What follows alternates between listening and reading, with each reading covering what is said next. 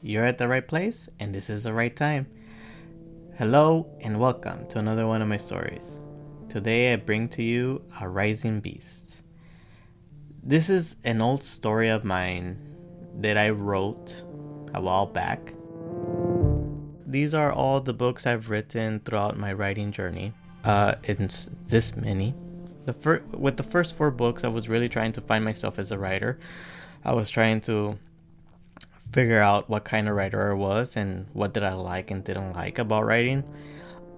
And A Rising Beast is where I got the epiphany of what it would take to be a good writer, what it would take to tell a good story, and what it would take to tell a fun story, which is what A Rising Beast really is. It's not the most complicated of stories, but it's fun, and I think it's enjoyable. It was only after writing A Rising Beast that I was able to call myself an author. And now, fast forward to today, I am writing in an entirely different level. Don't get me wrong, A Rising Beast is still a great book. Even though it's written in third person omniscient and I didn't know exactly what it took to tell a good story, it's still an enjoyable book. People have fun reading it, and I think you would too, which is why I'm sharing it in this channel. Just remember before you go down in the comments and say, oh, this book is not like the other. Well, it's an old book, but be kind to it, and it's still one of my stories. And I may be visiting this world in the future, may not. More likely I am, but we will see. Anyway, so here's A Rising Beast. Prepare to dream.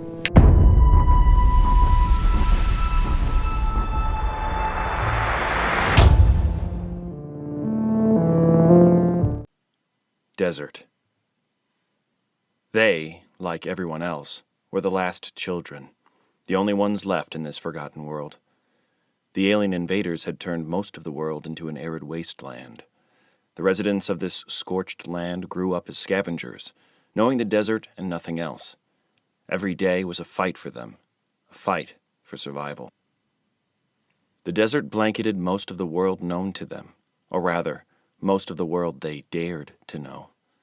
Beyond the desert lay only death, brought by the hands of the blistering sub-zero temperatures and by those who visited and laid waste to the world.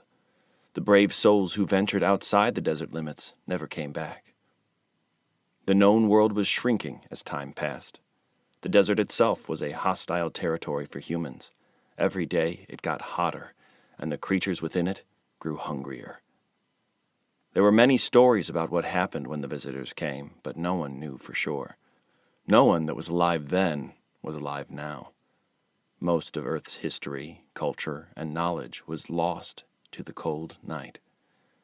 Only traces of what once was a great civilization now remained. Colonies of humans dotted the desert, barely surviving, but survive they did. They considered themselves lucky and blessed to be alive, even if it meant living in a vast wasteland. A fire burned within the hearts of those humans. They wanted the world back. They wanted to give humanity a second chance, and they were ready to do anything to claw it back from those who came to snatch it from them. As for the visitors from another world, they made one grave mistake. They were not able to kill the human spirit.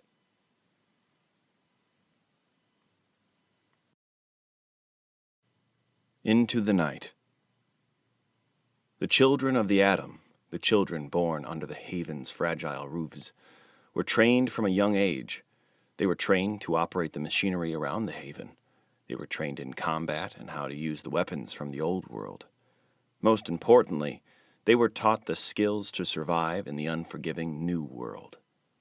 The fate of humanity rested on the shoulders of each new generation, so training was paramount.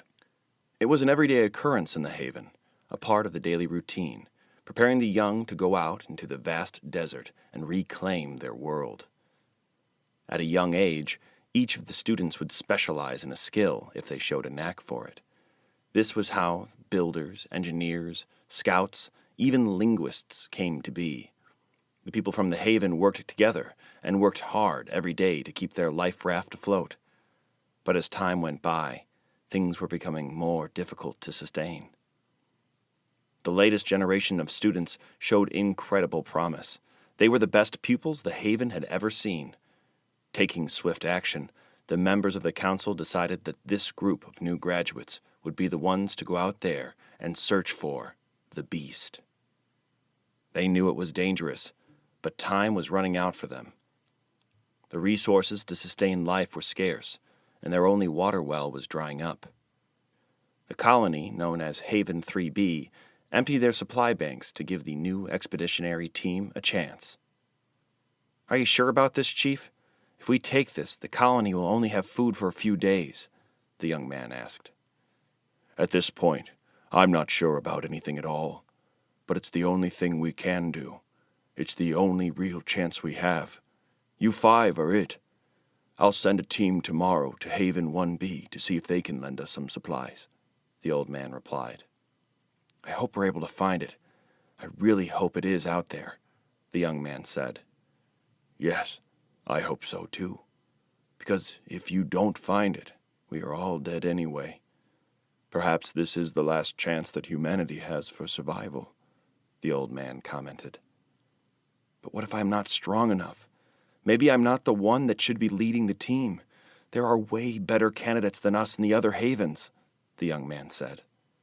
"Candidates, perhaps, but none I can trust to get the job done. I trust you, and I trust the others.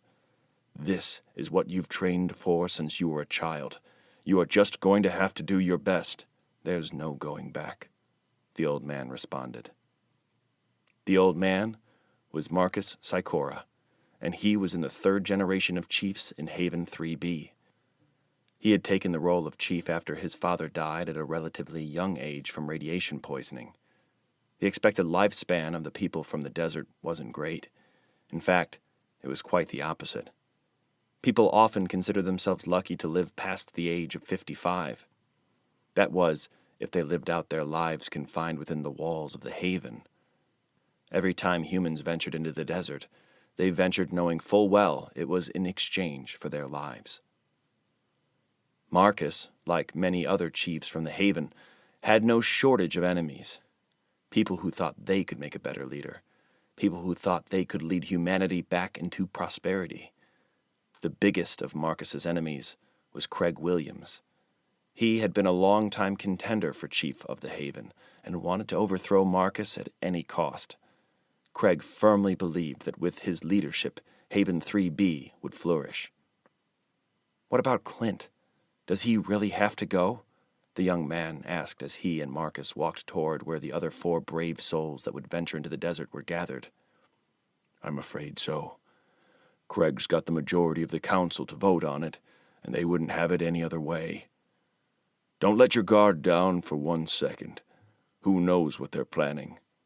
But I know that at the end of the day, Clint is a good man, and he will help you in many ways with the task at hand. This is the only reason why I let him go," Marcus said. "This is going to make things a lot more difficult," the young man uttered. "Listen to me carefully, Arnold. If you so much as think that things are going south, make sure that you're the first one to take action. Do not hesitate to make a decision. Do what you have to do. But let's not worry about tomorrow until it comes. In the world we live in today, tomorrow is not guaranteed," Marcus said, lowering his voice as they neared the group. The 4 members of the group stood there as if getting ready to receive the worst news of their lives. A concerned look was the common denominator in the group, but they were ready to take on Hades himself if they had to. They understood the weight on their shoulders all too well. "Good of you to join us. We have no time to spare," said Ron, the chief engineer of the Haven, also Marcus's right hand. "Okay, listen up. You are it. This is it. In the backpacks, you'll find rations for up to 7 days, eating twice a day only. Our new targeted location is approximately 3 to 4 full days away by airboat. You'll be taking the Orca.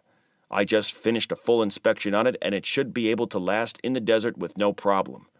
Remember, and this is very important, once you go outside the haven, you cannot stop or slow down. Do you understand? Ron said, pausing to hear an answer. Yes, sir, the 5 chorused. As far as we know, the worms are attracted to seismic activity. Now, the airboat will keep that to a minimum, but if you happen to stop and the worms get you, which they will, not only will you be dead, but you can consider us dead as well. A lot is riding on you guys. Don't let us down, Ron said, looking at each of them in the eyes. Arnold here will be your leader. You must listen to him at all times, whatever he says, Marcus added, gesturing towards Arnold.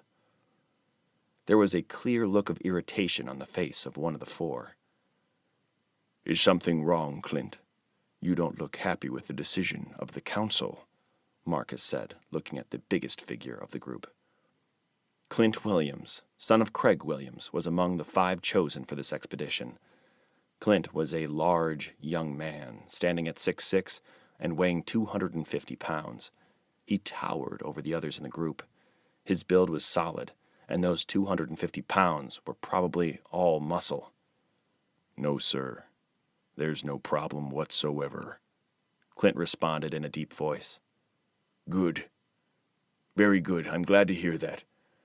I know your father and we have had our differences, but let's put that all behind us. Out there in the desert, there's no place for nonsense. Once you leave the haven, you make a mistake, and it's the last mistake you make.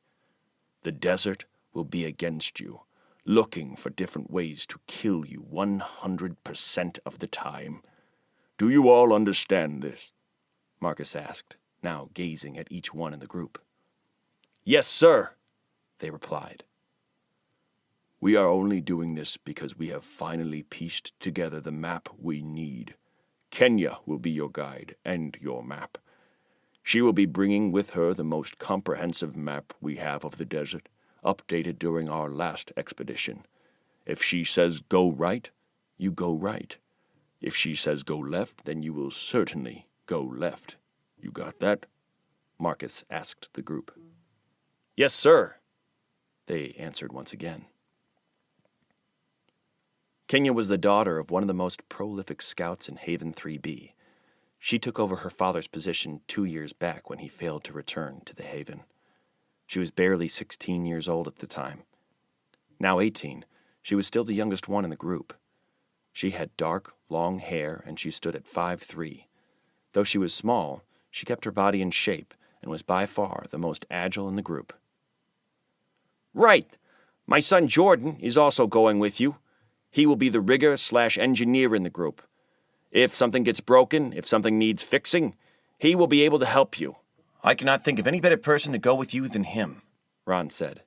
His voice was strong and sure, but he was obviously struggling with letting his only son go out into the desert. Jordan Price was a bright young man with engineering skills to surpass those of his father. He was even-tempered, always keeping a cool head in stressful situations. He was, as some would say, stocky. He stood at 6'1" and weighed more than Clint. As for Avon, you can rely on him to read and translate most of the old languages if necessary, Marcus said. Since he was young, Avon's only talent was reading books. By age 12, he had read all the books in the colony, and that was no simple task. There were over 450 books in multiple languages that remained from the past world. He often dreamed of the past and how things were. He envied the humans and longed for the times he had read about the stories of history. The only thing he had to look forward to was more dust. Avon Winters was somewhat out of place in the group, as he had no real skill outside of reading. He had been scolded time and time again by trainers in the Haven for this lack of interest. He had black hair, stood at 5'8", and was of average build. You'll be leaving now. The Orca is ready and waiting for you. So suit up. I hope you said your goodbyes already, Marcus said. To venture into the desert, or anywhere outside of Haven 3B, a heavy, specialized anti-radiation suit was required. The suit would shield them from radiation indefinitely as long as there were no tears in the suit. It was equipped with the best filters they had, and each helmet was embedded with its own tactical radio, making communication easy and instantaneous. The gear also included light armor, usually near any vital organ. The suit was also equipped with its own cooling system, with heavy radiators along the shoulders, as temperatures could easily reach 144 degrees Fahrenheit on any given day and negative 124 degrees Fahrenheit during the night. Without the suits, human beings wouldn't survive for long out in the vast wasteland. Earlier that day, the group of 5 spent time with family, if they had any. Arnold, Jordan, and Clint all said goodbye to their families, while saying goodbye to the Haven wasn't so difficult for Kenya and Avon, as they no longer had any family. The 5 of them were chosen from among everyone else in the Haven because of their skills, including Clint. They were the best Haven 3B had to offer.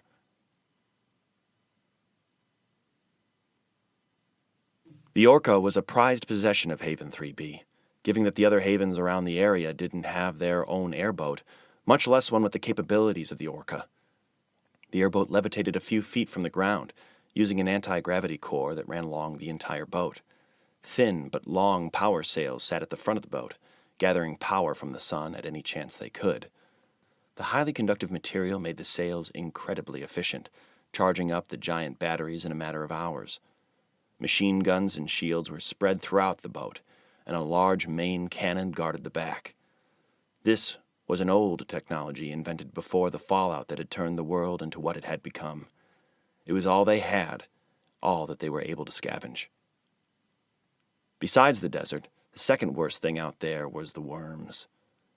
The weapons on the airboat were barely enough to discourage a worm attack. Oh, those worms were the kind of creature straight out of someone's nightmare. They came in all shapes and sizes. Some you could scare away with just a few shots, while some were so giant, not even the bombs could get rid of them. The only thing humans had to their advantage was speed. For the most part, the worms were easy to avoid. A human could usually outrun a worm, but every now and then, there were some fast ones. Many thought the hungrier the worms were, the faster they got. Worms followed movement and scent, and they were scattered everywhere. That's why havens were often built at the top of a rocky mountain. But the lesson of building on high and solid ground was learned at a cost. Many of the first havens that were not built on solid rock were destroyed by the desert worms. Come on, get ready. Make sure everything is here. Well, at least everything we have. Arnold instructed the others as he checked his trusted rifle one more time. Looks like we're ready to go. Everything checks out just fine. The Orca is running at full power and is ready to go at any time, Jordan said as he went over the checklist on his tablet. Do we have heading? Arnold asked, staring directly at Kenya. Yes. The course is set in the Orca's navigation computer, Kenya responded. All right, let's go, Arnold said, staring at Jordan. Jordan simply nodded, and the Orca began to move forward silently. No one knew what to say, not even Marcus or Ron. They all had a sinking feeling in their stomachs as the last hope of humanity departed into the desert. The Orca picked up speed as it went, gliding smoothly down the Inselberg slope in the wind. The night was bitingly cold. The only audible sound was that of the Orca sailing down the mountain. When they got down the mountain, the silence grew, as did the cold. As they left the haven behind, the boat picked up yet more speed, sailing effortlessly through the endless desert flats. Far off on the horizon, the crew could make out the silhouettes of giant dunes. The sky was pitch black, and the moon, much like the stars, was nowhere to be found, hiding behind thick, dark clouds. Jordan, can we have some light? Arnold asked. Jordan swiftly turned on the lights of the Orca, illuminating the ground far off in the distance. At the same time, he noticed dots on the radar approaching the Orca. I think we have a problem, Jordan said. What is it? Arnold asked. I think we have some worms approaching us fast. They're flanking us, Jordan exclaimed. "Try to maneuver around them, but don't veer off course. We will open fire if we have to. As long as we don't attract a large one, we should be fine," Arnold said. The 5 grew tense as they waited for Arnold's orders. "Kenya, I want you in the bow. Clint, you take the stern. I'll watch the port. Avon, you take the starboard. If any of those sons of demons come too close for comfort, start lighting them up," Arnold instructed. They scrambled to their newly assigned posts. It was then that they saw them in the distance, the unmistakable silhouettes of the worms. "We have several of them on our trail," Clint shouted. "Don't do anything or they might get more aggressive. As long as they don't get too close, we will be fine," Arnold said, trying to stay calm. "Let's not give them a chance to get close. I think we should shoot them," Clint argued. "There will be no shooting, and that's final," Arnold said. "They are surely ugly. I mean, I can't tell just how much, but by their shadows they sure looked unfriendly," Avon said to no one in particular. "Cut the chatter, at least until we're clear of them," Arnold said, trying not to sound too authoritative. "Roger that," Avon said as he stared back into the horizon. "Kenya, how long until we reach the dunes?" Arnold asked. "It shouldn't be long. I'd say around 3 hours max. We'll be there before sunrise," Kenya replied as she looked at the digital map, zooming in and out of it. "Once we get there, we have to be extra careful. If what they say is true, the big ones lurk out there. We will have to reduce speed and keep our noise to a minimum. Hopefully the small ones will stop following us before then," Arnold said as he looked at the shadows of the worms following them, his finger on the trigger.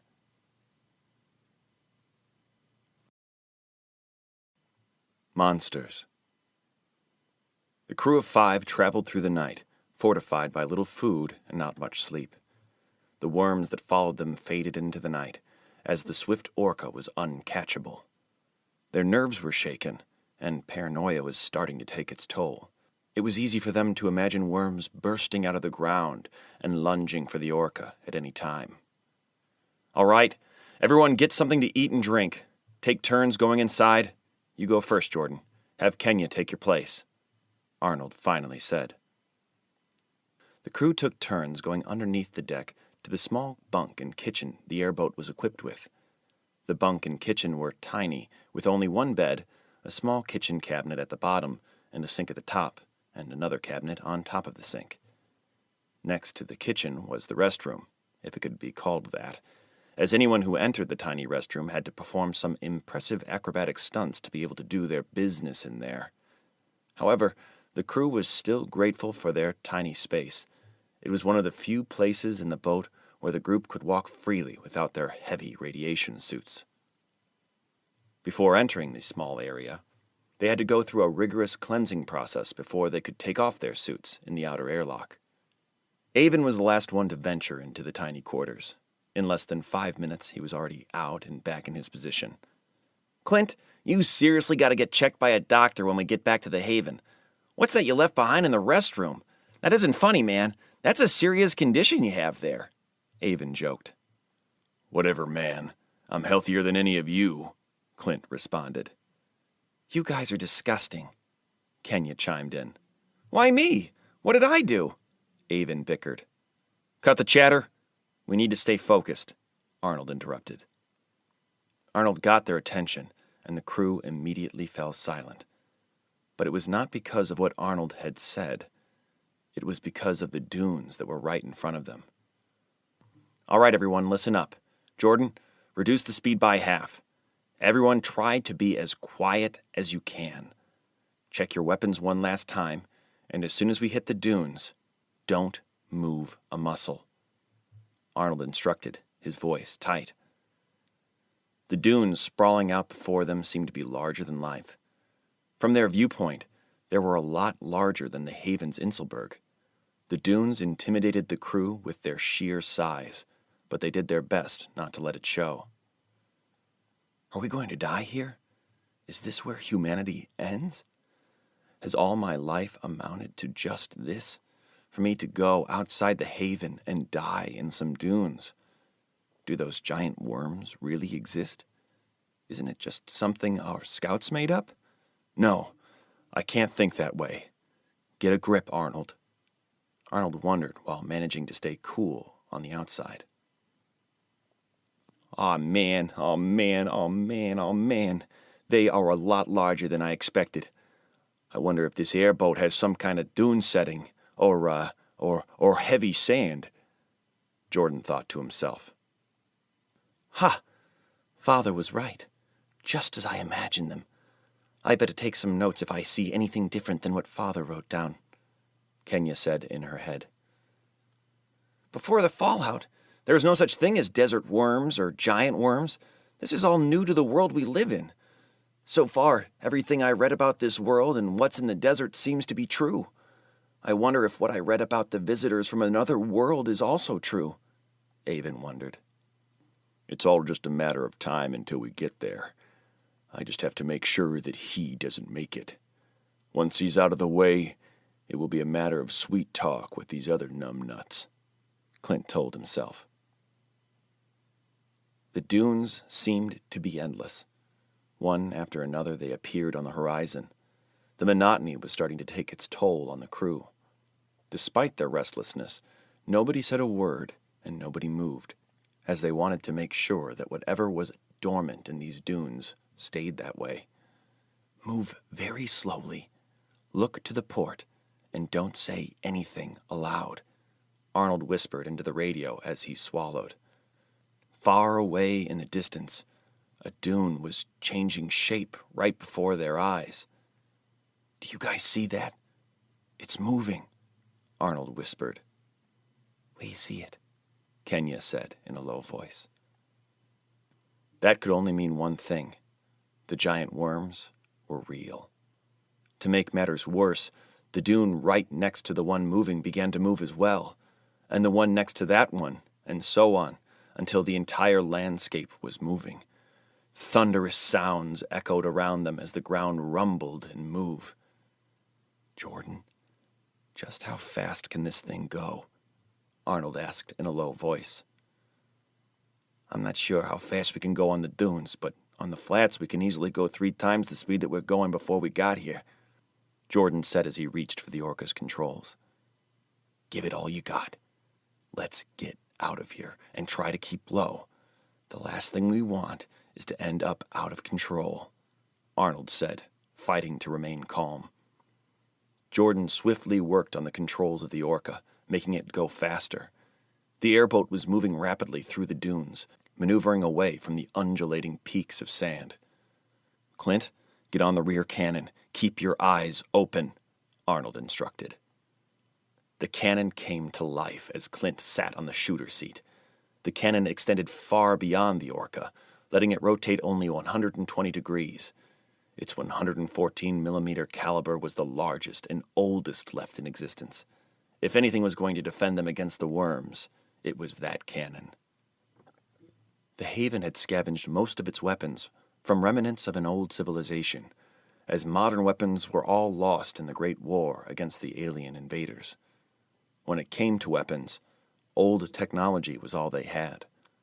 They did their best to modernize all weaponry with new technology, to have them synced up with their suits or transportation.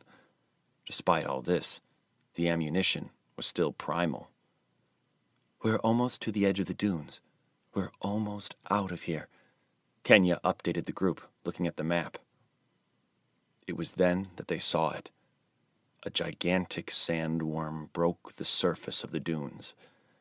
They all stared, petrified, as the biggest living, moving thing they had ever seen came straight for them. It bellowed with the sound of 100 thunders. The crew's hands automatically went to cover their ears over their helmets, but to no avail. There was no escape from the sound.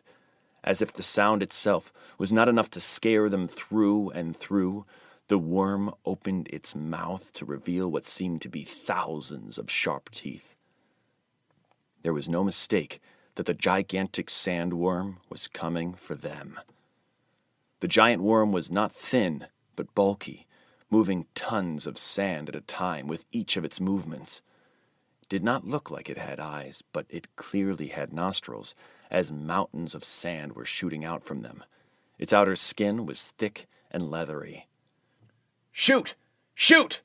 Shoot, Clint! Shoot! Jordan, get us out of here!" Arnold yelled.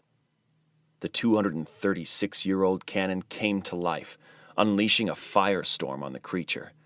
It fired 12 rounds in the first minute, thanks to the upgrades it had undergone. But the giant sand monster was not letting up. In fact, it was gaining ground. Even with the tremendous thrust the orca was getting from the cannon, it was not enough to outrun the sand monster. "We have to slow down. I'm losing control over the orca," Jordan shouted. "We're almost there. We're almost there," Arnold yelled back. "We won't be almost there if we end up underneath the dune," Jordan pleaded. As the orca shot down the dunes, it slammed against the moving mounds of sand, breaking off small fragments of its body and solar sails. As another sandworm emerged from the starboard side of the orca, one of the solar sails detached entirely. "Hold your fire!" Arnold shouted. As Clint ceased fire, the instruments on the orca started to flicker, turning on and off as they gained momentum down the dunes. "Everyone hold on to something! This is going to be rough!" Arnold exclaimed. The crew grabbed onto the most solid-looking thing near them as the orca headed out of the dunes and into the salt pan. The gigantic worms did not follow them to the edge of the dunes. Instead, they drew back. The orca hit the salt pan hard, causing dust to plume all around it. As the dust settled, they kept moving. Avon was the first one to speak. "Oh, you have to be kidding me." The crew of 5 looked towards Avon, and they almost couldn't believe their eyes. A large group of smaller worms was gaining on the now much slower orca. "Jordan, where's my power? They're going to be on us any minute now," Arnold screamed. "I can't fix it from here. I have to go to the engine room. I think something might have come loose," Jordan yelled back. "Kenya, take Jordan's place. Jordan, get us the power now," Arnold shouted. They quickly switched places, and Jordan went down to the engine room. The engine room was a mess. There were tangled wires everywhere, and sparks flew as the orca tried to repair itself. A set of messages were flickering on the main computer screen. "Self-repair in progress. Repair arm is blocked. Removing blocking object. Switching to emergency power." A robot hand was moving back and forth, stuck in an endless loop as a large piece of metal was preventing it from moving further down into the engine room. "Oh, shit. How am I supposed to fix this? Damn, I need to find some kind of leverage. Shit," Jordan thought as he desperately looked for something to help in moving the chunk of fallen metal. "Fire as soon as you think you can hit them. Clint, get over here and get on the machine gun," Arnold instructed as the smaller worms closed in. Arnold was the first one to fire, then Avon. Clint joined in as soon as his hand touched the machine gun. The machine guns on the orca were heavily upgraded M85s. They fired at the worms with all they had, a staggering 600 rounds per minute. But the worms kept coming, even when parts of their bodies flew off. They were relentless. "Aim for the mouth! Aim for the mouth!" Avon screamed as he was having relative success in taking down the worms. Meanwhile, the orca was flickering on and off, the power draining, until it hit the ground hard and came to a slow stop in the middle of the salt pan. "We need to get power on fast! Go down there and help Jordan with anything you can. If we don't get out of here in 1 minute, we are done!" Arnold yelled at Kenya as the worms approached them from all directions. Kenya ran as fast as she could down to the engine room. As she entered the room, she saw Jordan with a foggy helmet pushing his entire body against a lever as a new red sign was flashing over the main computer screen. "Emergency power." "Help!" Jordan managed. Kenya got on top of the table and began pulling together with Jordan. She was not used to physical activity, but in that moment, she gave it all she had. With her additional strength behind the lever, the big piece of metal that was blocking the repair arm came loose. In a matter of seconds, the repair arm swiveled in front of the engine and began moving fast, plugging and unplugging cables and rerouting power. Kenya and Jordan stared as the mechanical arm worked its magic, and within seconds, power was restored to the orca. Kenya and Jordan ran back up onto the airboat's deck, only to find the worms surrounding the orca. Kenya, grab a gun. Jordan, let's move. Let's go, go, go! Arnold yelled. Jordan grabbed the orca's throttle knob and pushed it as far as it could go. The orca came back to life, picking up speed with every moment that passed, leaving the worms far behind. Whoa, that was way too close for comfort. I saw my life flash before me at least 4 times, Avon said as soon as they were away from imminent danger, at least for the moment. I agree, but for now, give me an ammo count. I want to know how much we lost back there, Arnold said. They had lost 3/4 of their ammo, including the main cannon. Things were not looking too bright for the crew, but hope burned within them. They knew 2 things, and they were very clear. One was that by some miracle, they were still alive. 2 was that they were in uncharted territory, and that had to mean something. After the fallout, scouts from many of the havens had ventured into the desert before, but never in the direction they were heading. What if we really find it? What if it's really out there? Avon said to no one in particular. Well, I guess humanity would stand a chance after all. If we do find it, then we have a real chance, Arnold replied, holding back a smile. He was damn glad to be alive. They were all glad to be alive. Suddenly, their lives had meaning. The impossible purpose was looking more possible with every kilometer they gained in the uncharted territory. Jordan slowed the orca back to normal speed as hours passed and they hadn't seen a single worm. They trekked through the salt pan for the remainder of the day, taking turns eating and resting. Before the havens, before the fallout, during the Great War, humanity's last resort was the war beasts. War machines that were large, heavy, and loaded with enough firepower to raze any city. However, the invaders' technology was vastly superior to the humans, and no matter what the humans did or what kind of fight they put up, the visitors won in the end. Few of the war beasts were left in existence, abandoned by humans as humanity fell into the darkness. The people of the havens had embarked on hundreds of expeditions in search of those now mythical war beasts, but every expedition ended in failure. They were once close to reviving one of these war beasts, but it was too far gone to recover. The brave crew of the orca was heading to find the last war beast known to their haven.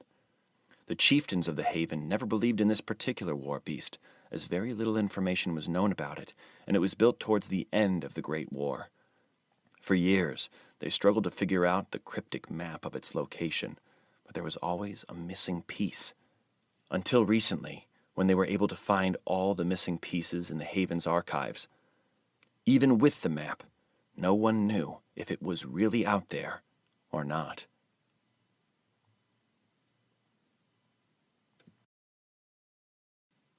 Oasis.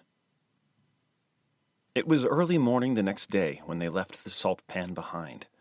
The increasing flickering of the orca's navigation system and Kenya's digital map had the crew on edge. I'm losing our location on the map.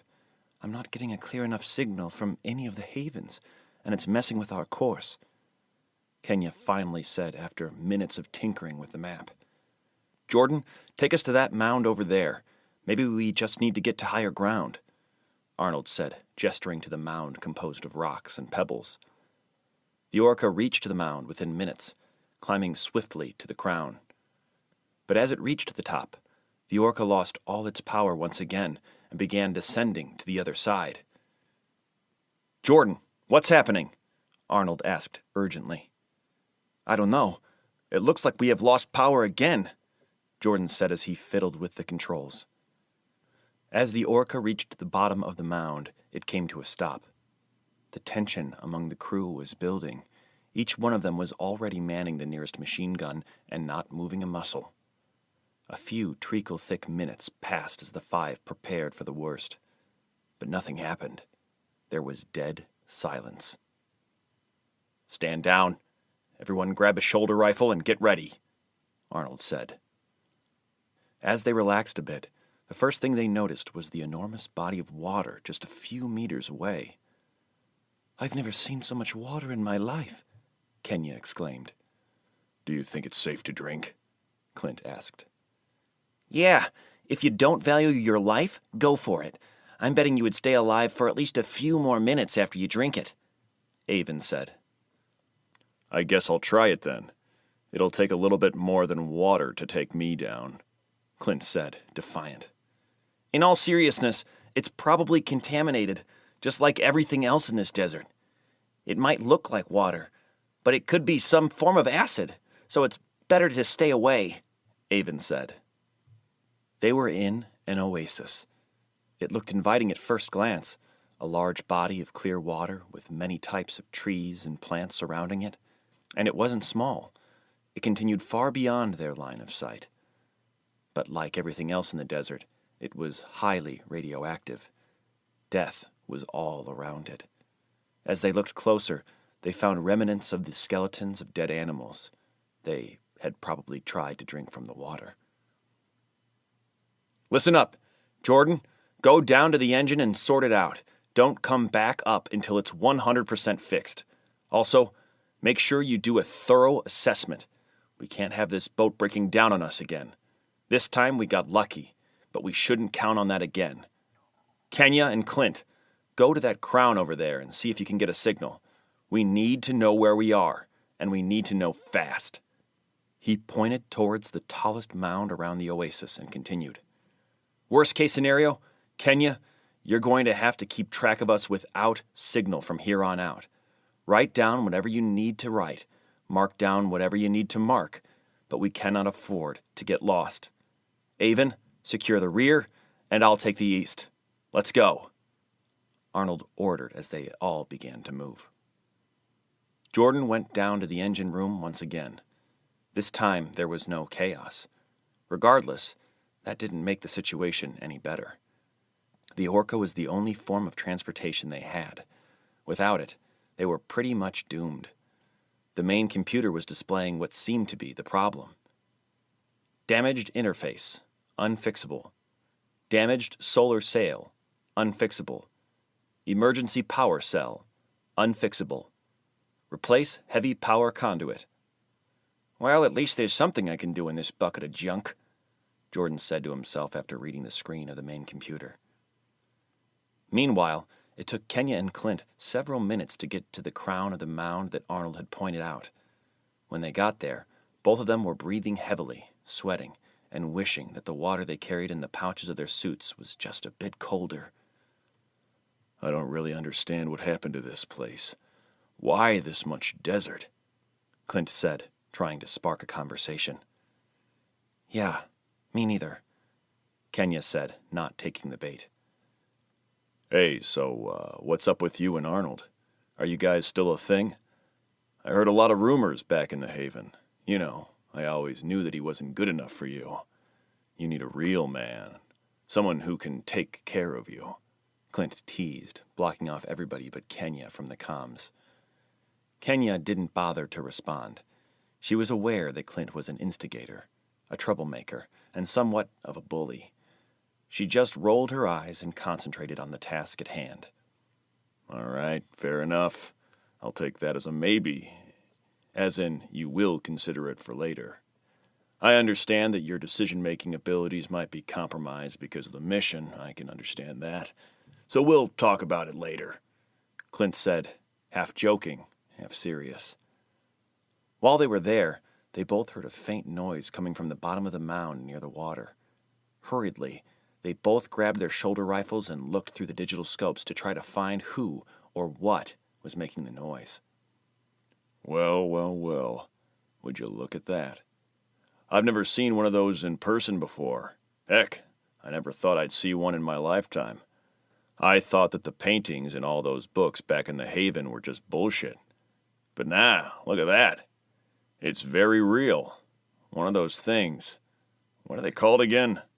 Clint said, with his finger on the trigger, aiming directly at the animal. I believe that's a condor, Kenya responded to Clint's closed line as the animal sniffed at the remnants of another dead creature. Yeah, condor, that's what I thought. Although it looks a lot different and a lot bigger than the ones in the books. Regardless, I've always wanted to find out for myself what a condor tastes like. You think Arnold would get mad if I shot this one down? I'll share it with you. Clint commented on the closed line. Don't you dare compromise this mission. This is not a game. Our lives are in danger here. I don't know what your problem is with Arnold, but he's our lead, and you have to follow his orders to the letter. If you, by any chance, were to fire at that bird like an idiot, the worms would be upon us in a matter of minutes. I don't know if you've noticed, but we have no freaking way out of here. Kenya hissed while looking at Clint. Lead? We aren't in an army thing. Those army things were a long time ago. This is a whole new ball game. Relax. You are taking that boy way too seriously. I don't think he knows what he's doing. He's the one that got us into this mess in the first place. If I was the one in charge, we would have made it to this thing by now. Don't worry, the worms won't come. It'll just be one shot, Clint said as he smirked, tightening his aim on the mutated condor. Clint heard a clipping sound and turned ever so slightly towards Kenya. Out of the corner of his eye, he saw her rifle pointed right at his head, with her finger on the trigger. If you do anything but stand down, I will put a bullet through your head. I swear to God, Kenya said through gritted teeth. Whoa, sweetheart. I was just trying to have a little fun. Don't take me seriously. You know that I would never do anything to compromise the mission. Arnold's my man. Anyways, aren't you afraid of worms coming to get us if they hear a shot? Clint said. He kept his tone teasing, but he had no doubt whatsoever that she would fire. He began to put his rifle down slowly. You are trying to get us killed. At least I would have the pleasure of killing you myself, Kenya said as she tightened her grip on the rifle. Ah, baby, you're breaking my heart. Those are big words coming from you, Clint responded with a fake smile. How are things going? Is everybody in their position? Arnold asked through the radio. Yes, sir. No hostile activity here. There's only a big bird picking at the remains of another big bird. Nothing else to report, sir, Clint said with a shrug. He put down his weapon, looking at Kenya as if nothing had happened. There's no sign of those worms. Everything is clear over here, Avon said. Okay, good. Same thing here. There's nothing to report. Jordan, can you give me an update? Arnold said without bothering to look back at them. Things aren't going too good down here, sir. There are several things that cannot be repaired, but that won't stop us from giving it a go one more time. I estimate that in about 10 minutes we'll be on our way again, sir, Jordan answered. Not all is lost yet, then. Keep your eyes sharp, Kenya. How about that signal? Do we know our location? Arnold asked. The signal is coming in and out, and I have a good idea of our location now. I just need a few more minutes to be certain of it, Kenya replied. Damn, what are we doing? What am I doing here? I know how to read books and a bunch of useless information is stored in my head, but that's about it. I don't know what Sir Marcus was thinking when he decided to put me in this group. Oh well, I'm here now. Better make the best of it, Avon thought. No more than 6 minutes had passed when Avon noticed an eerie silence surrounding them. He began to look all around them, turning full circle, but he didn't see anything. The desert was petrifying. The only thing he could see was the shimmering heat waves. He looked up at the sky. The sun was too bright, and his hand combined with the helmet did not make for a good visor. He could not see anything. He looked down to the floor, hoping to ease his nerves when he saw it. Out of the corner of his eye, he saw a shadow move out of sight. He looked back up to the sky once again, but there was nothing there. He then looked at the ground, and once again he saw a shadow disappear. But this time, it wasn't just out of the corner of his eye. He looked up for the third time and saw them. Houston, we have a problem. More likely many problems, Avon stated. Who the heck is Houston? Clint asked, confused. That's not important now. Everybody, look up and do not move, Avon instructed. The four of them looked up at the sky and instinctively grabbed their rifles and pointed them upward. Condors were circling above the oasis, more birds joining the growing flock with each second that passed. They were circling them like dying animals, waiting for an opportunity to move in and get a meal. "What's happening out there, man? I can't see anything from down here," Jordan asked as sweat dripped down his forehead. "Jordan, how's it looking down there? We need to get out of here fast," Arnold yelled. "There are some nasty-looking birds circling us. I don't think this is something you want to see, honestly. You have it way better down there," Avon added as he pointed his rifle toward the flock. The condors were large, but not as large as the desert worms. They each had 2 sets of wings with messy feathers. Their tail feathers extended far beyond their bodies, and their scaly claws looked formidable and strong. Their upper mandibles separated into 2, giving way to the lower mandible. One of the birds in the sky let out a deafening shriek. After a few moments, the others echoed the cry. "Move toward the orca slowly. Try not to kick the loose rocks, and don't let them out of your sight," Arnold said as Kenya and Clint started to move down the mound. "This is just what we need, to be some chicken supper," Clint remarked. "Be quiet," Kenya snapped as she looked at Clint angrily. In that moment, one of the birds dove towards Kenya and Clint. They both scrambled to aim at the bird. They both fired and missed. A bullet finally found the bird, not from the side. The shot came from Avon's direction. It didn't take much to take one down, but that didn't make the situation any better. At least 24 more condors had joined the flock. We should run. We should definitely run.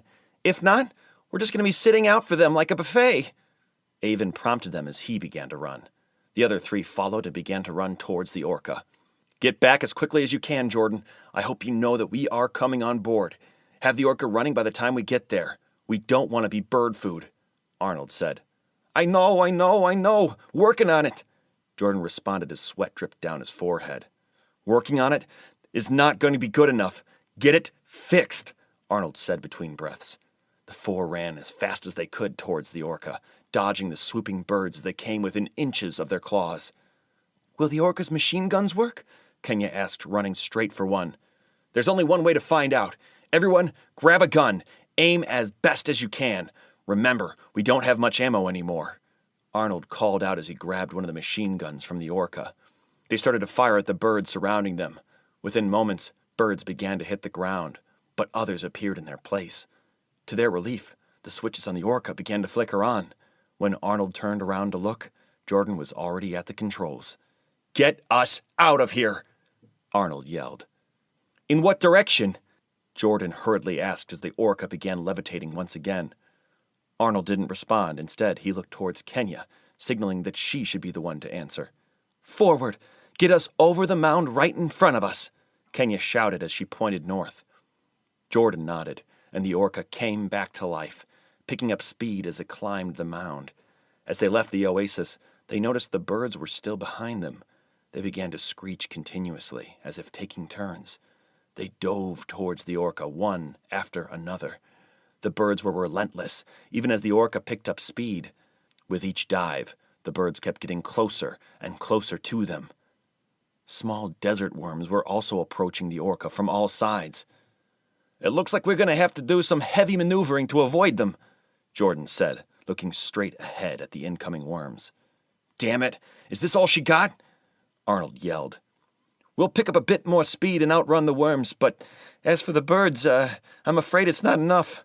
These birds are fast, sir," Jordan responded as he pushed the orca to its limit. "Let 'em have it. Aim carefully and try not to waste any rounds," Arnold told them. For 15 straight minutes, they fired at the flock of birds. One by one, 32 birds fell from the sky onto the desert floor to be swiftly devoured by the worms. Clint, Kenya, and Arnold were out of ammo by the time Avon shot down the last 6 birds. Fewer and fewer creatures followed the orca as the worms headed toward the feast of birds. "Avon, how much ammo do you have left?" Arnold asked. "I'm not sure. I will have to count it," Avon replied, already taking the jacket out of the machine. "Count it. Then that ammo you have there, what is left in the main cannon, and whatever we have in our personal rifles, including 2 extra ones in the ammo room, Arnold said. Trying to gather themselves together, they each took turns in replenishing themselves as they traveled through the endless desert. Tension was still high with the crew, and any unexpected gust of wind had them looking through their scopes and pointing their rifles to the sky. The sun was low on the horizon. "I'm getting sick of this desert. Is it ever going to end?" Clint asked. Arnold didn't say anything. Instead, he looked at Kenya for the answer, but she was already preoccupied, marketing the digital tablet with a knife. That could only mean one thing, that they were unsuccessful in getting signal from the Havens. "Do you have good news, or do you have bad news?" Arnold finally asked as he looked towards Kenya. "I think it's both," she sighed. "But it is more bad news than good. It's a little hard to explain. I'll show you." Kenya held the digital map out in front of her for them to see. Arnold, Clint, and Avon gathered around the digital map, while Jordan was down in the Orca's engine room. The digital map had a frozen image on it. On the lower end of the tablet, there was an X carved on the screen, and on the upper end, there was a circle with an X inside it, also carved. Between the 2 carvings, a wavy dashed line connected the 2. "Wait a minute. Why is this thing not moving?" Clint asked as he scratched the back of his helmet. "This was the best I was able to do. I wasn't getting a clear signal from the Havens. I zoomed out enough to know our location," she explained as she pointed at the bottom X on the tablet, "and to know where we have to go." She then pointed to the X on the upper part of the screen. Finally, she grabbed her knife and marked the digital tablet screen once again with another X. "And this is our current location." "How long until we get where we need to be?" Arnold asked. "If we keep going at our current speed, we can be there as early as tomorrow noon or even earlier. We're at least making good time," Kenya answered. "And how much more desert?" Arnold asked, desperate for it to finish. "I'm afraid it's all desert. There's nothing else," Kenyon said with despair in her voice. "Hey, look at the bright side. At least we don't have anything following us. Maybe we've left the worst behind," Avon responded, trying to ease the heavy atmosphere. Tentative smiles appeared on their faces, and they hoped what Avon said was true. "I'm afraid that's not so," Jordan interrupted, sending a chill down their spines as he appeared back on deck. Nobody spoke. They all stood quiet, awaiting whatever bad news Jordan had. "We have been steadily losing power for the past 3 hours or so, and we are beginning to slow. Before you ask, I've tried to do everything in my power to fix it, but there's no way. We lost our emergency power cell a while back. The Orca fed on the cell every time the solar sails overheated to prevent outages.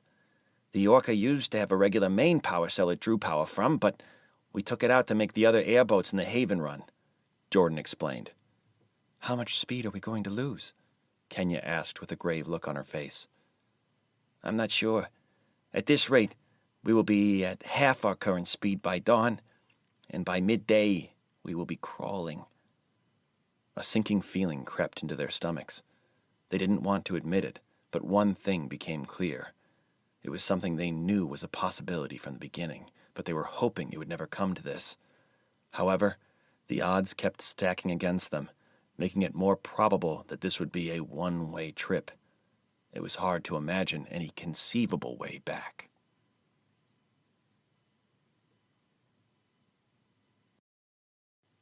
The visitors.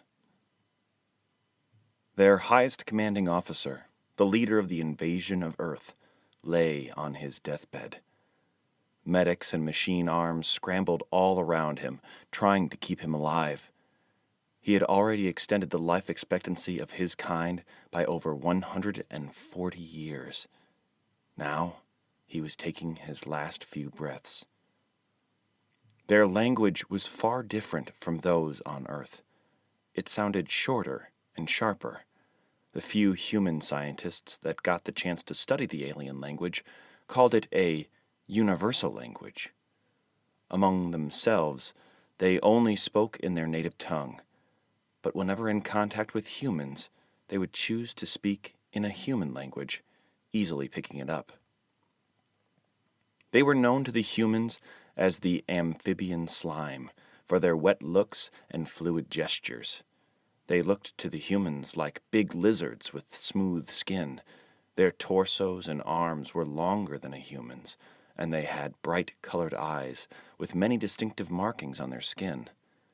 As far as their names went, the alien invaders called themselves Hakaram, after their homeworld. "Call my son," the dying alien commanded. "Right away, my lord," the nearest medic assured him, pulling up a digital pane from the floor.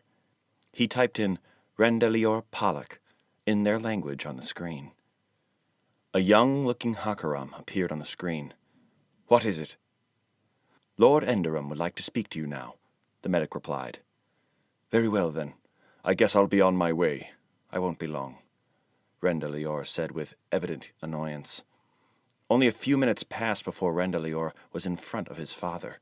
The old leader gestured with his hand for all movement around him to stop, and for everyone in the room to leave. "What can I do for you, my lord?" Rendelior asked as he kneeled beside the old leader's bed. "Give me the pleasure, for once, of hearing you call me father," Enderum said with a pleading look.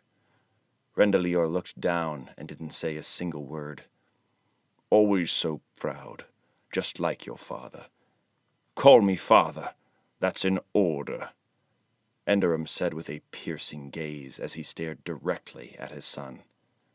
"Father, what can I do for you?" "That's more like it. I never thought I would hear those words coming from you, especially with your views on the subject," Enderum said as he coughed. "I need you to promise me that you will signal the others once our communication beam is fixed.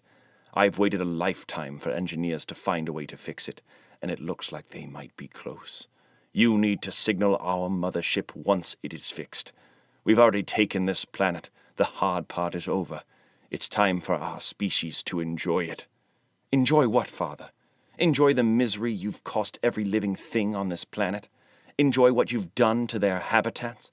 To what they called forests? To what they called cities? To what they called homes? There's nothing but misery left on this planet, and we are the ones that caused it. We don't deserve to be here. We haven't earned it. We have destroyed it and called it ours," Rendelior said, glaring at his father. "That's who we are. That's what we were sworn to be. This is how we will keep our kin. Our species will survive the eons to come. We will be the dominant species in the universe," Enderum managed. "And we haven't destroyed this planet. They did. Humans did this to themselves. If it weren't for primitive weapons, none of this would have happened.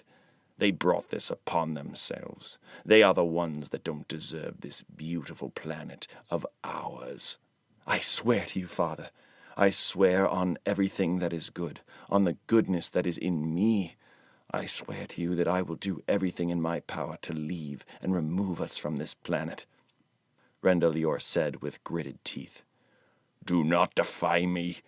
You're alive up to this day solely because of me.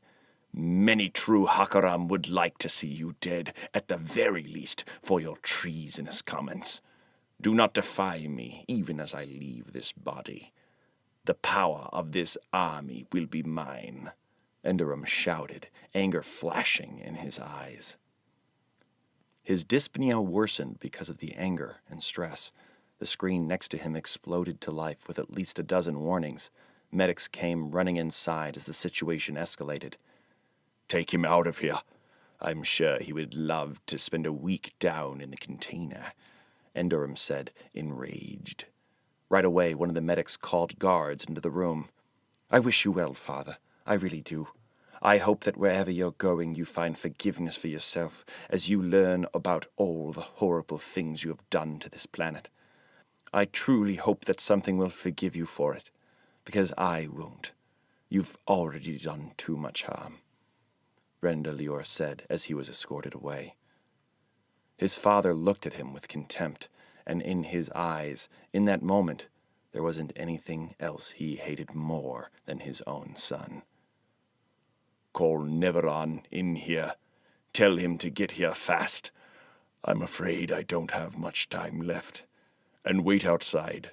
I'll continue to be fine at least for a few more minutes," Enderum said, breathing heavily. Neveron was only down the hallway when the message pane appeared in front of him.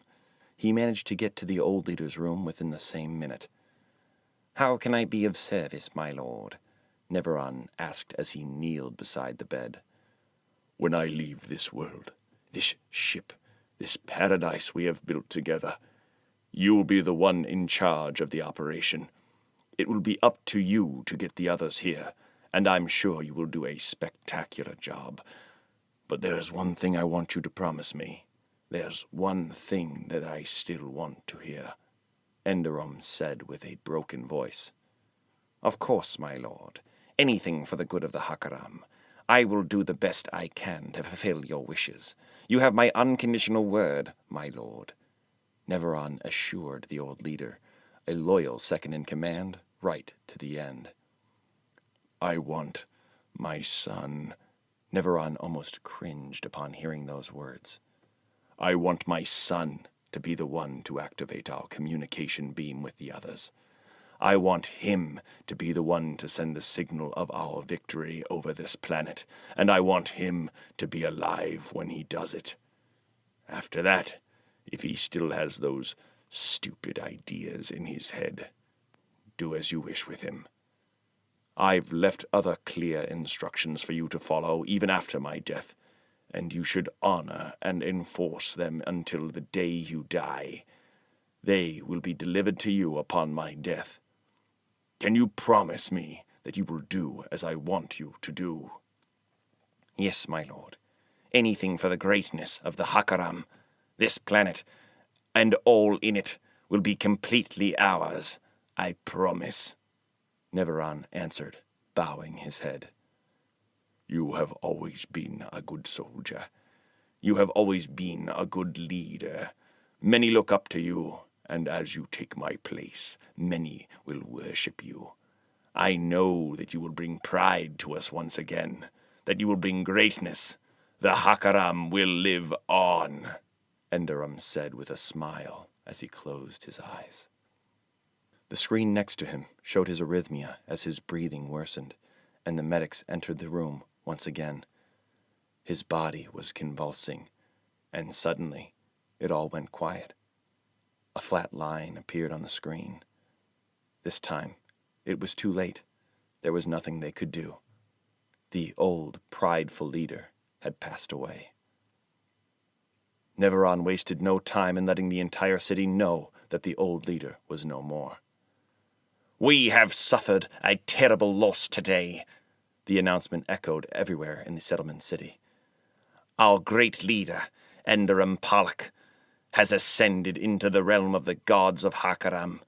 There he will continue his journey to greatness, in the company of other great past leaders of ours. May he continue in all his glory, and may he look upon us with pride." A few seconds passed before he continued. "As you all know, I, Neveron Dalnek, will be your leader. I will continue the work Enderum left behind, but unlike him, I will finish it."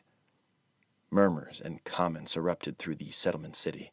Some were happy, some were already making plans, and there were a few that opposed the ideology of the leaders. But the majority dared not speak out against the ruling bodies. Any sign of sympathy toward the original inhabitants of the planet, and they would be made to pay with their lives.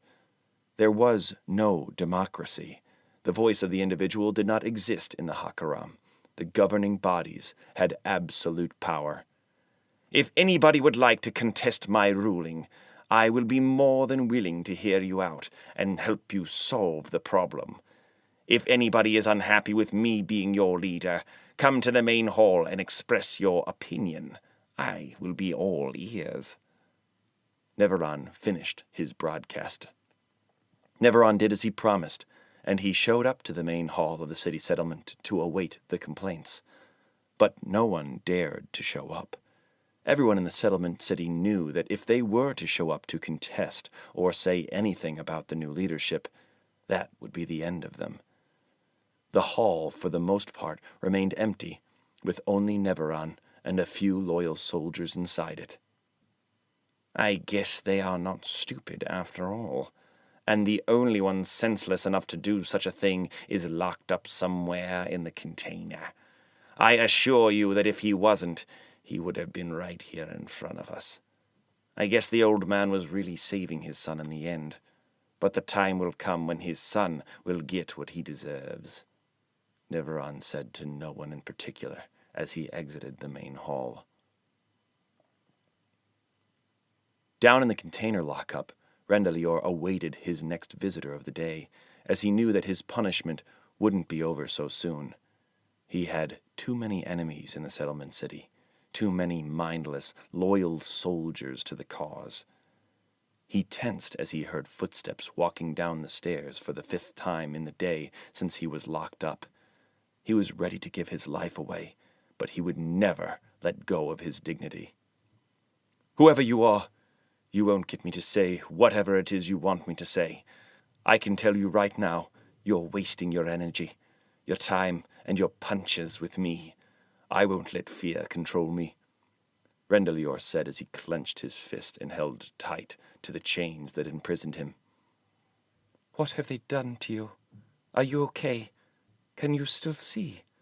A female voice spoke from across the container. "Who is that?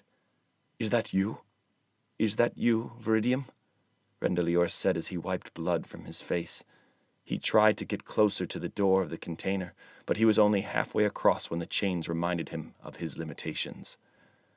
Rendelior's face and parts of his body were covered in his own blue-violet blood, but he was a fighter, and he did not look broken, at least not yet. "Yes, it's me," Viridium said with a broken voice. "Hold on before you say anything. I'll loop the surveillance." She then made a pane appear from the floor.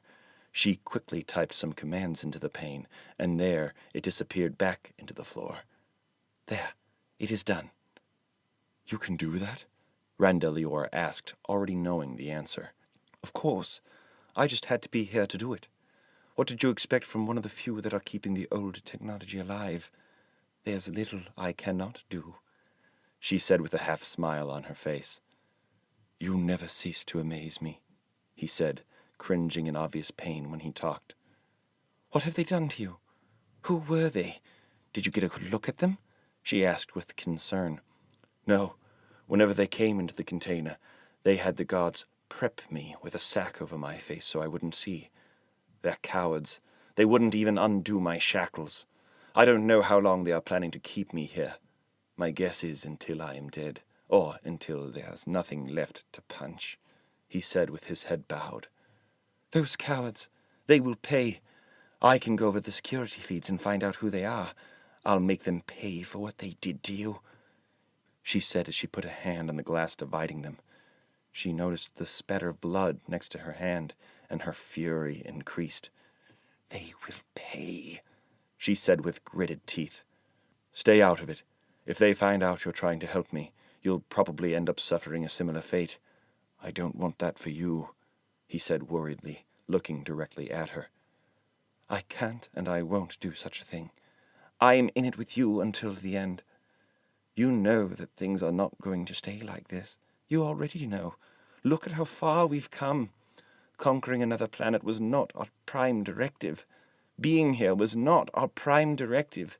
We were only supposed to find another planet that we could call home, not another inhabited planet with intelligent life. Look at the abominations we've become. Look at what they've made us become. This is not what we set out to do," she said bitterly. "Don't include yourself with them. You haven't done anything. This disaster is solely on the shoulders of my father and those who follow him. I don't want anything bad to happen to you," he said. "Don't worry. I'll be smart about it. They won't see it coming. For now, this container will malfunction, and nobody will be able to enter it again. I'll make sure the food still gets delivered to you, and I'll inspect every meal they send to you. I'll also make sure to send a medic kit she said with a sigh. Are we able to interfere with the reconstruction of the beam? He asked with a hopeful tone. Yes, we're doing everything we can, but it's getting harder and harder to get in their way without them noticing. I'm afraid we still don't have the numbers. Most Hakaram are scared to stand up to the regime, she said as she clenched her left fist. Yes, I understand. We have to keep trying, though. Do everything we can and consider all possibilities. We can't let them reconstruct the beam. I'm afraid I'll be of little help down here, and knowing Neveron, he will keep me down here for as long as he can. He wouldn't want a public show of rebellion, especially this early on with his new title, he said as he walked back and forth. I have to stop the loop soon, before these idiots notice. Please, try not to say things that will anger them more. I wouldn't want them to find a way to break this glass. I'll visit you soon, she said as she pulled up the digital pane from the floor. Viridium, can you do one more thing for me? He asked as he suddenly remembered.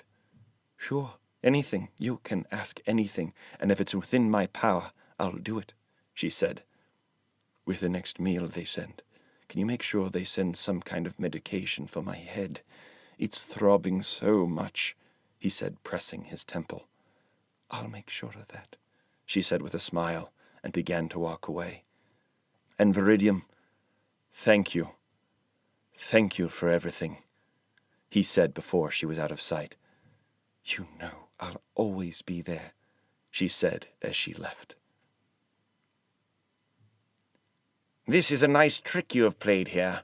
Very well played. In many ways, I think the old man might have saved your life. What are we going to do with you, Rendelior Palak, son of our dead leader? Rendelior Palak, the one who cannot be tamed. Rendelior Palak, the one who does not want to follow the ways of the great Hakaram. Rendelior Palak, he said his name slowly. The one that is leading a treasonous group against all that we stand for. What will I do with you, Rendelior Palak? Neveron, it's always a sickening feeling to see your face. It's just so ugly, I feel like throwing up, Rendelior taunted as he got closer to the glass. Losing his patience, Neveron slammed the glass. It refused to give. Rendelior smirked. It's a bit too late for visits. Don't you want to be up there celebrating your so-called crown with your enablers? Rendelior said, getting as close to the glass as the chains permitted. I wonder if it wasn't for this trick of yours, if you would be as brave as you are now. Now that your father is gone, there's nothing protecting you anymore. There's nothing protecting you from me, Neveron said, glaring. Maybe we can settle this right now. Unchain me, and I'll get this glass open for you. Maybe we can find out which one of us is the real coward, Rendelior snarled as he glared back. In all these years you've known me.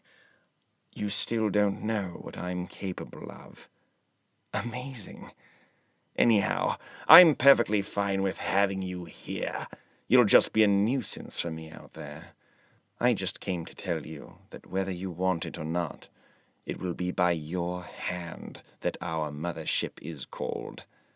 Have fun thinking about that, Neveron said as he began to leave. You'll never get me to do that, Rendelior said, fuming. The beam will be finished soon. I'll come and get you then, even if I have to wreck the container myself, Neveron yelled before he exited the place.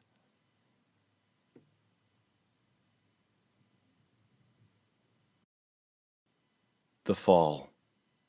The next day, it was 2 hours past noon when the Orca lost all its power and suddenly stopped in the middle of nowhere.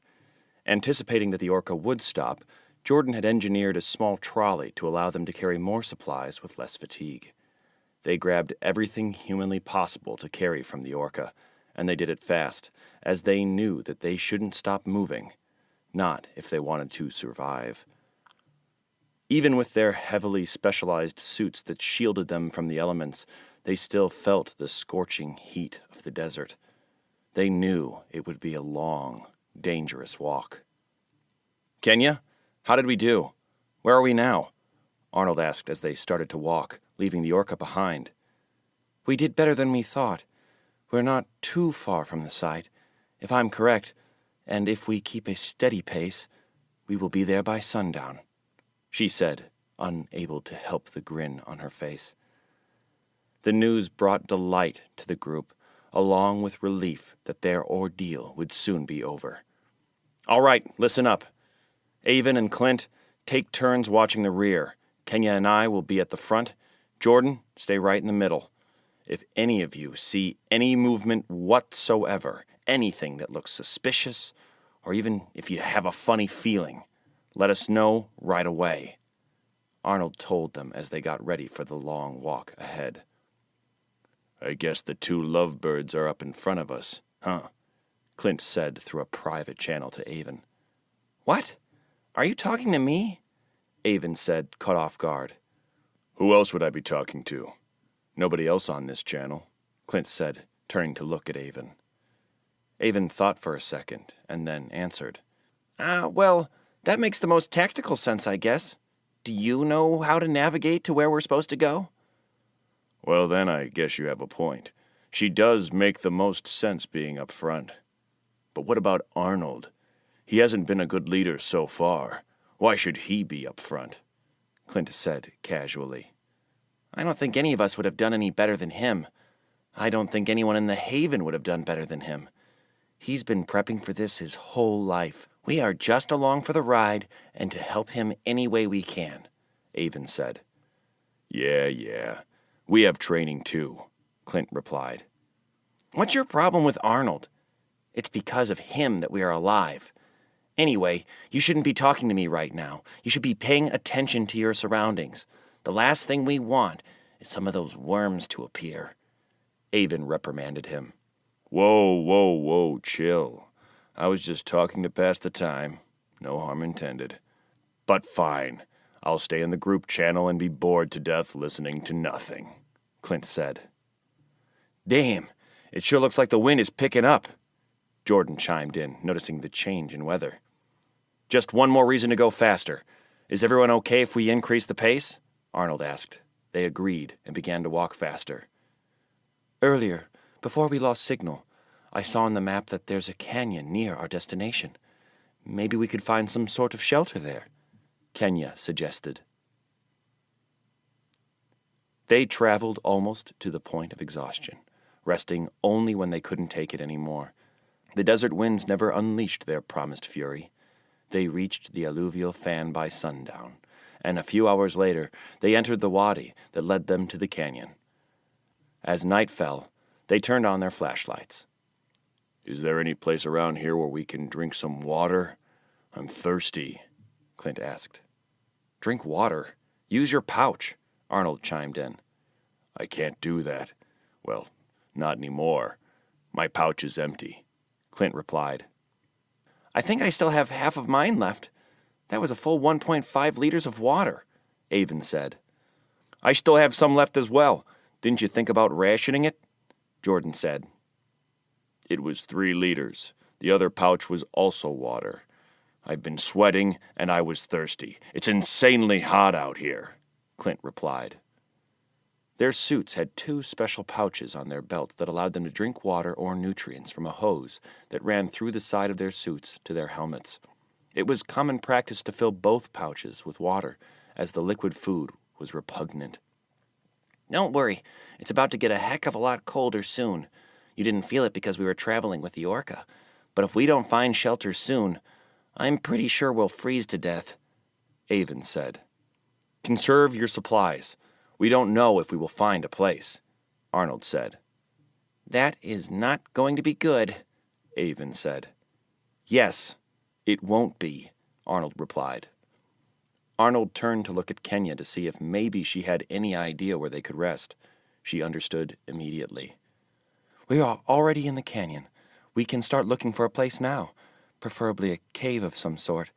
I don't think we can get much further along if we don't rest," Kenya said as she began to feel the temperature drop. Avon, you take the right wall and I'll take the left. Look for a nice cave or crevice that we can stay in, preferably a deep one, Arnold said as he began to run the left wall. Avon went to the right. They both disappeared ahead of the group, searching the walls for any possible refuge they could use. I don't see anything on this side. I'll keep going, Arnold said. Wait, I think I found one. This one goes pretty deep. It's a cave, a large one, and it looks like it's fortified. Somebody has used this before, I'm sure of it, Avon said. What's your location? Arnold asked. I'm just a little ahead of you on my side, Avon replied. Yep, I definitely found one. It's huge in here. We don't know where you went in, Avon, Arnold said. All right, hold on. I'll be out in a second. Avon assured him as he jogged out the same way he came in. Avon was waving his flashlight back and forth at the entrance of the cave. The group hurried towards him. As they ran, Jordan was already prepping the radiation meter to determine if it would be safe to take off their suits once inside the cave. Hey, Jordan, I really don't think you're going to need that, Avon said. If there's one thing I have to make sure of, it's this. If we're not careful, that will be the end of this team, Jordan answered. Trust me, you'll see for yourself, Avon said with a smile on his face as he led them inside the cave. All but Avon were bewildered by the sight. Avon wasn't lying about the walls being fortified or the cave being large. If anything, he had downplayed the enormous size of the thing. The cave walls went from having pillars of stone every few meters to being completely covered in concrete the further they walked. Remnants of old technology dotted the walls as they got deeper into the cave. I present to you the reason why we won't need the radiation meter, Avon said as he walked up to a large metal door. You have got to be kidding me, Arnold said in disbelief. The stories about the past world are real, Jordan asked, bemused. Yes, I read about this sort of thing. They used to call them bunkers. That's not all. I think this one is still functional, Avon said. What makes you say that? Jordan asked as they all looked at Avon. Avon simply pointed to his small screen next to the door, which he had partially cleaned off with his hand the first time he came into the cave. Red letters were flashing on the screen. Sleep. Enter code. Aloha. Introducia el código. Dormir. Entre le code. 睡觉输入代码. Hey, Avon, what does the rest say? Arnold asked. It says sleep and enter code in different languages over and over again, Avon replied. At that, they turned to look at Jordan. He understood what they expected of him. Well, I can try. It wouldn't hurt to try. I think the codes used in the past were much simpler than the ones we use now. I can do what I can, Jordan said as he moved towards the screen. Worst case scenario, we'll just have to stay here for the night. We are going to need that radiation meter after all. I don't think it's that safe. Some of the fallout could have reached this place. Let's wait for Jordan. For now, keep your suits on, Arnold told them. They all sat down, except for Arnold, who leaned on the wall next to the door. It took Jordan nearly 30 minutes to get the door open. Did you get it? Arnold asked right away when Jordan stepped back. Yeah, but I had to bypass it. Maybe from the inside I'll be able to change the code, Jordan said, hitting his helmet to try and scratch an itch at the back of his head. The door opened slowly. The sound of the locks, gears, and pulleys that kept the door closed reverberated on the cave walls, groaning to life once again. As the door opened, lights started to flash on and gusts of air hissed into the cave. They grabbed their rifles and proceeded towards the door slowly. Their heart rates increased with every step they took towards the door, and none of them knew what was waiting for them on the other side. It's just another room, Clint said. Yeah, and there's another locked door at the end of it, Jordan said, shaking his head from side to side. Out of the 5, Kenya was the most hesitant, and stopped short about 2 meters away from the door. What's wrong? Arnold asked. We are too far away from where we should be. At least 4 more hours in walking time. There shouldn't be structures like this so far away from our destination, Kenya said nervously. Yeah, I agree. It's all very strange. But there's nothing we can do about it now. We lost the Orca, and if we don't try to replenish our supplies soon, we will be in big trouble. Just do the best you can to mark the maps, and we'll be back on track as soon as we can. We could all use rest, Arnold said. I'll go in first. There's another screen next to that locked door. It's working. I think it is flashing red also, but I can't see what it says. I'll go wipe the screen to check, Avon said as he approached the threshold. Okay, go in slowly. Take all the time you need, Arnold said, nodding. Avon stepped through the locked door cautiously. When he was about halfway across the room, he noticed the screen next to the door started flashing blue instead of red. He ran as fast as he could towards the screen. He wiped the screen clean to read what it said as the door behind him began to close. Contamination detected. Beginning decontamination. Contaminación detectada. Decontaminación inicial. Contamination detectée. Decontamination de début. 污染物检测，开始消毒。It's starting decontamination. It's a clean room, Avon yelled to the others. Arnold was already halfway across the room when he turned to look at the others. Jordan was inside, and Clint had just made it in. The door was closing fast, and Kenya was the only left outside, still hesitant. "Get in here!" Arnold shouted. She unfroze, and she jumped inside, barely missing the edge of the door. They instinctively formed a group in the middle of the room. Decontamination will commence in 5, 4, 3, 2, 1. A clear woman's voice said from somewhere in the room. The group looked around to see where the voice was coming from, but there wasn't an obvious source. The ceiling began to open up, and each of them pointed their rifles towards the machine that was coming down. The 4 discs on each corner of the apparatus began to rotate, making a whoosh sound as they did. A moment later, a green liquid began pouring out of the machine at high pressure, drenching them. "What is this stuff?" Arnold asked once he figured out the liquid was not damaging the suits in any way. "It sure is gooey," Clint said. "It's sort of like what we use in the Haven or on the Orca when we take off our suits. But this is a lot thicker, maybe for heavier use," Jordan said as he examined the viscous liquid. After a few moments, once everything was covered in green goo, the apparatus stopped. A different set of rotating discs replaced the ones ejecting goo. As the first discs had done, they also began to spin, but this time it was water that shot from the discs, cleansing everything in the room. "What the—" Avon voiced what everyone else was thinking. The entire room had changed its face now. Instead of dust and dirt everywhere, it was predominantly white. They were stunned by the cleanliness of the room. On the walls of the room, 4 lights, one on each side, started to flash blue as the voice spoke again. "Regulating air." There was a pause, and they felt the air rushing in. "Please, remove outerwear. Rest on racks." The voice repeated its command as large racks made their way into the room.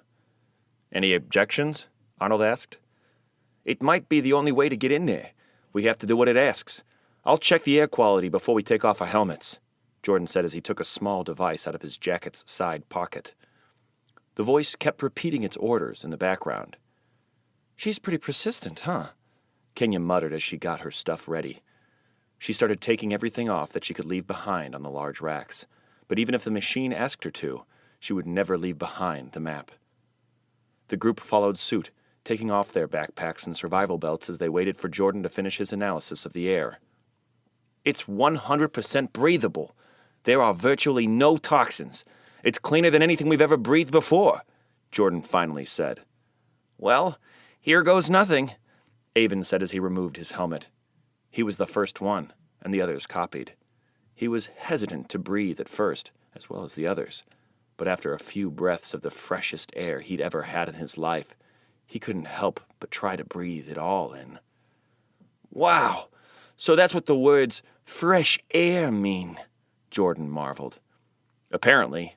So what's next?" Arnold asked as he stripped down to his inner suit. The inner suits were a lot thinner and a lot more flexible than the outer suits.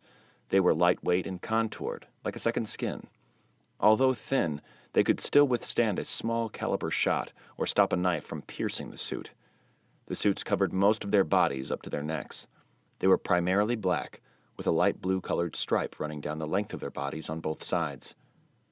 Clint was the first one to hang the suit on the provided racks, but not before taking a sip of water. His pouches of nutrients and water and his rifle were the only two things he was not willing to leave behind. Along with their rifles and nourishment, the rest of the group kept additional items with them that they were not willing to leave behind. For Kenya, it was her map. For Avon, it was his small notebook. For Jordan, it was the toolkit. And for Arnold, it was his lucky knife. After they had hung their suits and put most of the stuff they were carrying on the racks began to pull back into the walls. The voice spoke once again. Phase 1 complete. Proceed to airlock number 2. The door in front of them unlocked and opened automatically. They continued with caution, rifles at the ready. As they entered the next room, the door behind them closed. The polite female voice spoke. Initiating Phase 2. Cold air rushed into the room through the roof and out through the floors 3 times, then stopped. Phase 2 complete. Welcome to Ares, the voice said as the door in front of them opened. What is Ares? Arnold asked. I think it's the name of the facility. During the Great War, they named facilities after the Greek gods, and this facility's name is Ares, Avon explained. They stepped through the door slowly, and as they got to the other side, they froze. Fear, excitement, and disbelief ran through them. The room they had stepped into was not a room. It was a colossal structure, many times larger than what their young eyes had seen before. The entire haven could fit in here, Jordan said in awe. Lights began to flicker on everywhere, and the polite voice spoke once again. Initiating hibernation awakening. Whining sounds began to sound all around them. Initiating hibernation awakening? What is that? Arnold wondered. Hibernation awakening is a set of protocols I must follow in the event a human form is encountered once again, the voice answered him. They all looked at Arnold, awaiting their next move. Let's secure a place. Jordan and Kenya, you go left. Avon and Clint, you go right. I'll go straight. Regroup here in 5, Arnold said, gesturing towards the directions. The area is secure. You're the only life forms on my sensors throughout the facility, the voice chimed in. Regardless, they split up in the directions Arnold had assigned them. At each end of the giant room, they found long corridors with locked doors at the end. They were grouped back in the same place they started. What did you find? Arnold asked as he sucked in deep breaths. It's just more of the same. A lot of locked doors, and the corridor leads to a dead end, Avon said hurriedly. Same, Clint said. No luck here, Jordan said. It was the same for me, Arnold said. For all we know, this place could be huge. We need to find a map somewhere, Kenya said as she looked around. Maps of the facility are readily available at your request. Should I bring one up? The polite voice offered. They looked at each other and then at Arnold. Yes, Arnold simply said. Very well then. If I could direct your attention to the center of the room, the polite voice said as a circular structure rose from the ground. They headed to the new structure in the center of the room. As they got closer, the circular screen turned on slowly, gaining brightness. A 2-dimensional map appeared right before them, constructing itself piece by piece. The map had a single flashing red dot at one end. Is that really a map? Can you make sense of it? Arnold asked as he turned to Kenya. She nodded and swiftly pointed at the flickering red dot. This is where we are located now, and this is where we came in from, I think, she said as she moved her finger slightly back. This place must be huge, then, Avon said. So what exactly is this place? Do you think this is what we've been looking for? Arnold asked her. She inspected the map and didn't say anything. She, like the rest of them, was at a loss for words at the sheer magnitude of the place. "I have a complete recollection of past events. Would you like me to answer questions for you?" the polite voice asked. "Yes, and start by telling us where you are and your purpose," Arnold said. "Yes, of course," the polite voice said as it dimmed the lights in the large room. The circular screen got brighter. The voice began to show the group some images of the past world, images of the construction of Ares. "My name is Iris, after the goddess of the rainbow. My purpose in this world is to help humanity any way I can." "So, you're on our side?" Arnold asked. "That is correct," Iris replied. "All right, so what happened? What is this place? Is this where the war beast is kept?" Arnold asked. "It was the year 2101 when humanity faced a sudden and dire turn of events. A threat from far away, from another world, appeared. Humanity was unprepared. The invaders were unstoppable, systematically destroying all Earth's governments." At this point, images of the aliens appeared before the group. Iris continued. "Despite the call to unite forces against the alien threat, governments waited too long to join the fight in an attempt to use the invaders to get rid of the enemy." Images of government leaders appeared on the screen. "The last hope for humanity was Project Olympus. It took a decade and collaboration between 5 of Earth's most powerful nations.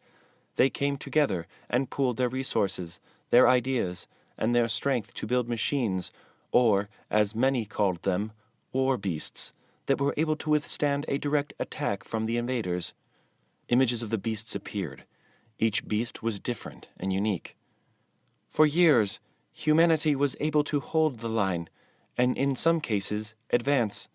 But in the end, it was an impossible fight. As the great war beasts fell, so did humanity. In one last attempt to get rid of the alien invaders, the leaders of the defense turned the key to humanity's most destructive force, the atom bomb." Arnold dropped his rifle as the images of the explosions appeared before him. The bombs were wiping out everything. Entire cities and forests disappeared right before their eyes, leaving nothing behind. The aftermath of the explosions was familiar to them, as it was the world they lived in. But amidst the destruction, humanity's enemy was able to survive, and Earth was left scarred and poisoned. 2118 was the year of the last known recorded event from many of the Olympus facilities, including this one. After the bombs fell, I was put to sleep, never to wake up again until humans arrived at my doorstep," Iris said, as the lights in the large room began to turn on. The group was shell-shocked. All of that was not able to do anything to those invaders. What chance do we have? What can we do against them? We can't even get rid of the worms.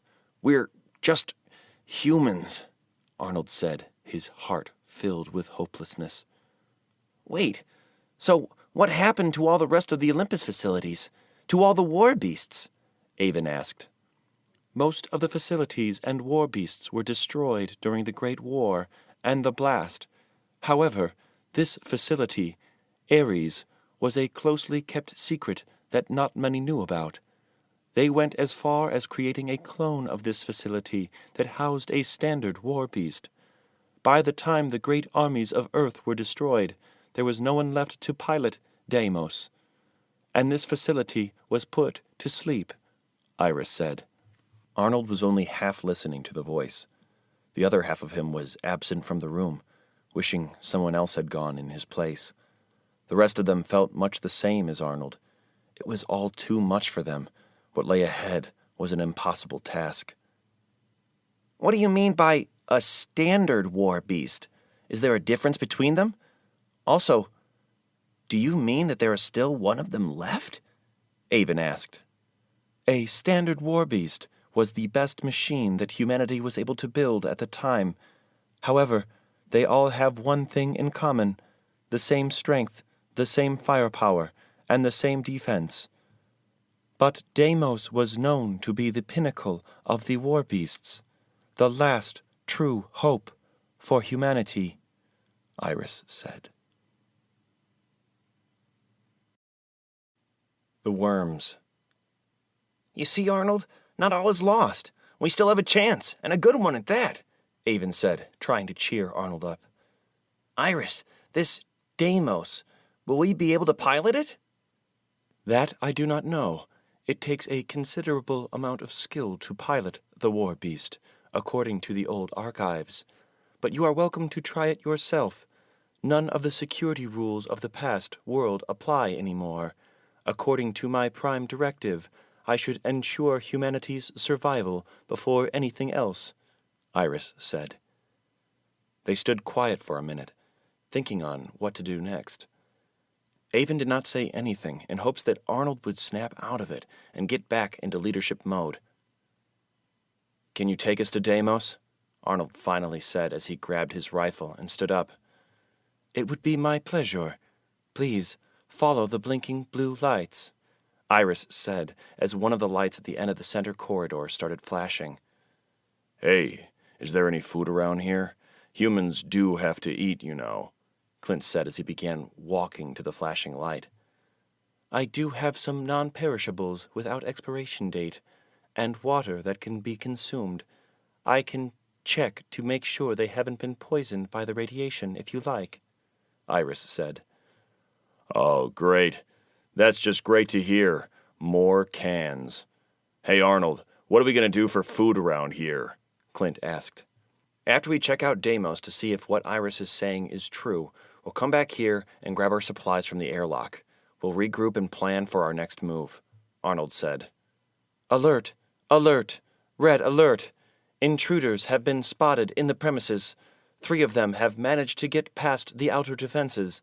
Ares will be breached in approximately 20 seconds, Iris said as red lights started flashing everywhere. As the group looked around to find the intruders, their eyes settled on the airlock where they came in. The noises from within the airlock increased as whatever was trying to get inside banged on the metal door. "Everyone get ready. Whatever it is, we'll get through it together. Don't waste your ammo," Arnold shouted, snapping into action. "Airlock breach in 5, 4, 3, 2, 1. Airlock breached," Iris said as 3 worms entered the room with a show of brute strength. There were 3 of them, from the large cluster of desert worms that had followed the group to Ares. Somehow they had gotten past the defenses. Just 1 of the worms was capable of killing the group, let alone 3 of them. But the 5 stood together and met the enemy head-on. "I got the middle one," Arnold yelled, and Kenya followed. "Left," Avon yelled. "What the heck? I got right," Jordan called out as he ran. Clint ran along with him.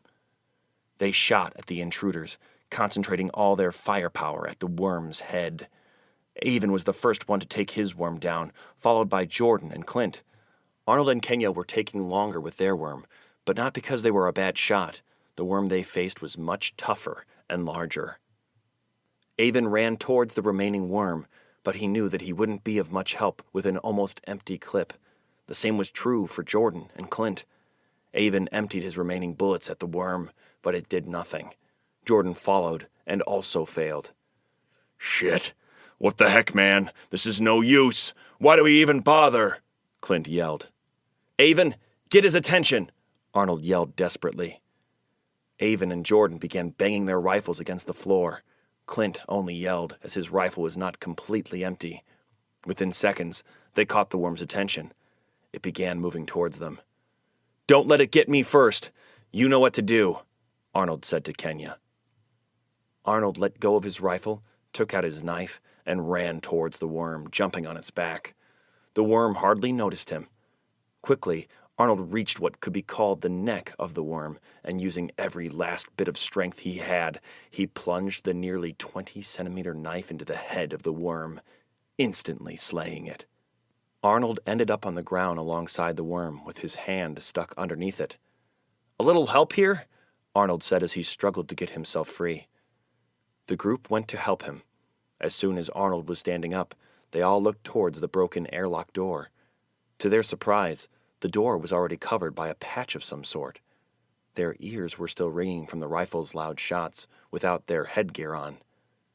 Hey, Iris, will that hold? Avon asked, gesturing towards the door with his head. If you're referring to holding off intruders, then no. The wall patches are only meant to be a temporary solution to prevent air leakage. However, I have activated all sentinels in the facility, and we are currently fighting off over 125 of the same creatures. The probability of being breached once again is at 2%, Iris calmly said. Are there rifles or guns? Any weapons in the facility that we could use? Arnold asked as he retrieved his knife from the worm. Negative. This facility was not built as an armory. It was built as a hangar for Deimos, the war beast, and its weapons. You can use that weapon for the preservation of humankind, Iris said. The group looked at each other and began running towards the still blinking orange lights at the end of the corridor. Avon, Jordan, Kenya, and Arnold had all left their rifles behind. The only one still carrying a rifle was Clint, as his was the only one that still had rounds in it. They ran for nearly a half an hour, past flashing light after flashing light, corridor after corridor, big room after big room. When they got near the hangar that housed the dormant war beast, it was apparent. The walls, roof, and the floor looked much more heavily reinforced. This is the last door. Behind this lies Deimos, the war beast, humanity's last hope, Iris said as she opened the last door to the hangar. The group stood in total shock in front of the war beast. As an alternative to nuclear weaponry, war beasts were designed to be the ultimate line of defense against the enemy invaders. One war beast had as much firepower as an entire army, each of them commanding upwards of 50,000 drones. They were built to match the enemy's firepower and minimize damage created by conventional weapons, Iris said. The lights in the hangar began to flash on, revealing the colossal scale of the machine. In order to prevent damage to major cities, war beasts were often deployed from their respective hangars in the neighboring war zones. There were originally 12 war beasts. Now only Deimos remains, Iris said, once all the lights were on. Will we be able to pilot it? Avon asked. War beasts are controlled by one pilot, stationed inside the central control bay. Pilots are equipped with specialized suits that allow them to use extreme interfaces within the machine. The pilot's nervous system and the war beast become one, meaning if Deimos gets hurt in any way, the pilot will feel it. If the pilot becomes exhausted, so will the war beast. What does Deimos mean, anyway? Arnold asked in a low voice. Deimos was a god in Greek mythology, the sole personification of terror. This war beast was named Deimos because it was designed to bring terror to those who dared wage war on humanity, Iris answered. Deimos was solid in construction, with a tactical military-style body, mostly humanoid in form. It was standing on two legs, unlike some of the other war beasts that did not have a humanoid structure. Its body was large and straight, with heavy armor around its neck and head. It had thick armor plating around its shoulders, and long, bulky arms covered in armor, able to carry an exorbitant amount of weight. 2 massive cannons were attached to its shoulder blades, and its back held a multitude of rockets and turbines, making it ready for temporary flight. It was anything but ordinary. It was truly a terrifying machine. As they looked at the war beast, they couldn't help but agree that the name fitted it well. It was terrifying. It looked solid and intense, ready for battle. Everything they had ever known was about to change. They had just uncovered the last chance humanity would ever have. An old beast, possibly the biggest and strongest the world had ever seen, was there in front of them, within reach. Cold, solid metal had never felt so warm before. Now they could take back what was rightfully theirs. Now they could fight. The group walked over to the entrance located on the back of Deimos's head. All the while, they admired it, unable to imagine just how such a massive thing would move. "I've detected a slight problem," Iris said. "What is it?" Arnold asked nervously.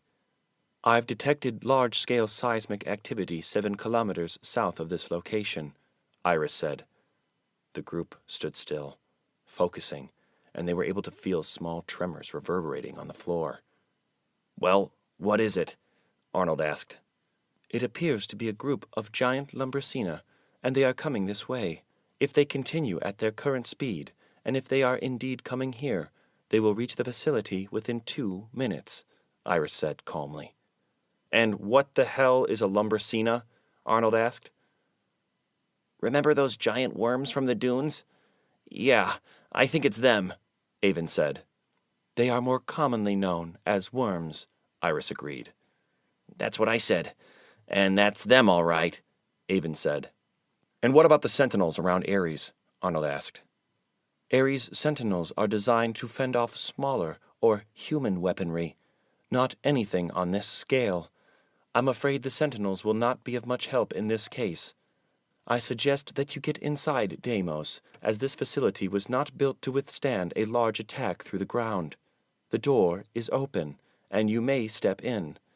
Choose your pilot wisely, as the pilot and Deimos will be synchronized through the suit only once," Iris explained. They ran towards the door, but as they got near it, one of them stopped. When they turned to see what the holdup was, they saw Clint pointing his rifle at them. "All right, show's over. Move aside. This machine is mine," Clint said while pointing his rifle directly at Arnold. "Put that down. You don't want to do this. We can talk about this later, not now," Arnold said, holding his arm out. "Hold on a minute here, little Arnold. I don't think you know what's happening here. You don't seem to get it. You aren't in charge anymore. I am. So from here on out, you will listen to me," Clint said. "You don't want to do this, man," Avon said, taking a step toward Clint. "Stay right where you are, or I will fire. I still have a few rounds left, enough for each and every one of you, so don't test me with your games, little boy." Clint snapped and swung his rifle so it was aimed at Avon. "Look, we can talk this over. Put your weapon down, throw it over the bridge, and we will return to the Haven and have the council vote on the issue if you really think your dad should be in charge, or you for that matter. I'm just trying to get us back home. I'm just trying to keep us alive, nothing more. Once we achieve that, let's talk about it. Just calm down. We have to leave soon," Arnold said. "So you think I'm stupid? You think I'm dumb? Well, I'm not. The stupid council has always favored Marcus and his family ever since the Haven was constructed. Look at what that got us, to near starvation. I'm not going to let this happen anymore. The Haven will survive, and it will survive thanks to a Williams. I will shoot you, Arnold, and I will shoot you before those worms get here, so step aside now," Clint said angrily with his finger on the trigger. Arnold leaped forward to tackle Clint, but as soon as Clint saw Arnold moving towards him, he fired. The shot hit Arnold in his right arm near his shoulder, on a seam where the suit could not stop the bullet. "I swear to you, if you so much as move, I will kill you. I swear—" Clint was interrupted by an elbow to the face, courtesy of Avon. Avon then kicked Clint square in the gut, leaving him winded, then punched him near the ear, knocking him out cold. "Arnold, are you all right?" Kenya said as she rushed to help him. "We have to keep pressure on the wound," Jordan said as he neared. Arnold didn't say a single word. Instead, he just looked at Kenya and closed his eyes. He wanted her face to be the last thing he remembered. Moments later, he passed out. "Don't you dare give up on me," Kenya wept. Avon grabbed Clint's rifle and threw it over the bridge and down the silo. He then grabbed Clint's arm and slung it over his shoulders.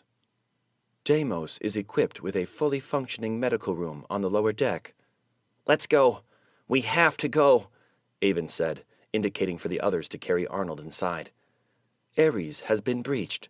5 large worms detected within the facility premises, Iris said. They felt the tremors throughout the facility, getting stronger and stronger, so they ran inside as fast as they could. The door behind them closed instantly, and the tremors stopped. Deimos was cold inside, but smelled brand new, a scent that they were not used to. Deimos began to wake up from his long slumber. Machinery roared back to life. Screens and messages lit up all around them. The god had been awakened.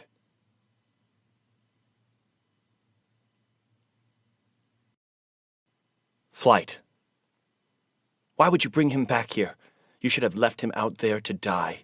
He wouldn't hesitate to kill any of us, Kenya said. But he did hesitate. That's why Arnold got shot in the shoulder and not the head. And if we did that, just leaving him out there to get eaten by the worms, that wouldn't make us any different from them, from the amphibians. In the end, we are humans, and we are all the same. If we can't fight for each other, then what are we fighting for? Even when we are wrong, we have to show them what is right, Avon said. Arnold, stay with me. Kenya turned her attention towards Arnold. Iris, are you still there? Avon asked. Fortunately, yes. My prime mind has always been a part of Deimos. I was speaking to you from within him. Is there anything else I can assist you with? Iris said. Can you point them to the medical room? Avon asked. Right away. Just follow the orange flashing lights on the floor, Iris said. Lights on the floor began flashing on and off, leading them to a nearby corridor. When Kenyon and Jordan saw the lights, they grabbed Arnold and carried him towards the medical room. As they walked, they felt a small tremor within Deimos. They stopped to look around. The risk of the worms penetrating Deimos is minimal. You should not worry. But we should hurry to launch and get out of the facility as fast as we can so that we can save most of Deimos's drones, Iris said. Do you have any idea where we could put him and restrain him? He won't be out for long, and I need him not to be a problem anymore, Avon said as he was left alone with Clint. Of course. Just follow the red path marked on the floor, Iris said. I hope it's not too far. This guy is freaking heavy, Avon said as he struggled with Clint's weight. It took Avon nearly 5 tries to get to the area Iris had indicated in order to restrain Clint. By the time they got there, he was sweating and out of breath. It was a storage compartment on the second deck that had never been used before. As Avon was putting Clint inside, there was a loud thump against Deimos. It looks like our visitor friends are growing anxious, Iris said to Avon, making sure he was the only one hearing her. Can you take me to the medical room where they took Arnold? Avon asked while looking at the ceiling. The path will be lit up in blue, Iris said, and a path lit up right away. Avon gathered whatever strength he had left and ran towards the medical room. When he got there, relief washed over him as he saw Arnold sitting down, talking to the others. How is it? How are you? Avon asked, standing at the entrance. Well, it hurts like hell, I'll tell you that much. But I'm glad that I'm alive. It looks like I'm going to be out for a while. The bullet's still in there, Arnold said, squinting with pain as he tried to move his arm. Kenya shot a glare towards Avon, as if it was his fault that Arnold had gotten shot. Arnold noticed. Did you bring Clint in? Where is he now? Arnold asked, knowing full well he had, as that was one of the things Kenya had told him the moment he woke up. He's in a storage compartment on the second deck. He's still out cold. I'm guessing it's going to be a while before he even tries to get up, Avon said. There was another thump across the hull, this time a bit louder. So what are we going to do next? Jordan asked. What are we going to do? Well, I'm just going to stay here and rest while you guys go get us out of here. I don't think I'll be of any help. I don't think I'm even half as good as I was before, Arnold said. I'm not leaving you here by yourself. Someone has to take care of you, Kenya reasoned. I can monitor him. If he needs anything, I will let you know. While there is only one pilot required to engage Deimos, the drones can be operated manually, and this is recommended to take stress off the pilot. The more people piloting the drones, the better the results, Iris said. Go with them. They need you. I can take care of myself, Arnold said. I have already said that I'm not leaving you alone, Kenya said sternly. Kenya, this is not the time to be stubborn. Go with them. That's an order. I'll join you as soon as I can, Arnold said. Can you show us the way to the cockpit? Avon asked, looking up. Deimos's drones can be controlled in the cockpits. However, Deimos himself is controlled by a central sensory receptor control bay, or control bay for short. To which of these are you referring? Iris asked. The one that's going to get us out of here, Avon said. That would be the control bay. After you've chosen the pilot, the rest can go and activate the drones. I will show you the way to the control bay first. Please follow the orange path, Iris said. Don't worry about me. Just do the best you can. I'll meet you in a little while. We have to get out of here fast, Arnold said as he lay back down on the medical bed. The group left at a run, but Kenya yelled, I'll be right back! It took them a few minutes to get to the control bay, and 2 more thumps along the hull reminded them that they weren't alone. Once they got inside the control bay, they hesitated, overwhelmed by the complexity of things. This is going to be a lot harder than we thought, Jordan said, looking around in dismay. Well, whatever we do, we have to hurry, Kenya said. The central sensory receptor control bay was large. It had screens all around, covering almost everything from floor to ceiling. But at the center of it all was a hanging network of sensors and hydraulic control mechanisms that would make operating Deimos possible. Turning on Deimos's operating system now. The process will not take long. You can find the suit located just behind the central network. Remember, only one of you will be able to integrate with Deimos. Once you choose the pilot, it cannot be undone, Iris said. The suit hung there with the front half open, waiting for its pilot. Hundreds of sensory plates ran along the suit, along with thousands of ports it would connect to. The helmet was mostly open, a headband with various inputs and outputs, and some sort of antenna protruding from large headphones. As they got near it, hundreds of words started appearing on the screen in rapid succession. The scrolling wall of text stopped with a blinking cursor at the end, awaiting the command. Diadicasia holocriosis enaetomi. What does that say? Kenya asked. Both Kenya and Jordan looked at Avon. In that moment, it dawned on them. The only one that would be remotely qualified to pilot Deimos would be Avon. They remembered what he had done with the worms, the condors in the desert, and how he took down Clint with relative ease. They began to think of Avon as someone special, possibly the only one of them that was truly meant to be there. I believe that's Greek, and it says, Integration process ready. Iris, can you change the language of Deimos? Avon asked. What language would you prefer? Iris asked. Change it to English, Avon said. The message on the screen changed in the blink of an eye. Okay, so which one of us is going to pilot this thing? I think it should be you, Jordan. You're the one that knows the most about how things work, Avon said. Nah, I'm pretty sure I'm out of my league when it comes to this. It should be you, Avon. Not Arnold, not me, not Kenya, and especially not Clint. And I can't think of anybody back in the Haven who could do it either. It has to be you, Jordan said, placing a hand on Avon's shoulder. I agree.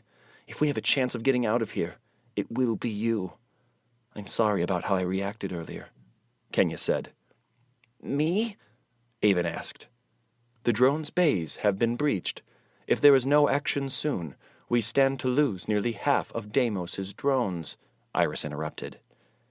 Both Kenya and Jordan simply nodded and gestured to the hanging suit. Avon nodded back and stepped inside the suit through the front. The suit began to light up, adjusting to Avon's body from neck to toes. The apparatus on which the suit was hanging began to turn counterclockwise to face the central network. The upper part from where the suit was hanging broke apart and slid over with Avon towards the central network, where it began attaching to thousands of cables and hydraulics. "Are you ready to begin?" Iris asked, and Avon nodded. "This might hurt a bit," Iris said as she began the integration process. Avon screamed in agonizing pain as all his nerve receptors became one with the war beast. Deimos roared to life as this humming core accelerated. The plethora of seamless screens surrounding him began to show images of the outside. Suddenly, they were able to see everything. Kenya and Jordan thought they were hearing things when they heard the war beast scream. "Avon!" Kenya yelled. "Although painful, the process is not lethal. Deimos is analyzing each one of Avon's pain receptors to sync with him. Once the process is complete, both Avon and Deimos will become one," Iris explained. But that did not stop Kenya and Jordan from taking a step forward in the central network pad. The pad had a clear yellow line around it that extended 3 meters from Avon's location. "Please, do not step in the circle marked on the floor. This is Avon's sense of awareness. It is now being calibrated," Iris said. Soon after, the screaming stopped, and Avon was there, standing up straight, unmoving, with his eyes closed. The display on the screen also changed. "Integration process complete. Integration process successful. Ready to begin." "I can feel it. I can feel what Deimos feels. I feel the strength. I feel the power. And I feel like we can win." Avon opened his eyes and looked towards Kenya and Jordan, almost knocking them off balance as the whole room shifted to the right. The images of the outside on the wraparound screen moved as well. They could see everything the war beast saw. "Beginning the process of awakening the drones," Iris said. Avon turned to face forward, and then he looked up, at which point the control room tilted up, sending Kenya and Jordan stumbling through the entrance. The central network that Avon was attached to stayed in place, as it would only move when his body moved. Realizing this, Avon moved his head slowly down and faced forward once again. "I think it's best if you guys go to the drone cockpits. I don't think it's very safe for you guys here," Avon said without looking at them. "Don't worry, I'll get us out of here safely." "Yeah, that's a good idea," Jordan said as he got up. "The path to the drone cockpits will be lit up. Please follow the orange lights," Iris said. As they left the control room, the door closed behind them. "Okay, Iris, open the hangar door. I am ready to go outside," Avon said as he looked up, assuming that there was a hangar door somewhere on the ceiling of the place. "Unfortunately, there is no such thing as a hangar door. The war beasts were so massive that doors were never made for them. They were only made to deploy once from each facility. Constructing a hangar door for a machine that can theoretically shape the face of a mountain seemed a little counterproductive for the engineers of the Great War," Iris explained. "So what am I supposed to do? Climb myself out of here?" Avon asked in disbelief. "That is correct. I do not suggest walking out of here, as that may cause some external damage to Deimos, depending on the density of the rock," Iris said. Avon was able to see his surroundings clearly, just like he normally would, but this time he was 82+ meters in the air. He was surrounded by concrete walls that housed Deimos. The holes the giant worms had made through the walls were also clearly visible. "Well, here goes nothing," Avon said as he raised an arm, and Deimos mirrored his movement. Deimos dug his right hand into the wall, and Avon felt it. He felt all of it. But to Avon's surprise, it did not feel as if he was sinking his hand into solid concrete. It felt softer, like sand. That was confusing to Avon, as he saw with his own eyes Deimos digging his hand into solid concrete wall. The force with which Deimos dug into the walls sent debris flying everywhere. "What the?" Avon said. "While you will feel everything that Deimos is feeling, and feel everything he touches, his body was built to last, making it much tougher and less sensitive," Iris said. Deimos' left hand plunged into the wall as high as it was able to reach. Then he dug his right foot into the wall and began to pull his body up. Most of the wall crumbled under Deimos' weight, but he was able to get enough purchase to allow him to switch hands and feet as he climbed up. When he got to the roof, he swung his fist upwards, punching a hole through it with ease. He then held on to the ledge and pushed the rest of Deimos' body out of the hangar. "What the heck is happening out there?" Kenya said. She felt the acceleration with every movement and held onto the nearby corridor handles to steady herself. "The drone cockpits are near. Once you're there, Deimos' acceleration will not impact your body so harshly. I suggest you hurry, as battle is imminent," Iris said. "A battle with who? We're supposed to head back to the Haven now," Jordan asked. "It looks like the heavy movements that Deimos made while getting out of the hangar attracted a lot of attention from the giant Lumbersina. 8 more are coming this way. The other 5 are within close proximity. They will be here within a minute," Iris said. "What about Arnold?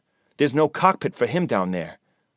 "I've already strapped Arnold to the medicine room bed and turned the stabilizer up to maximum. He should be safe," Iris answered. There were 10 drone cockpits waiting for Kenya and Jordan, with the hatches open. The cockpits were small compared to the control bay, but they were comfortable. "Any one of these is fine?" Jordan asked before getting into the first one. "That is correct.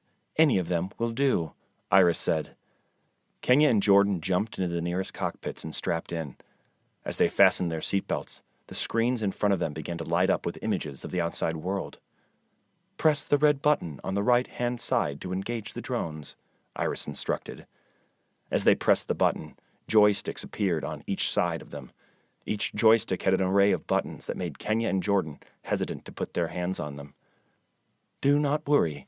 I will deactivate most of the command buttons and will leave only the necessary ones.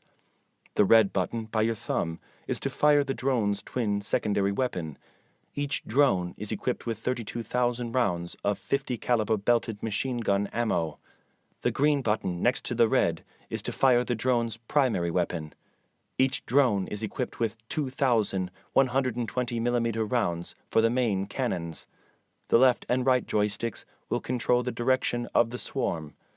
When pressing the top lever of the joystick, you will be able to control the directions," Iris explained as tens of thousands of drones, almost 2 meters in diameter, ascended from the ground. "How are we supposed to control all of these?" Jordan asked. "Most of the drones will be on autopilot, following Deimos, and Avon himself will be able to control some of them. You can choose whatever group you deem necessary to protect against the enemy. One last thing," Iris said as they saw a giant worm approaching. "If a drone runs out of ammo, it can also be used as a type of missile. Each one is equipped with 250 kilograms of explosives. You may take control of as many drones as you like." As Deimos crawled out of the hangar, Avon saw one of the giant worms approaching at full speed. The giant worm did not slow down and crashed against Deimos at full speed, sending a reverberating thump across the hull. The worm then slid past him, as Deimos was unmovable. Deimos turned around to face the worm head-on. The drones were already attacking it, but to no avail. The skin of the giant worm was just too thick for the drone's ammo. The giant worm bellowed as Deimos grabbed it with his right hand, managing to keep the razor-sharp teeth away from him. The worm began to raise the rest of its body from underneath the ground, coiling it around him. "What are my options? This thing is heavy," Avon said as he felt the full weight of the worm in his hand. On the main screen to the left, listed options appeared. Small machine gun, 155mm L52 with warhead rounds, close, medium range. Medium gun electromagnetic railgun, hypervelocity projectiles, 7,800 miles per hour, long range. Plasma edge large sword, close combat. God canyons, hyper beam canyons, long, ultra-long range. "Well, those look promising. How can I use one?" Avon asked as he struggled. Think of the one you want to use, and you will automatically reach for it. Deimos is intuitive with his own body. Avon chose the small machine gun, and Deimos automatically reached to grab it from his back. Holding the machine gun with his left arm, he fired at the worm point blank. The rounds exploded, obliterating parts of the worm's body just above Deimos's hand, splattering its bodily fluids on the machine. The worm instantly went limp and fell to the ground. The other 4 worms in the vicinity were closing in fast. Avon saw them clearly as the 4 of them came within range. The drones were already on them and were able to distract 2 of them. The other 2 approached him at top speed. At the same time, Avon became vaguely aware of the other 8 giant worms approaching his combat area. This is not good. This is not good, he murmured under his breath. As the giant worms came near him, Deimos fired the machine gun, but it was to no avail. The worms didn't slow down whatsoever. What the hell is wrong with these things? Why won't they die? Avon said as he began to run towards the worms. I guess you guys like it up close and personal. The rocky ground cracked as Deimos's massive weight stepped on it with the fury as he ran to meet the worms. He held each worm just as he had the first time with his right hand and fired the massive machine gun point blank. The other 2 worms, no longer distracted by the drones, approached Deimos, only to meet the same fate as the rest. At the end of the ordeal, Deimos was covered in the bodily fluids of the giant worms. Without resting, he turned around to go and meet the incoming worms. The drones were already attacking them, but it was then that Avon noticed something odd about the giant creatures. They were not as aggressive as the other 4, not by a long shot. Their movement had slowed to a crawl, and instead of attacking the drones, they were burying themselves in the ground. Hold your fire! Avon yelled. Kenya and Jordan heard him loud and clear down in the drone cockpits. The drone's fire ceased, and they got back into formation behind Deimos. The giant worms approached Deimos slowly and passed him, as if they were looking for something else. What the? There has to be something seriously wrong with these things, Avon said. Hey, Avon, why aren't they attacking anymore? Jordan asked. I don't know, Avon said. It appears as if you are no longer considered a threat or prey to the giant Lumbricina, as you have successfully masked your smell with their own. They are not finding what they are looking for, Iris said. The giant worms lingered for a few minutes before drifting away. They landed the drones as soon as the giant worms were out of reach. Avon put Deimos on standby and detached himself from the central control bay. The agonizing pain returned as he began to feel his own body once again. Kenya and Jordan slid out of the drone cockpits, and they all met up back in the medical room where Arnold was. Arnold didn't look so good. He looked tired, and he was sweating. I'm assuming it all went well, as we're still here and we're all still alive, Arnold said, struggling to sit up straight. Well, we did as well as we could. We don't have any more of those giant worms on our tail. And now, there's hope. I was able to control it. The war beast, Avon replied. That was you moving around like that? Arnold asked. Avon just nodded in reply. How are you feeling? Does it really hurt? I wish we had a medic among us, Kenya said. We do have advanced pain relievers. They are in the top right cabinet. I suggest one every 3 hours to alleviate the pain, Iris said. Kenya went to get the pills and some water for Arnold. So what's the plan now? What do we do? Jordan asked. After taking the pills, Arnold responded, We'll try to get in touch with the Haven and give them the good news. We will tell them that we are on our way with the war beast, Arnold said, chugging the water. What about Clint? What do you want to do with him? He must be awake by now, Kenya asked. Nothing yet. I want to talk to the council first and see what they want to do, Arnold replied, and then looked at Avon. You think it will be difficult getting back to the Haven? Passing the dunes and all of that? If Iris is correct in her theory, it shouldn't be difficult getting through the dunes. In fact, I think we could go unnoticed, Avon said. What theory? Arnold asked. You see, when I was fighting the giant worms, their fluid splattered all over Deimos, making him smell like them. We had 8 more incoming worms. They slowed down and didn't even notice me, once I was covered with their fluids. I think they like to prey on the unknown. Avon said. That is correct, Iris chimed in. Iris, can you get us a direct line of communication with the Havens? Avon asked. Right away. I will look for all possible lines of communication with the human colonies, Iris said. The group waited anxiously in silence as Iris did her work. There appears to be a problem. I've looked through all available channels, and I only found one looping piece of audio and video, an open message of some sort. Would you like me to play it? Iris asked as the group grew tense. Play it, Arnold responded.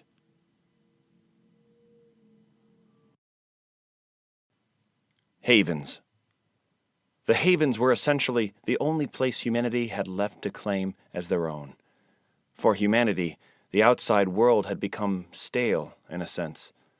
Whatever was left out there seemed to be engineered with the sole purpose of killing humans. Whether for fear of mutated creatures, heavy radiation, or the presence of the invaders, humans almost never ventured out into the desert. It almost appeared as if Earth was angry at humanity. Humans had scavenged the land for whatever they could to construct the Havens. At first, it seemed like a daunting task, but they didn't have any other choice, as humans were dying left and right from radiation poisoning and other harmful effects of war. There were over 200 known Havens when humanity first built them, but over the first few years, that number dropped to half. It was the Havens that were built on low ground that suffered first. Havens that were built on low ground were often attacked by the mutated creatures, the remnants of war. Thousands upon thousands of humans that survived the attacks fled to higher ground, but that itself was a reckless idea, as overpopulation sent the Havens into a downward spiral of disease and hunger. The only Havens that did survive were those that were almost impossible to migrate to, those that were too remote or too deep inside the desert. Humanity was slowly fading out of existence. Why the hell are we still wasting water on those dying plants? If there is any kind of common sense in this council, then we will stop watering the plants. Water is essential to life. We don't need plants to live anymore. We should be conserving our resources.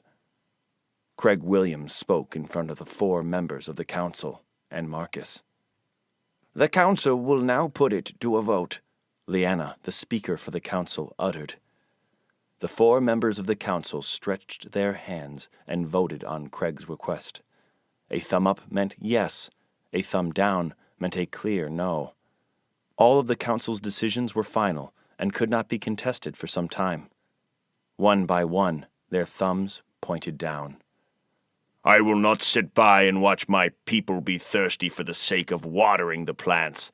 This is what's wrong with this world. This is what's wrong with humans. Why do we give importance to unimportant things?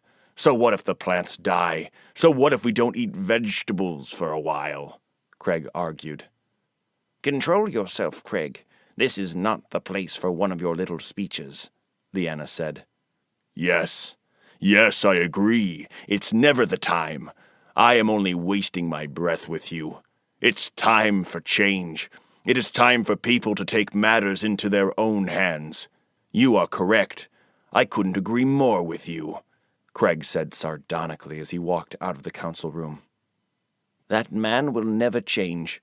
I fear that he may be the end for us before our real problems do the job, Leanna said. The rest of the council murmured their agreement. So, Marcus, can you give us some good news, finally? Have you heard back from the Orca? We desperately need good news. The people in the Haven are getting out of control. If we don't hear something good soon, I don't know if there's anything we can do to stop Craig anymore, Leanna asked with a worried expression. I'm afraid not.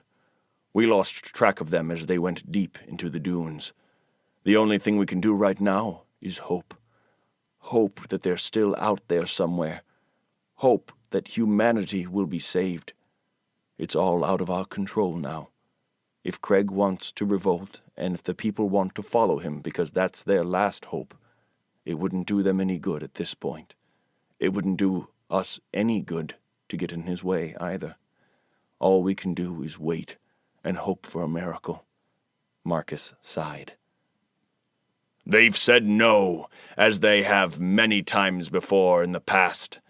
This is why we are here, because of inaction, because the Council has been too afraid to do anything that will upset our miserable status quo. That's not fair on us. That's not fair on you. You are, and we are, capable of making our own decisions," Craig said as he stood in the middle of the Haven's small square. People passed by and looked, but a few people were beginning to stop.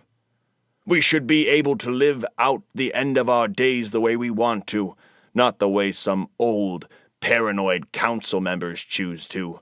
Who knows, maybe we could survive the coming disaster closing in upon the Haven." "What he's saying is true. We shouldn't be told what to do," said a man who had stopped to listen to Craig. "I have a plan that might save us all. I have a plan that will bring prosperity to this Haven, and only this Haven, because this Haven is the only thing we should be worried about. We shouldn't be worried about whether other Havens have food, or water, or whatever. No! We shouldn't worry because they have not worried about us. They are thriving now," Craig lied, "as they have always been. We've suffered in silence, but we will not be silent any longer. We will take from them what is rightfully ours. It is because of our supplies that they are alive." "Let's go! I'm with you!" another spectator agreed. The rest of them cheered and started to form a crowd. "Ready your arms! Ready whatever you have! We will take that last boat today and come back with treasures beyond your wildest dreams. Life will begin to feel normal now," Craig said, already feeling triumphant. "You should be ashamed of yourself," Marcus yelled from across the small crowd. The crowd stopped cheering so loudly at the appearance of Marcus. "Are you trying to brainwash these people's minds with hatred, with division? We are better than this, Craig. If it wasn't for the hundreds of times other Havens have helped us, we wouldn't be here today. Can't you see it? We are all humans. In the end, there is no that Haven or this Haven. My life matters just as much as your life and their lives. I am no better than anyone," Marcus yelled passionately. "Which is why you shouldn't be leading these people. Which is why I should have been the leader all along. You are too blind to see what other Havens are doing to us. You are too naive to think that those people care for us. We are alone in this world, don't you see, Marcus? I'll give you a chance. Come and join us now, or side with them and suffer their fate," Craig said. "Craig, this is madness and you know it. It's the same reason the Council never voted in favor of you," Marcus tried to reason. Meanwhile, Ron made his way towards Marcus, weaving his way through the small crowd, pushing people aside. "We have bigger problems than this. We have to get everyone underground. We have to do it now," Ron said, breaking into a sweat. "What's happening? What's wrong? What is happening?" Marcus demanded, causing people to stare. "Just a few moments ago, Haven 1B sent out an SOS signal. As I tried to hail them, we lost all communication. They are completely in the dark now. I tried to communicate with all the nearby Havens, but it's the same thing. They're all in the dark," Ron said gravely. A chill ran down Marcus's body as he heard the news. He knew what was coming, and he knew that they had already pushed their luck too far. Now they were finally at their doorstep, and he only hoped to have the courage to face them head-on. People around them weren't moving, and everyone was quiet, including Craig. "We have to get to safety. We have to go underground once again if we want to survive this. Take your families to safety. Don't waste a moment. We have to move now," Marcus yelled at everybody. "Should I try to fire up the old anti-air battery?" Ron asked. "Yes, we have to do everything we can to save the people in the Haven," Marcus said as Ron ran towards the watchtower. So, do you see now just how far they are willing to go to derail us? Just how low they will sink to stop us from taking back what's rightfully ours? Don't listen to them. This is a hoax. It is an elaborate hoax. There is nothing wrong with Haven 1B or 2B or 5 or 6. Come with me and I will show you the way to reclaim what's ours. We are leaving now, and when we come back, this haven will be ours, and not theirs anymore. Craig yelled at the crowd. Most of the crowd agreed with Craig, not because they believed him entirely, but because he was the only shot they had at changing things. More than anything, they craved a change in the monotonous life they've grown into. Whether it was for the better or for worse, they needed change, and change couldn't come soon enough. The angry mob followed Craig toward the hangar. They grabbed whatever they could, and whatever they thought they could use as a weapon to raid Haven 1B. They grabbed knives, machetes, and ammunition for the small turret gun that had recently been hitched to the smaller boat by Haven 1B. They hastily put civilian radiation suits on and jumped inside the small airboat. We're doing this for humanity's greatness once again, Craig yelled at the mob on top of the small boat. The boat didn't pick up much speed as it went down the mountain. It was gliding roughly and bumping against the rocks, weighed down by its cargo. Don't worry, this is one tough animal. We have lent it to all the havens in the nearby vicinity, and nothing has happened. Chances are that nothing will happen, Craig said as he ventured into the desert for the first time. It wasn't long before Craig and the small mob of people saw them. The visitors were descending upon them rapidly. They were in 3 ships, flying at low altitude. The ships looked solid, designed for function over form. They were ugly, and they didn't even try to hide it. Many lights illuminated the dark-colored ships. One of the ships slowed and hovered just above the small airboat. Don't show them fear, Craig yelled at the small mob. Open fire! Let's show them we are fighters! The small turret gun at the back of the airboat came to life, firing a volley of bullets at the visitor's ship. The ship did not move and did not flinch, and the bullets merely bounced off. A few seconds into the attack, the ship made a loud noise and accelerated towards the others to join them near the haven. You see? You see what happens when you show them your valor? They treated you as warriors. They treat you with respect, Craig cried, and the small mob cheered. Only a few minutes passed before their cheers turned to worry and panic as they saw the desert worms approaching them fast. Do not worry. They cannot get on this boat. How has everyone else that has ventured into the desert survived? These boats are a lot faster than them, Craig said, trying to calm the crowd. But, sir, they're gaining on us. We are too heavy and almost dragging against the desert floor, one of the people in the mob ventured. It didn't take long for the desert worms to surround the heavy airboat and take it down. Craig was one of the first victims of the desert worms. Nobody in the small airboat survived. Back in the haven, Marcus was doing whatever he could to get the people underground into the safety of the bunkers. The people in the haven ran. They were scared, and the haven was turning cold. They could feel that something was wrong, that it wouldn't be just another day of trying to survive. People scrambled into the bunkers, with only a few of them staying outside. Marcus ran towards Ron and the old anti-air battery once he saw most of the people safe inside the bunkers. What do you have? Marcus asked.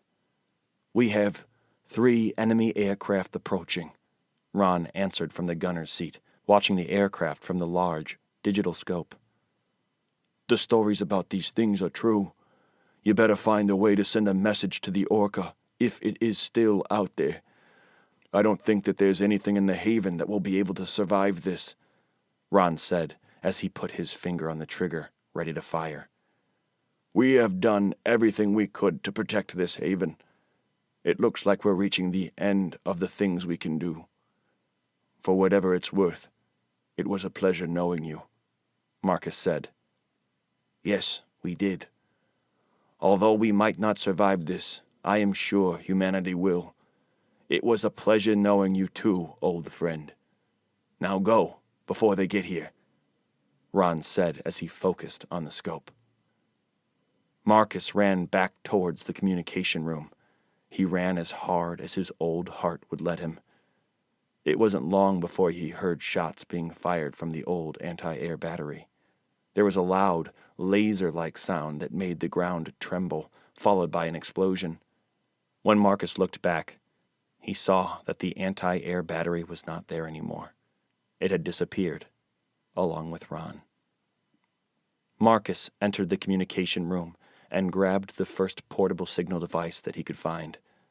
There was another laser-like sound just outside, and the structure he was in began to crack, forcing him outside.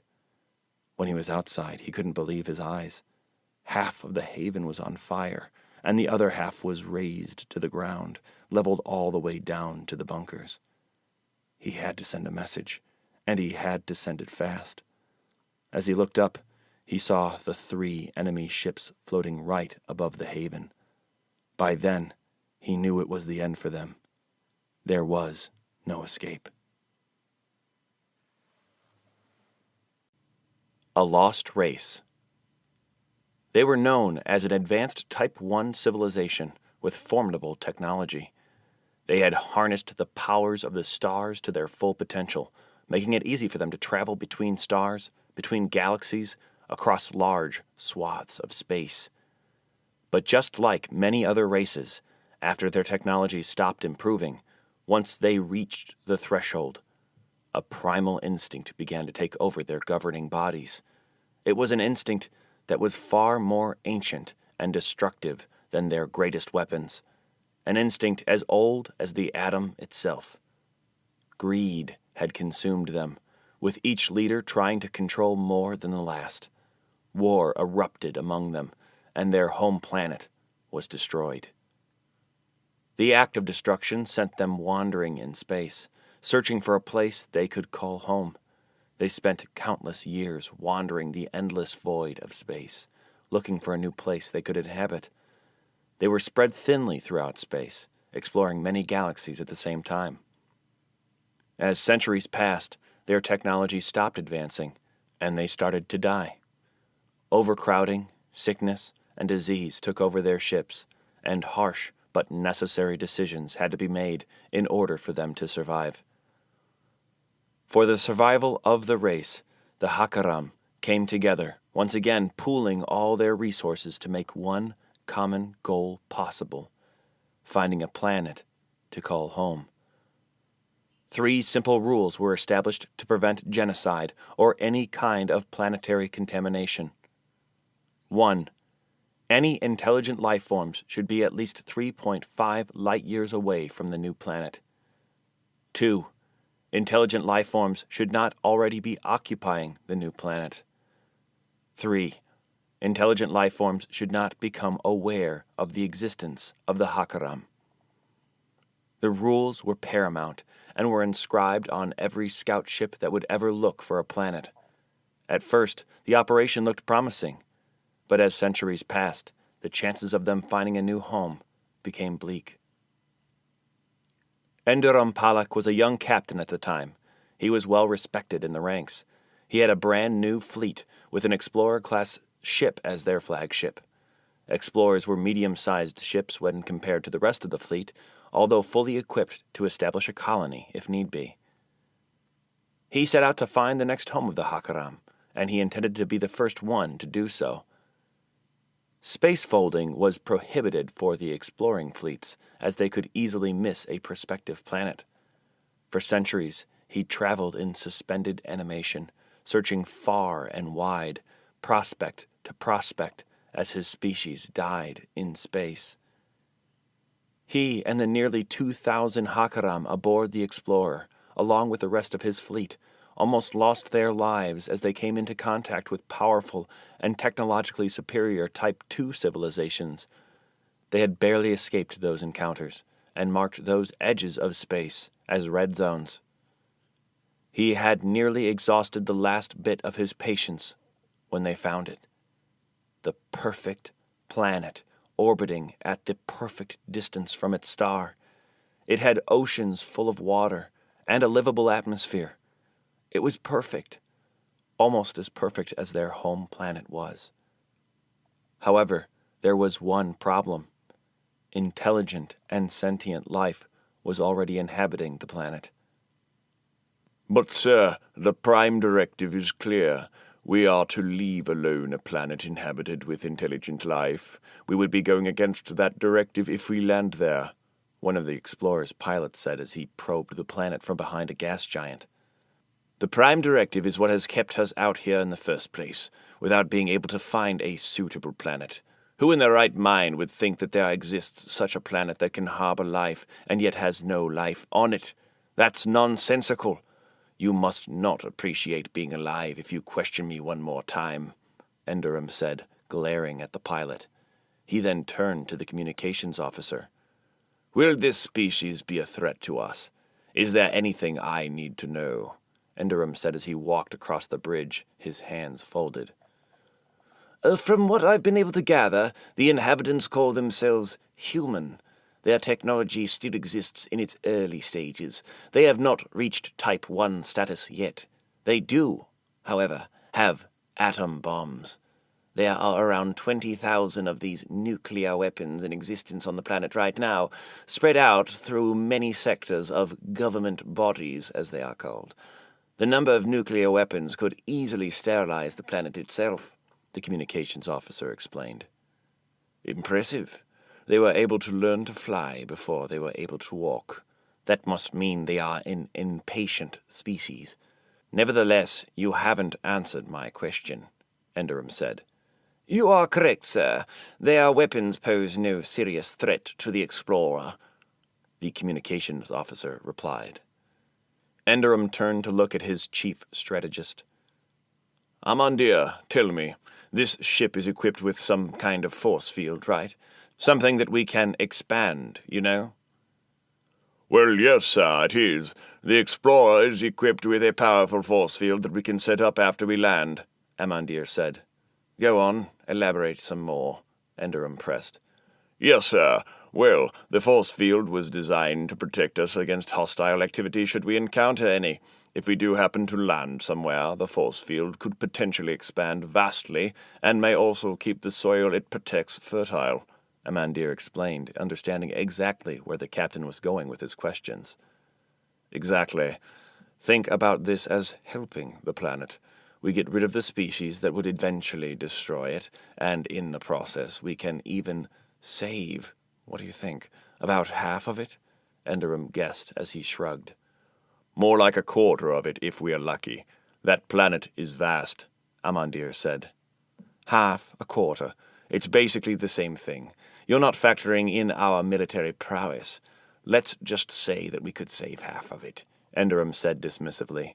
He looked towards the communications officer again. So, what do they call this planet? They call it Planet Earth, sir. Ah, Planet Earth. That just shows the limited imagination of the inhabitants. This is just another reason why they should be exterminated, Enderum said as he scratched his chin. The flight crew were quiet and tense as they awaited orders from Enderum. He thought about it for 10 minutes before speaking again. I have decided now. This will be Hakaram 2.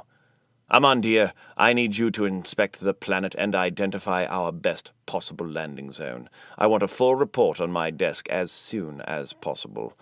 I also want to drag out the conflict as much as possible. I don't want them to panic and launch all their nuclear weapons all at once. Wake the rest of the crew from suspended animation. I want everyone up and running on 2 course rotations. The crew nodded as they scrambled to work. Just look at it. Isn't it beautiful? This will be our new planet. The perfect new planet. Hakaram 2, Enderum said before he left the bridge.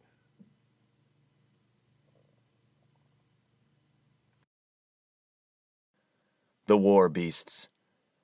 Earth was on the cusp of devastation as the Hakaram fleet made landing on the polar ice caps in the year 2101. At first, the alien fleet did not seem hostile towards humans. World leaders and governments all around the world attempted to contact them, but there was never a reply. But within just a few months, the alien invaders began to show their true colors. They were unstoppable, and their technology far outstripped that of Earth, their shields impenetrable and unwavering. They only knew one thing. They intended to advance and destroy anything that got in their way. In the face of an unstoppable enemy, the world united against the common threat. For a moment, it seemed as if victory was possible, as the powerful armies swelled and united under a single banner. They pushed back the line of encroaching foes, reclaiming entire countries at a time. But no matter what humanity did to them, the Hakaram kept coming, each time unveiling a more powerful weapon. Millions of lives were lost in the war for the world, year after year at the hands of the Hakaram. Desperate for victory, humans finally turned to their largest and most destructive power, the atom bomb. They detonated several nuclear and thermonuclear bombs over the alien settlements and armies, but with little success and grave consequences. While the bombs successfully wiped out most of the alien infantry, they did not scratch their fleet. Humanity needed a new weapon. That was when the idea of the war beasts was conceived. The leaders of the dying world wanted to pack the most amount of power possible, and with the smallest amount of lives on the line. It would only take 11 soldiers to command the power of an entire army. Deep down in an underground bunker, one of the rooms housed the most powerful individuals in the world at the time. Diana Evans, representing America. Hugo Thomas, representing Europe. Zhang Wei, representing Asia. And Dmitry Petrov, representing North Asia and Australia. Among them were perhaps the most intelligent and influential minds of their generation. General Mantell, Admiral Walker, Chief Weapons Engineer Carl Lee, Chief Strategist Alexander Green, and more of their staff. But perhaps the most important person in the room was Stephen Riviera, Chief Engineer at Gates Heavy Industries, the man responsible for the war beasts. These were the same people in charge of saving the world. Perhaps you had the right idea, Stephen, but not anymore. Out of the 12 war beasts we've built, only 7 remain. Zeus is already down, and that was supposed to be our trump card. How much longer will the remaining 6 last? 3 years, max? The truth is, we will be wasting our time if we finish the one you're currently building, Alexander said from one end of the table. What do you suggest? General Mantell asked. I suggest that we stop playing nice and we use the weapons we already have. I'm talking about the bombs. What good is it having something that could destroy them but not using it?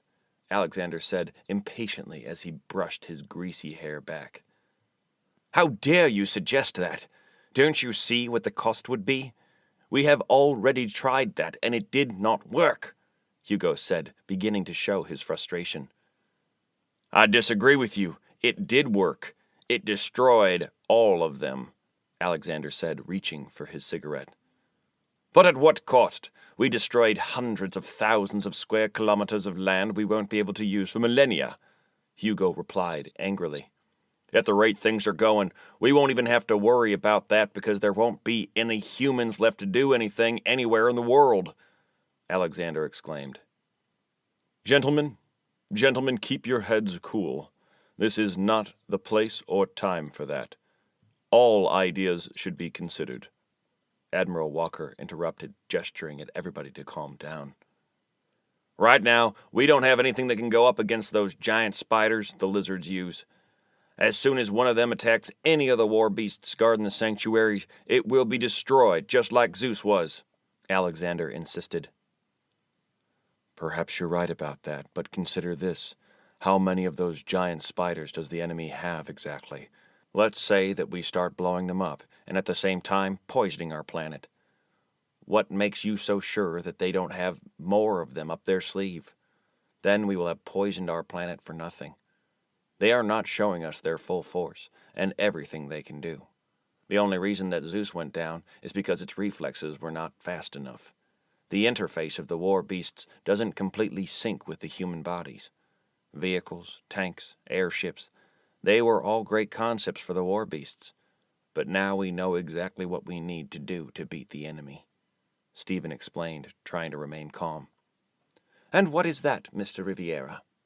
Diana asked earnestly. We need a war beast that resembles the human body, at least the basics. Head, arm, torso, and legs. The integration process with such a beast would be flawless. We will be able to react on instinct instead of desire or will. I am confident that with this kind of beast, we will be able to defeat the enemy. Gate just needs your support to finish it, Stephen reasoned. Alexander laughed and put out his cigarette in frustration. I agree with Mr. Riviera on this one. Perhaps we should fight as long as we can and not press the big red button just yet, Dmitri said. I too agree. Once we give the go-ahead for nuclear war, there will be no going back. We should really take it slow with that, Zhang chimed in. With all due respect, I believe that it won't work. Even if the war beasts were faster, they still are no match for those spiders. Our best option is to accept our losses and try to sterilize the problem. Worst case scenario, we lose half the planet, but there will still be the other half. And best of all, no more alien threat.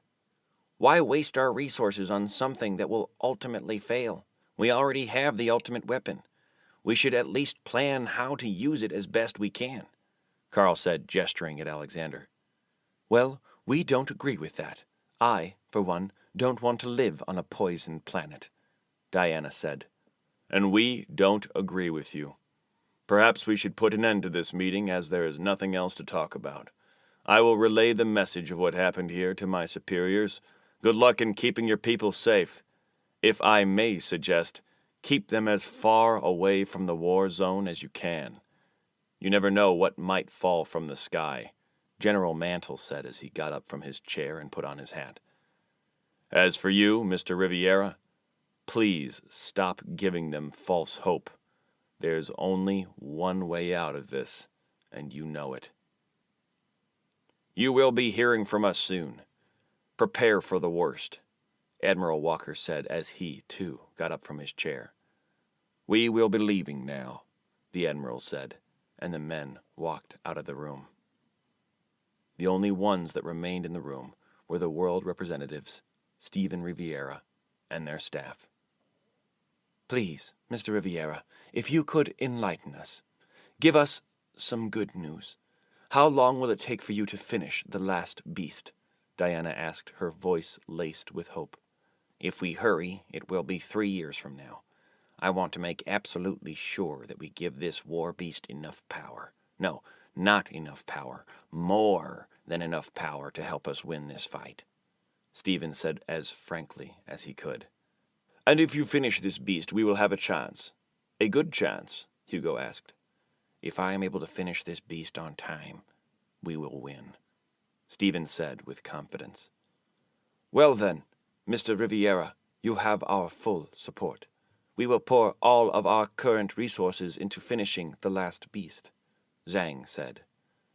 In the meantime, we must try and prevent that red button from being pushed. Please hurry, Mr. Riviera. Finish that war beast and help us save the world, Diana said. 2.5 years later, as the last of the original 12 war beasts were severely damaged or destroyed, bombs began to drop from the sky, wiping the battlefield clean of all life, including human life. However, the alien invaders remained the dominant force on Earth. The last of the war beasts was finished, but never saw the light of day. Its location remained a secret, divided into 5 pieces, for another time, for another generation, for a time when humanity had the strength and the will to fight once again.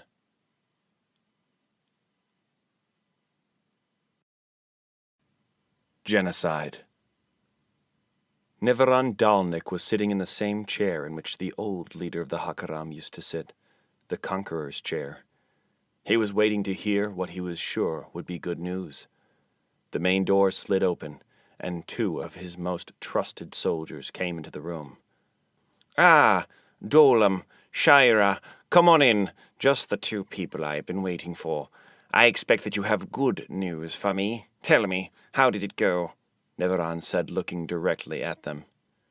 It went well, my lord. I've destroyed 7 of the 42 known human colonies left on this planet. It took little effort. Most of them were at the end of the line, and they didn't even bother to put up a fight. Another easy victory for the Hakaram, Shira said as she bowed. In 1 day, I've done what the old man couldn't bring himself to do anymore. It won't be long before humanity is finally wiped out. It won't be long at all, and it will be because of me. Nevertheless, I want your efforts doubled. Get more soldiers if necessary, more planes, whatever you need, but I want humanity wiped from this planet within the next 5 suns, Neveron commanded. Yes, my lord, it will be done, Shira replied with a crooked smile. Have you heard anything, Dolam? Is there anybody out there that opposes me? Is there anybody brave enough to speak now? Neveron asked, curious. I've heard only rumors, my lord, nothing concrete. But as you know, rumors around here disappear fast. I don't think anybody would dare to speak after what you did to the people you suspected of treason, Dolam answered. Neveron had publicly tortured and executed those whom he thought wanted to oppose his rule. Most of them were innocent, of course, but there was only one way to hold on to power that was built on fear, and that was to instill more fear. Good. If you hear anything at all, as much as a whisper, you will let me know. Understood? Neveron ordered. Yes, my lord, I will make sure you know, Dolam replied. My lord, if I may, I have something to report, Shira said. Please, go ahead. Report, Neveron said. We did notice a discrepancy at the edge of the desert as we flew to the place that the humans called Haven 3B. It appeared as if the giant worms were disturbed from their long slumber. Normally, humans stay away from that area in order to avoid waking up the creatures. We think that the humans ventured out into the desert once again to look for one of those machines, Shira reported. One of those war beasts, you mean? Humanity's pathetic attempt to get a hold of the situation and reclaim their world, Neveron said, half smiling. We saw many of those, and we defeated all of them. They never stood a chance against our Shinkas, or against us. What's more, I thought we'd destroyed them all. There's nothing out there for them to find. If they are out there, they are just wasting their time. That is correct, my lord. But if you want to be thorough with the destruction of humanity, we should try to find every single one of them. We don't have to waste many resources. We can just deploy a Seeker, Shira suggested. A Seeker? Why stop there? Deploy 5 or 6 or 7. I want humanity destroyed. That's the last of it, Neveron said, fiddling with his fingers, getting impatient. Yes, my lord, it's no problem. It will be done, Shira said. And what do you know about that damn beam? Is it going to be done any time this century, or do I have to go and break somebody's arm? Maybe somebody's head? What is it going to take? Neveron demanded peevishly.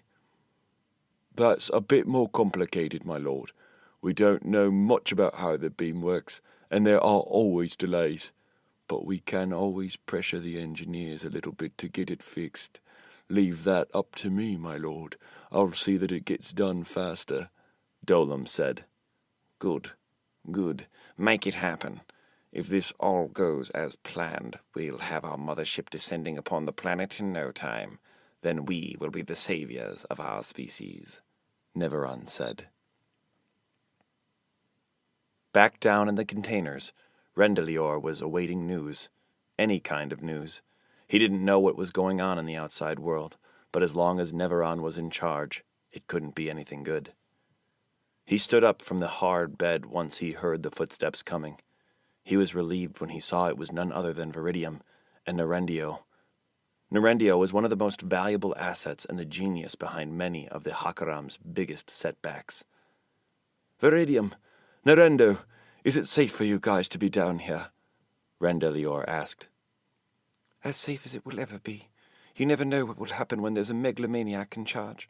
The way things are going, safety is going to be the least of our worries. Neveron turned out to be the savage we all thought he was. Maybe a little bit worse. The situation is not looking so good, Viridium said. Why? What happened? Tell me everything, Rendelior implored. He tortured and executed 22 members of the Hakaram High Body first thing this morning. But that's not the worst thing that has happened. He sent that bitch of his, Shaira, out with a medium-sized force. They destroyed 7 of the human colonies nearest to us. They're all gone. They did not spare a single human life, Viridian said as her eyes became watery. They did what? Rendelior exploded. We first heard about it through one of the taps we had on them, and we were able to confirm it to be true. 7 of those colonies were destroyed with no dignity, no mercy, nothing, Nerendio said with sorrow in his voice. Rendelior's pain was clear, and he fell to his knees in defeat. He felt the pain of those poor souls lost at the hands of beings that had no right to be there in the first place. He punched the floor several times. Damn it! Neveron will pay! He will pay! He said through gritted teeth. There might be one good thing in all of this, Viridium said. Rendelior looked up as he, too, realized that perhaps not all was lost. Viridium waited for him to speak again. What about the small group? Were they able to? Rendelior asked. We sent out a surveillance pod to make sure. It appears that they were able to find the last machine, and it's every bit as terrifying as the sources suggest, if not more so. It looks like we still have a chance, Viridium said. Rendelior stood quiet for a few moments, thinking, plotting. Does anyone else know about this? He asked as he stood up. The only thing that suspects anything, as far as we know, is Shaira. She became suspicious after she saw the large quantity of worms moving through the desert. She believes humans recently scouted the area. She's now working on sending seekers to make sure, Viridium said. Seekers? Make sure you put a stop to their efforts in locating the whereabouts of the humans. Shield as much as you can from them. Keep them blind. Neveron must not know what's coming for them if the humans are to have a chance. In the meantime, things have changed, and we have a real chance now, and a lot of planning to do, Rendelior said, hope surging within him for the first time in many days.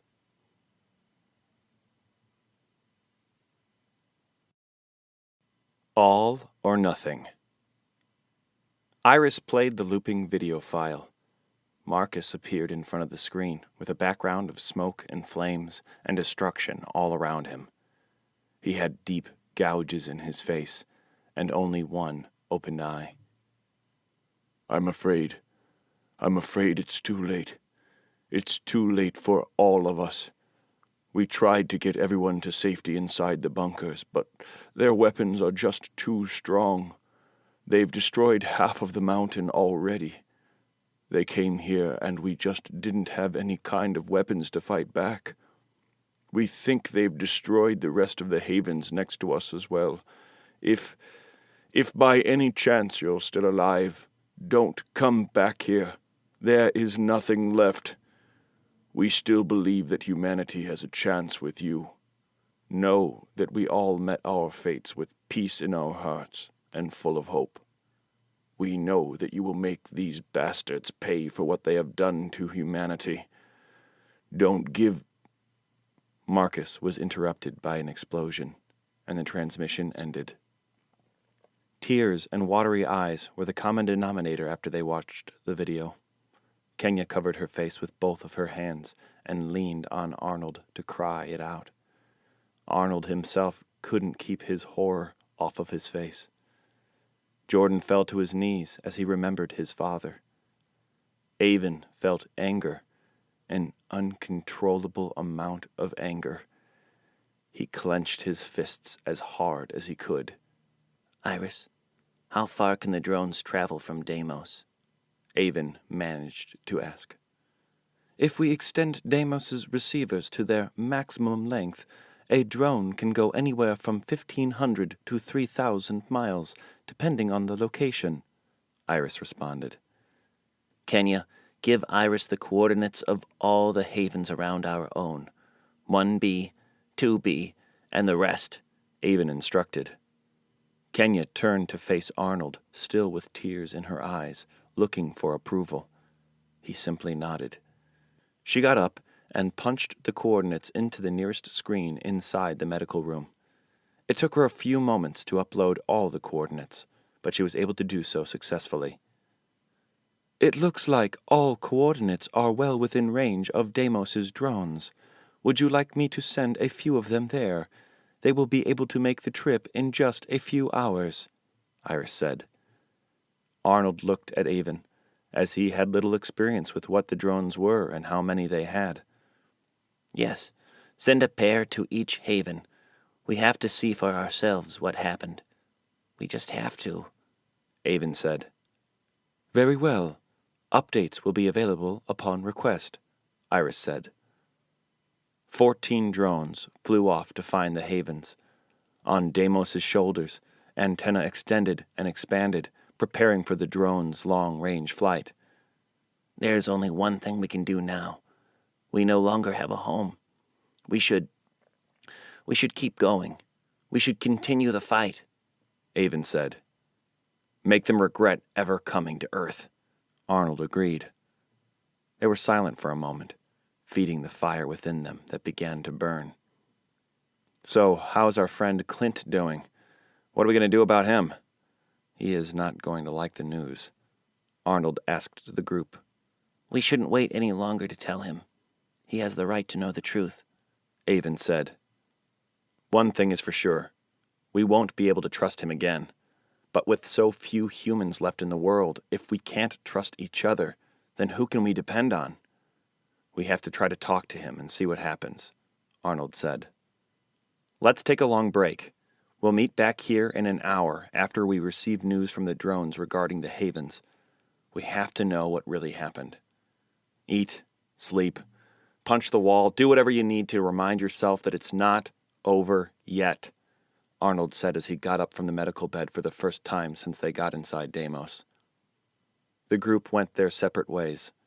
Each one of them ended up in the most isolated place they could find, alone with their thoughts and sorrows.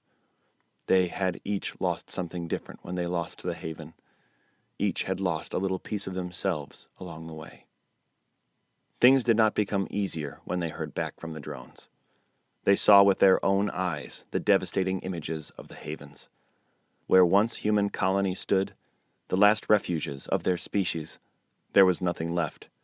All was destroyed, down to the very rocks that held them up.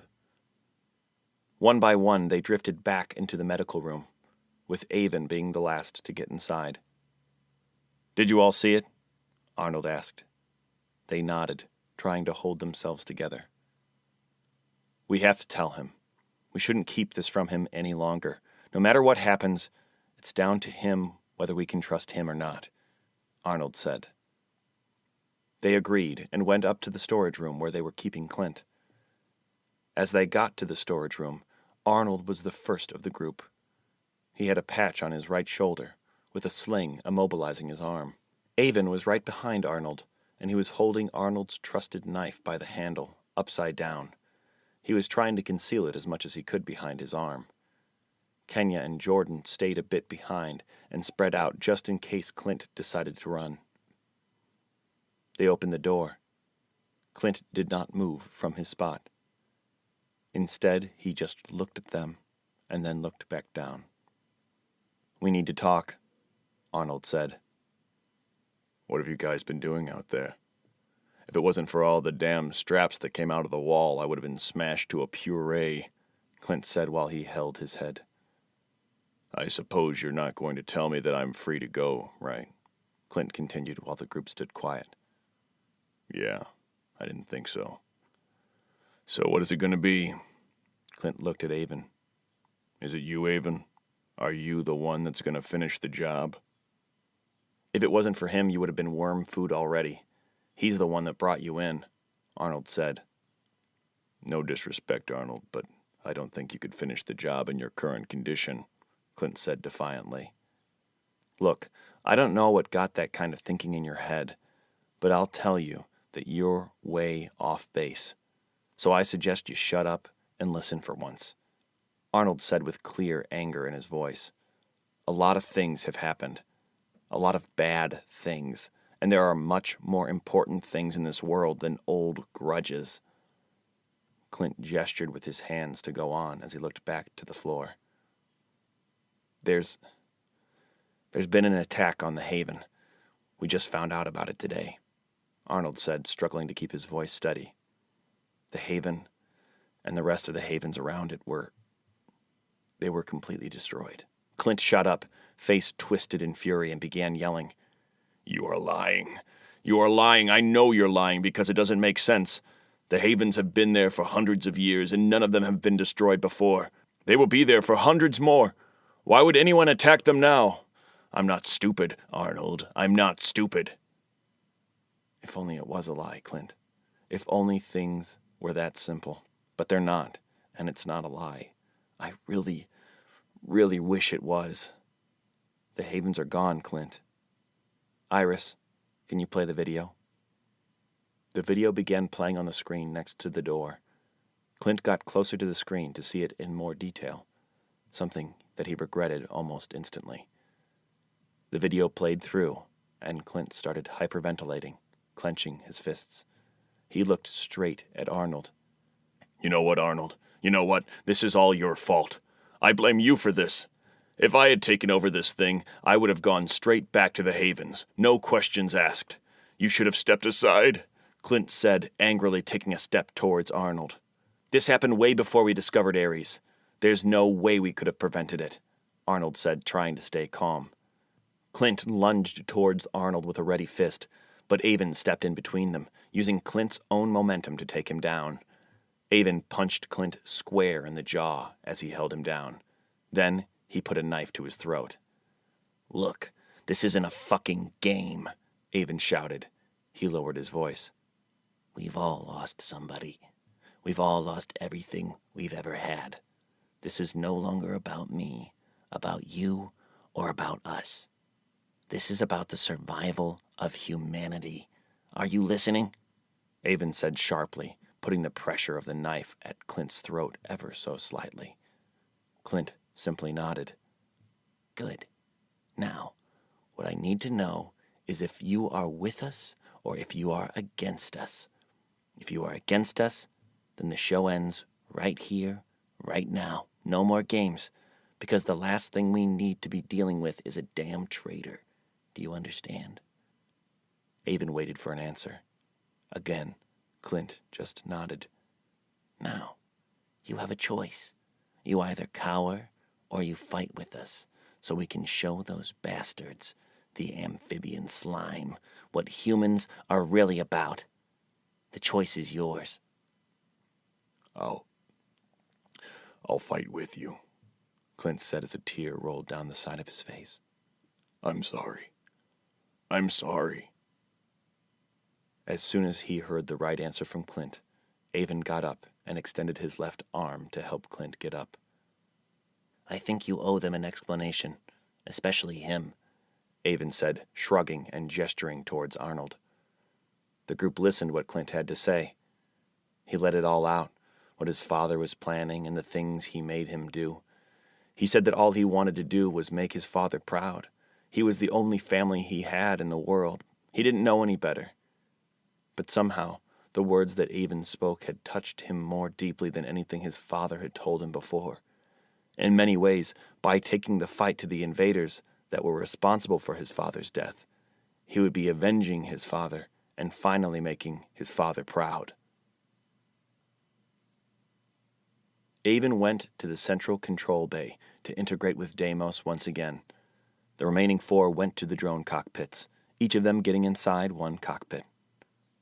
I might not be as much help with just one hand, Arnold said. Just focus on aiming, Have Iris switch the controls to your left hand, then put the drone on autopilot to follow the ones we are controlling. Having two of us aiming at the same time will be great, Kenya told him. The controls are now switched. You will be able to control the drones, aiming and firing only, using your left hand. The control settings will appear on the screen in front of you, Iris chimed in. Are you really sure about this, guys? Is this really the best thing we can do? Jordan asked. This is the only thing we can do. The only thing we should do, Arnold answered. Hey, how many drones did you say we can control at a time? Clint asked. You can control up to 25 drones at a time, Iris said. Make sure you're strapped in, because you might feel this. Are you ready? Avon asked them through the speakers in their cockpits. Let's get the ball rolling, Arnold said. Deimos began to walk and then broke into a run. As he ran, he expanded his rear wings and turned on the two turbine engines on his back. Each step he took was faster than the last, and with each step he covered more distance. The turbines roared with a raw power, lifting Deimos from the ground. As soon as he was in midair, his body began to transform and contract into a more aerodynamic form, letting him gain speed with ease. Holy crap! You guys could have warned me about this, Clint said as he felt Deimos' G-force. We did, said Arnold as they headed straight into the lion's den.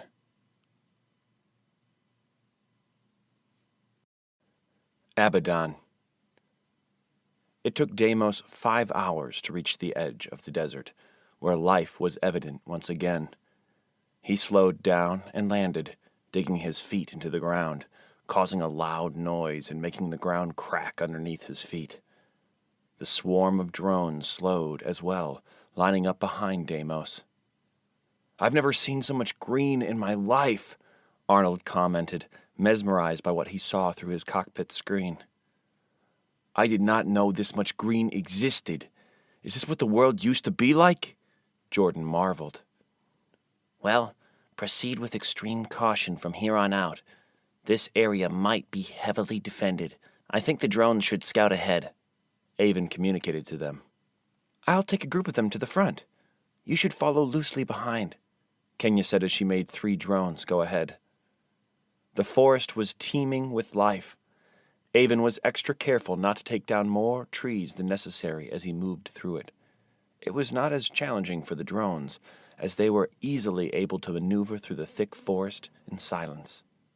They traveled for 2 hours straight, with Kenya's drones staying just a few miles ahead. Is that white stuff we're beginning to see on the trees the thing that they called snow? Jordan asked. My records indicate that it is snow, precipitation in the form of ice crystals. Temperatures are beginning to drop on the outside. I believe we should see more of it as we head north, Iris said. The forest gets less thick up here, but everything is covered in white, Kenya said. Hey, shouldn't the sun have set a few hours ago? Why do we still have daylight? Clint asked. This far up north, the sun does not set every 12 hours. There is sunlight 24 hours a day until later in the year. Until the autumn equinox, approximately September 21st, the sun does not sink below the horizon, Iris explained. I'm out in the open now. There's a river up ahead. I think we are approaching the line, Kenya updated the group. Keep your eyes open and let us know if you see anything strange, Arnold said. As Deimos exited the tree line and went out into the open, he armed himself with the small machine gun once again. The swarm of drones divided into 2, flanking him. It was not like the giant trees provided any kind of camouflage for him as he towered over them, but out in the open, it was way too quiet for comfort. Drone 3 is down, Kenya shouted over the comms. I can't see the enemy. Now, Drone 1 is down. Drone 2 also. I can feel it is coming from the right, Avon uttered as he turned to the right and Deimos turned with him. A large, monstrous creature was coming straight towards them, picking up speed with every step it took. The creature was just as huge as Deimos, if not bigger. It made the ground tremble as it approached, a testament to its weight and size. The creature had short, stubby legs and a hunched body, and 4 large, tentacle-like arms. On its back, there was some sort of weaponry, and at the tip of each tentacle was a large blade. Deimos fired his machine gun at the creature, but it was to no avail. The creature didn't break its stride. The drones began to open fire on the creature as well. Their combined fire managed to slow it down. The creature was met with a storm of bullets, but as it got angrier, the firepower seemed to have less and less effect on it. What the heck is that thing? Avon asked as he reached for the electromagnetic railgun. That is a Shinka, one of their most destructive weapons, Iris responded. Deimos locked onto the target and waited for the railgun to fully charge. Once it charged, he fired. The projectile traveled the distance between them almost instantaneously, piercing the creature's body. The creature collapsed on the ground, but it wasn't long before it began to get up again. The drones zoned in on it, attacking from every angle, but it seemed they were only irritating the creature. The creature swung at the drones with its tentacle blades, destroying a couple dozen drones with every swing. The Shinkas have the ability to regenerate tissue and organs, making them incredibly resilient, Iris said. The monster roared as it was regenerating, and it fired its weapons at Deimos. Its weapons were powerful, causing a whistling sound as they moved through the air. Avon raised Deimos's hand as if by instinct, and a plated shield formed before him.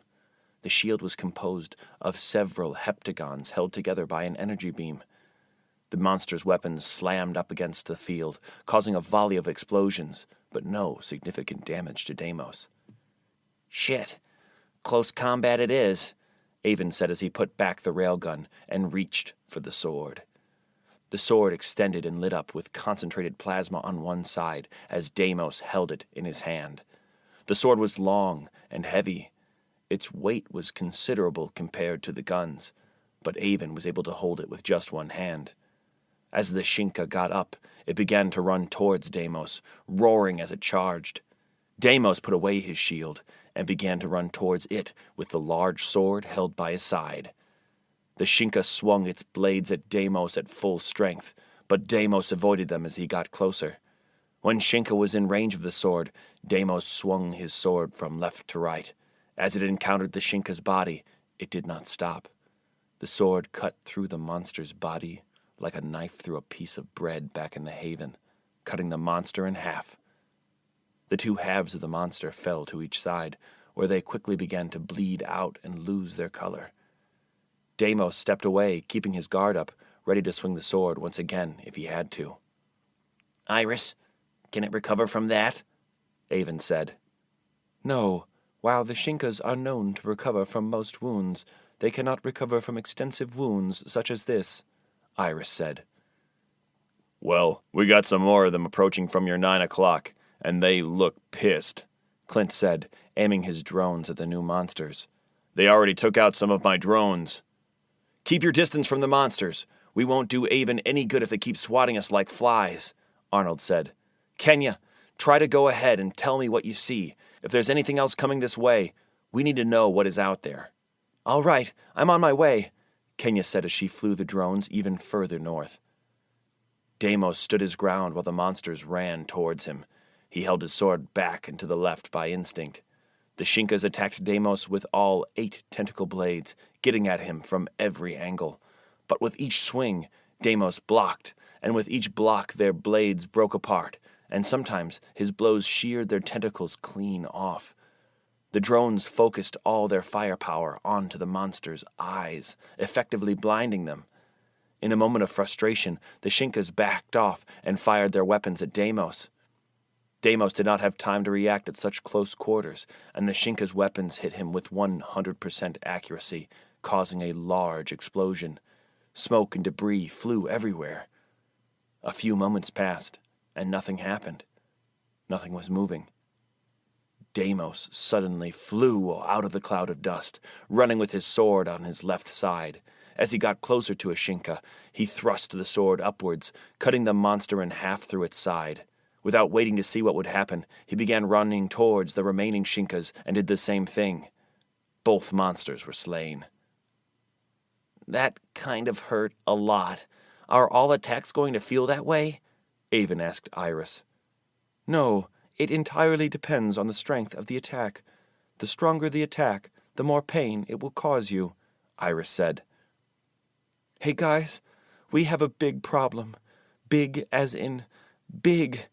Damn it, my drones are gone. Kenya shouted into the comms. There are 4 more of those monster things heading our way, and there is one big spider-looking thing heading our way also. It is easily 3 times the size. Which one is first? Avon asked. They are all coming at the same time, Kenya responded. It wasn't long before Deimos was able to spot the giant spider. Iris, what the heck is that thing? Avon asked, turning Deimos to face the enemy head-on. The human military used to call it the Eater.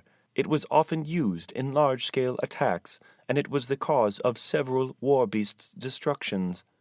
I suggest you use extreme caution with this one, and if I may make another suggestion, there is one weapon you haven't tried that was built specifically for this, Iris said.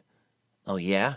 I will try it as soon as we are clear, Avon said, feeling overwhelmed by the situation. As the monsters saw Deimos, they accelerated towards him, roaring and screeching. The Eater released thousands upon thousands of 4-legged creatures. The small 4-legged creatures were fast. "Don't let them get close to Deimos," Arnold shouted through the comms. Should I turn the drone hyper mode on?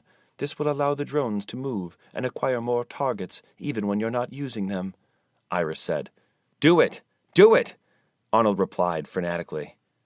The drones started swarming all around, finding target after target and not relenting until each one was destroyed. The small 4-legged creatures were tough, each one taking several seconds to destroy at full firepower. One of the 4-legged creatures got through the line of drones and latched onto Deimos's leg. It climbed for a few seconds, then detonated, causing a fiery explosion. Avon was able to feel it. It stung just as much, if not more, than the Shinka's weapons. "Don't let them break the line!" Arnold shouted. Deimos began running towards one of the Shinkas while evading the swipes of the Eater, trying to take him down. He slew one, then another. Then he flew to the third one, cutting it in half once again. He was about to reach for the 4th Shinka when 2 of the small 4-legged creatures exploded on him, causing him to lose balance with the momentum and fall to the ground. Both the Eater and the Shinka pummeled him, forcing him to the ground. In the central control bay, Avon screamed in pain as he was able to feel the beating. Deimos clenched his sword and deployed his shields, lessening the attack. The shields wouldn't hold for very long under the attacks of the Eater, but Deimos was already up. He swung his sword as hard as he could, cutting off the monster's legs. The Eater screamed. Without wasting time, Deimos went towards the Shinka at full speed, cutting it in half. "You know that weapon you were telling me about? I think I'm ready to give it a try," Avon said, breathing heavily. There will be an option to select it. It will be displayed on the screen. In theory, this is the most powerful weapon conceived by humankind. The true differentiator between Deimos and the past war beasts, Iris said, making the weapon appear on Avon's screen. The god cannons. Using the turbine engines on his back, Deimos distanced himself from the Eater. He sheathed the sword and selected the god cannons from his arsenal. The hyper beam cannons were long to extra long-range cannons. Deimos was still too close to the Eater to use them. Warnings flashed on the screen. Minimum distance to target not met. Collateral damage is imminent. "Relay message," Avon said, determined to fire. Deimos's feet locked to the ground, and the turbines began to wind up as the god cannons aimed at the Eater. The god cannons extended and doubled their length toward the front and back. "Move the drones away from the Eater and hold on to something now," Avon yelled, feeling the immense power of the cannons. The turbines roared to life and attempted to push Deimos forward. It took nearly all his strength to hold Deimos back. Even at 1/4 of their top speed, the god cannons fired with extreme force, pushing Deimos back even as the turbines surpassed their full speed. The Eater was fast, moving at incredible speed for its size, but the cannon's effects were instantaneous. The two beams from the cannons combined into one as they moved away from Deimos. The Eater and the ground around it were incinerated the second they met the powerful beam. All the nearby snow evaporated. Seconds later, tons upon tons of debris went flying, much of it towards Deimos, but thousands of drones formed a wall in front of him, blocking most of it. When one drone was destroyed, another quickly replaced it. The god cannons were still smoking as they contracted to their original position. "We need to know if that's the last of them," Arnold said. Back in the central control bay, Avon was winded and breathing heavily. His body felt broken and tired. It wasn't long before he forced himself into motion, again, once he saw the movement on the ground. "There are still some small spiders left," Avon said through the comms. "As of this moment, there are no big obstacles. May I suggest we use the sterilization protocol with the drones?" Iris said. "What is that?" Arnold asked. "The sterilization protocol is where all the drones that are not in use clean the battlefield in a coordinated effort, concentrating their firepower around Deimos," Iris said. "Do it," Arnold said.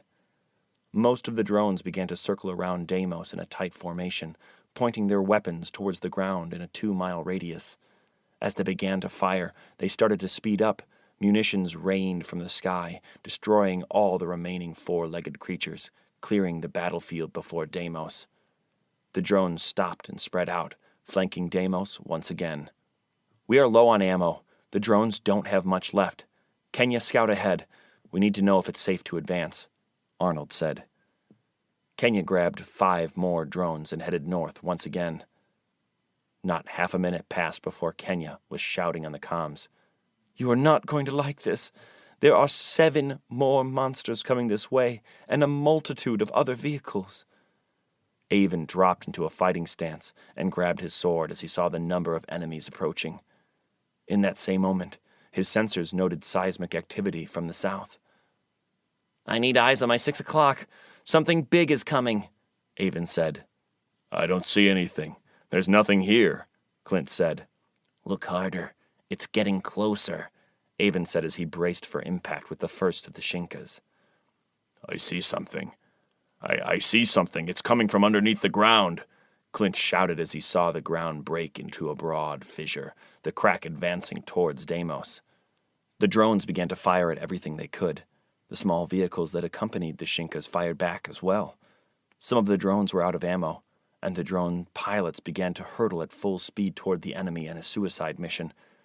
The 250 kilograms of explosives caused large explosions. A storm of fire sprang up within seconds between the two factions. "From underneath? You've got to be kidding me," Avon said as he stood his ground and readied his sword.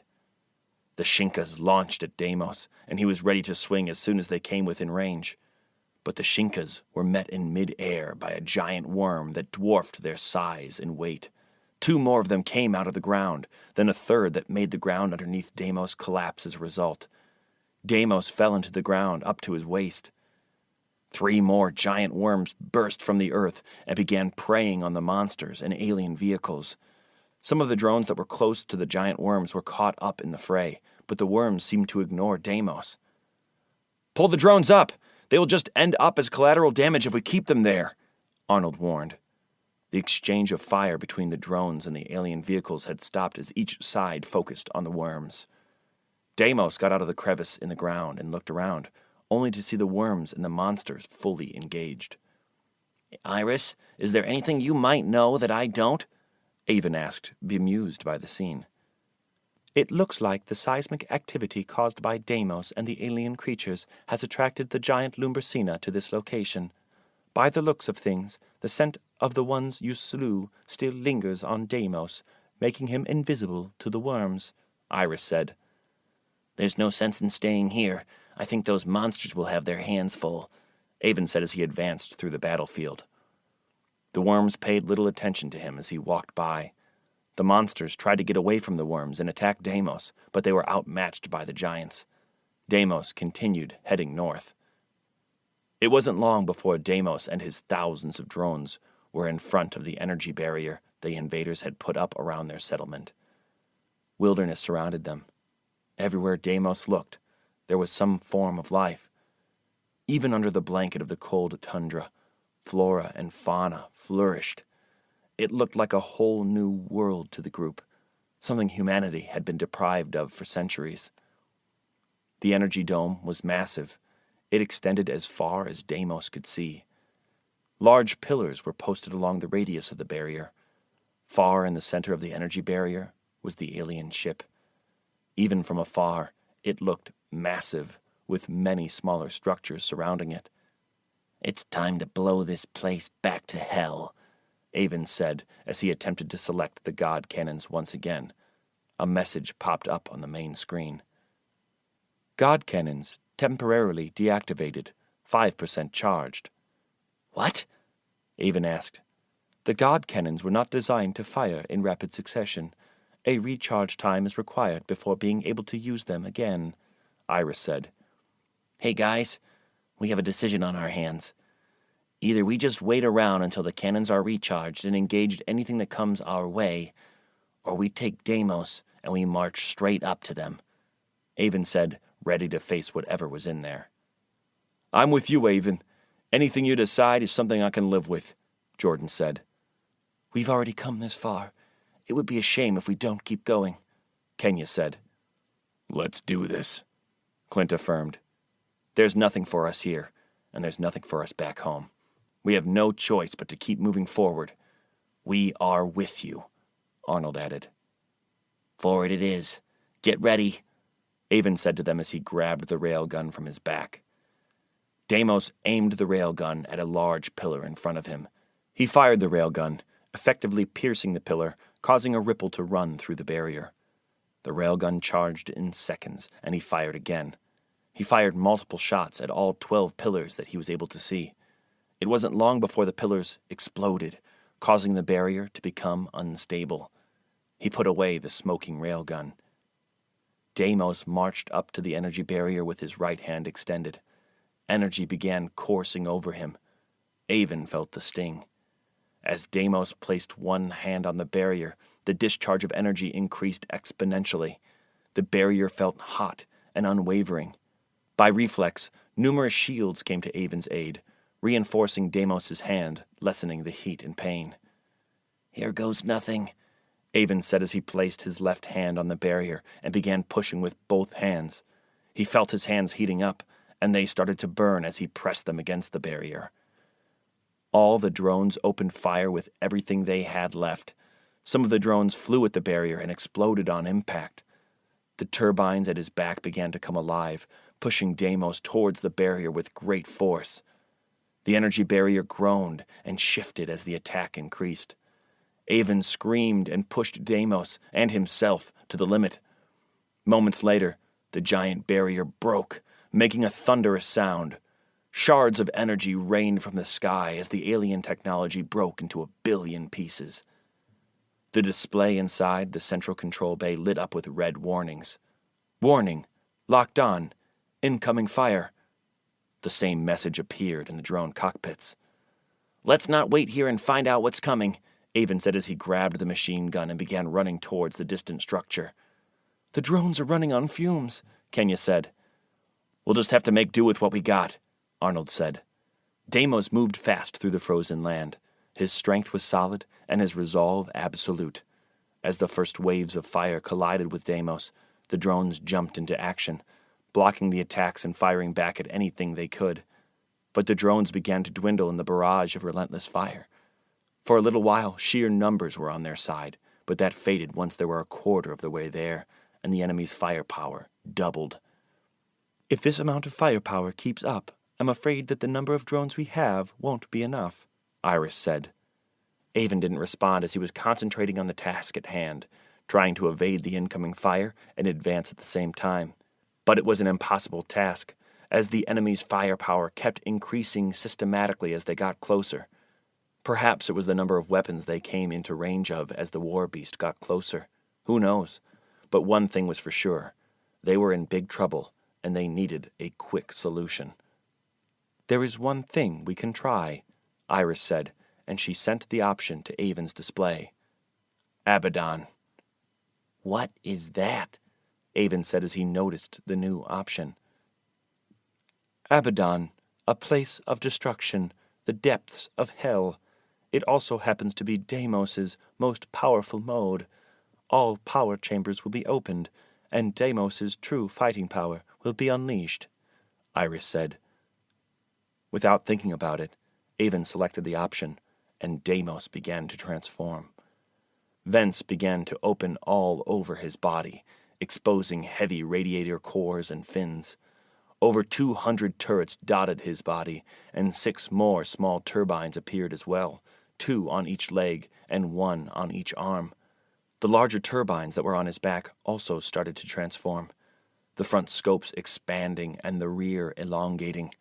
All throughout Deimos's body, radiating blue energy lines separated his armor plating. A message appeared in the drone cockpits. Drones are temporarily unavailable. Abaddon has been engaged. Avon felt the surge of power. His adrenal glands were working double time, and his body teemed with life. As he felt his newfound power, a large, see-through timer appeared on the giant display, counting down. 3 minutes. I'm guessing that is the amount of time I have while in Abaddon mode, Avon said, and he ran. That is correct. Anything longer than 3 minutes will put your life at risk, Iris replied. This is going to have to do, Avon said as he increased the speed of his approach. The remaining drones were struggling to keep up as Deimos ran at full speed. The enemy's fire increased once more, but Deimos did not notice the difference as he plowed through it. Deimos was firing from all angles. Every turret on his body was at full strength.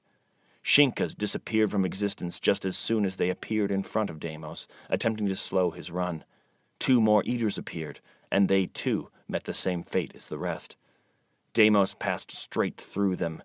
Vehicles of every kind collided with Deimos, small, large, heavy, all mere nuisances. All were destroyed in a matter of seconds. Deimos was a true juggernaut. As he closed the distance between him and the alien structure, only a few seconds remained on the clock. 15 seconds. I can do this! I can do this! Avon shouted, just as an electromagnetic pulse detonated on his right side, almost knocking him off his balance. The electromagnetic pulse was 20 times larger than any previously detonated on Earth. Avon felt like an ice-cold bucket of water had been poured over him. The screen flashed with a warning. Electromagnetic pulse damage. The Abaddon form began to retract, and the world slowed down once again for Avon. That was when he saw them, the explosions of electromagnetic pulses all around him. It was like a severe lightning storm, but from the ground up. He tried to slow down, but it was too late. His momentum was too great.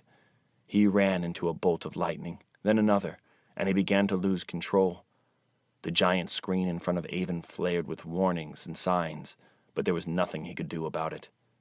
Deimos became limp as Avon passed out in the central control bay. Deimos's momentum was so great, he closed the gap between him and the building in seconds, crashing into it with tremendous force. The path that Deimos took to the alien structure was clearly visible, marked by utter destruction. Deimos's armor hissed against the building as he rested on it. His core engines were unwinding, and his power was shutting down. Smoke billowed from every direction as debris continued to fall, and the alien building continued to crumble under his weight. The drones fell to the ground one by one as Deimos shuddered to a halt.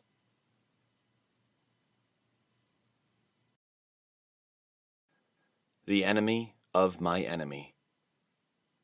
Panic suffused the alien settlement. This was the first time a threat had knocked on their door. The remaining alien guards were trying to keep the settlers calm. They spoke through voice-amplifying devices. Please, head to the lower levels in a calm and orderly fashion. The threat has been neutralized. I repeat, the threat has been neutralized. Our great leader will address you shortly. The alien settlement was a cluster of buildings surrounding their Explorer-class ship. The rest of the fleet lay dormant, scattered around the settlements.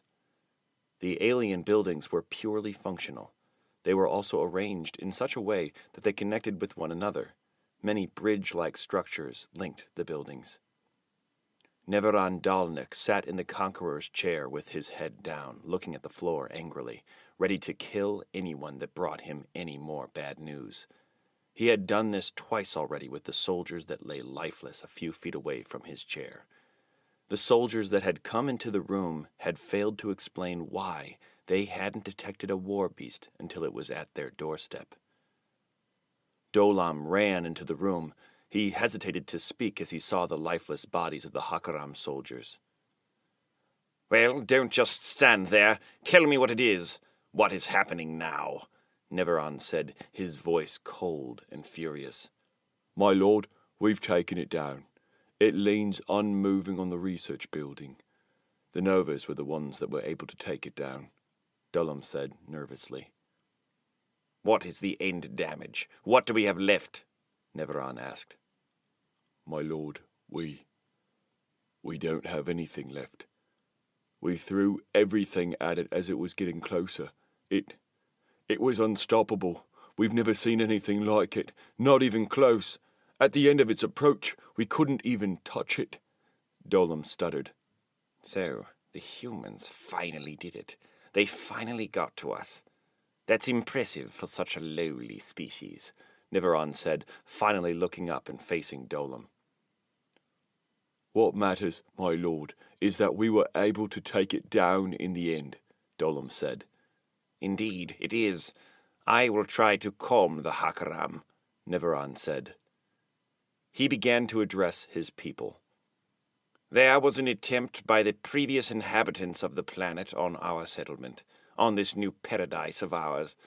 But have no fear. I am still with you.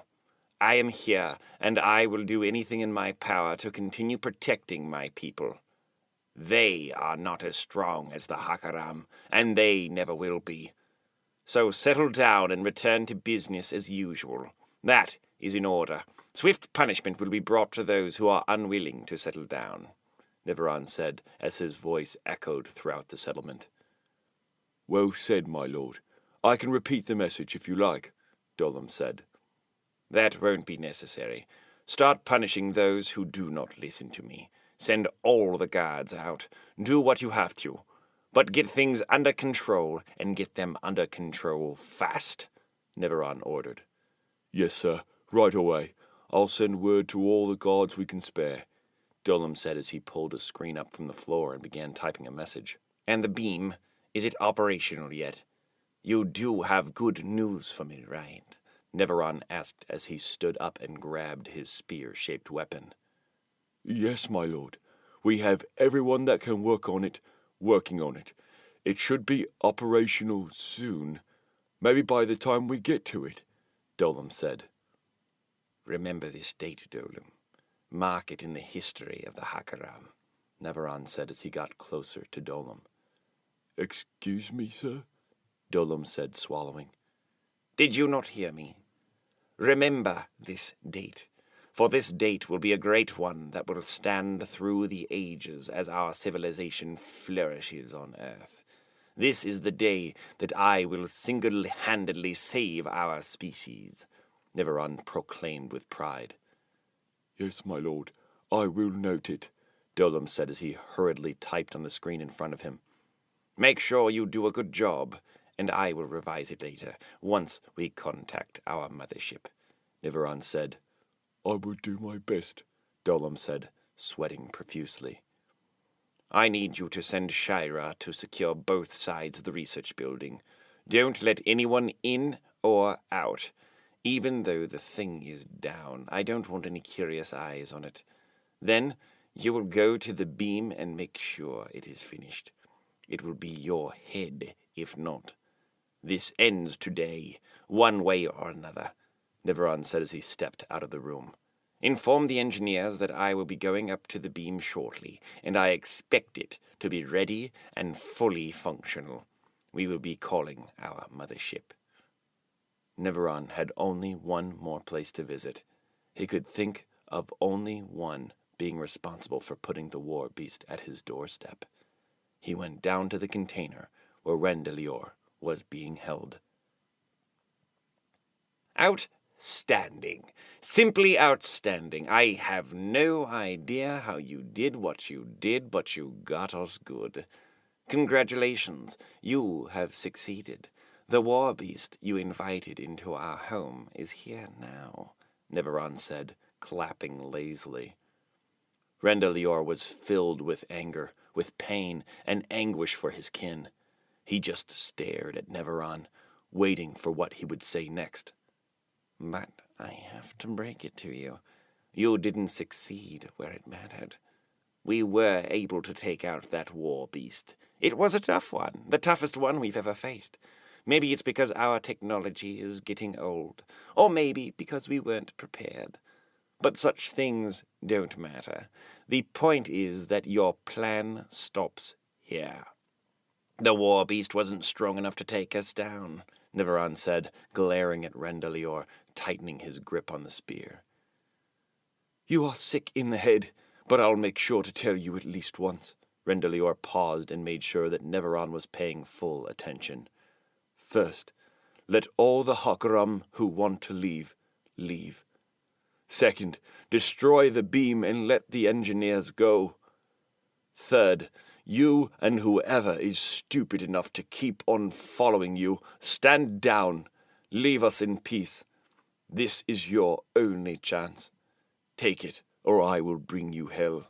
I promise you that you will regret not taking this offer, Rendelior said, scowling. Neveron laughed. At first it was a weak chuckle, slowly building into a laugh that he couldn't contain. You will what? He said in between laughs. Thank you for that. I haven't had a good laugh for over 100 years.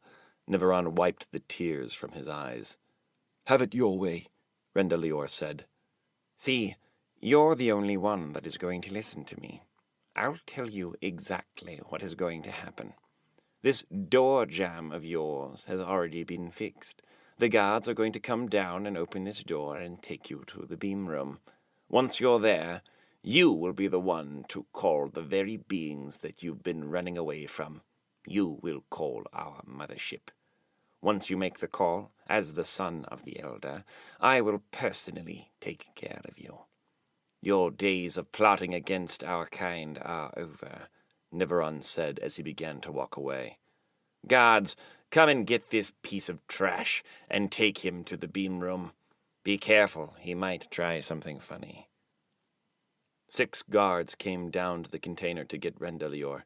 Each of them was sweating and nervous, as they knew that he was not just any Hakaram.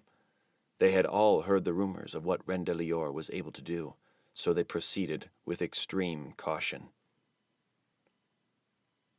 Viridium and Nerendio had their hands full on the other side of the alien settlement, doing what they could to help Rendelior and the war beast. They had a makeshift command center with over 30 screens open in front of them, giving them different information from different parts of the settlement. Have you been able to get in contact with them? What about the doors? Are those locked? Make sure that no one can open them from the outside, Viridium said. I haven't been able to contact the war beast. Its systems appear to be completely offline. It will take some time before they can get their systems back online. The doors are locked. Those suckers are sealed. They won't be able to open them from the outside no matter what they try, Nerendio replied. What about the beam? Is there any way we can continue blocking it? Viridium asked. No, I'm afraid not. They have completely isolated the beam to any network on the settlement. For a second or two, I thought they were on to us, but that does not appear to be the case. They are fooling themselves, Nerendio said. Damn it. I have about 30 soldiers heading that way. The rest are busy handling the growing unease of the populace, but we need to do more. We need to spread our soldiers further. More importantly, we need to make sure that nothing happens to Rendelior. We need cameras on him at all times, Viridium said hurriedly. I have eyes on Rendelior. They are taking him from the container. 6 guards are with him. I'll send word to our partners below that we need a distraction, Narendio said as he opened a small communication box to one of their own. Yes, sir. It's chaos down here. Now, Jarak, my friend, listen to me. We need a big distraction as far from the research building as possible. It is of the utmost importance, Narendio said. Yes, I think I can help with that. I just have the thing in mind, Najarak said as he closed the communication box. Moments later, Najarak went up to an alien guard on the western side of the settlement and punched him square in the face while yelling, "We don't want war anymore! Give us back our lives!" Others who were part of Najarak's team joined in the fight, and soon many of the Hakaram settlers joined the ruckus as well, causing an uprising. The settlers needed that. They wanted that. And now was the time to let their centuries-old anger out. The distraction worked, causing 15 of the 30 soldiers supposedly heading to the research building to turn back and head the other way. "Prep the secondary carrier ship and initiate the flare protocol. The rest is up to Rendelior," Viridium said as she opened yet another screen pane in front of her. The communication beam was fully operational by the time Neveron entered the room. Elated, he praised Dolom and the engineers for their work. He thought several times about calling the mothership himself. But no, it wouldn't be him. Above everyone else, he wanted to make Rendelior suffer. He wanted him to suffer as a traitor to his own kin. He wanted to see the agony on Rendelior's face upon calling the mothership. He stayed as far away from the beam as he could to reduce temptation. "Ah, Rendelior Palak, it's so nice of you to finally join us. I'm glad that you will fulfill your duties as a Palak and call our beloved mothership. Your communication beam is ready. Tell them that we have a planet ready for them," Neveron said, grinning as he gripped his spear. "You know that the elders will have your head for calling them to an inhabited planet, right? My father broke the Prime Directive and invaded a planet filled with intelligent life. There is no way that they will agree with the genocide you've committed alongside my father," Rendelior said with spite. "The elders will do no such thing. Instead, they will fall to their knees before me, thanking me for having saved the Hakaram from extinction. Can't you see? Our kin is dying. We have no place among the stars. This miserable planet is the last thing we have left. It's our only chance. Plus, I am only following your father's orders. If anything, the elders will have yours and your family's heads, and then we will finish what we started. They will covet this finding, and we will rise from the brink of extinction as the great civilization we once were."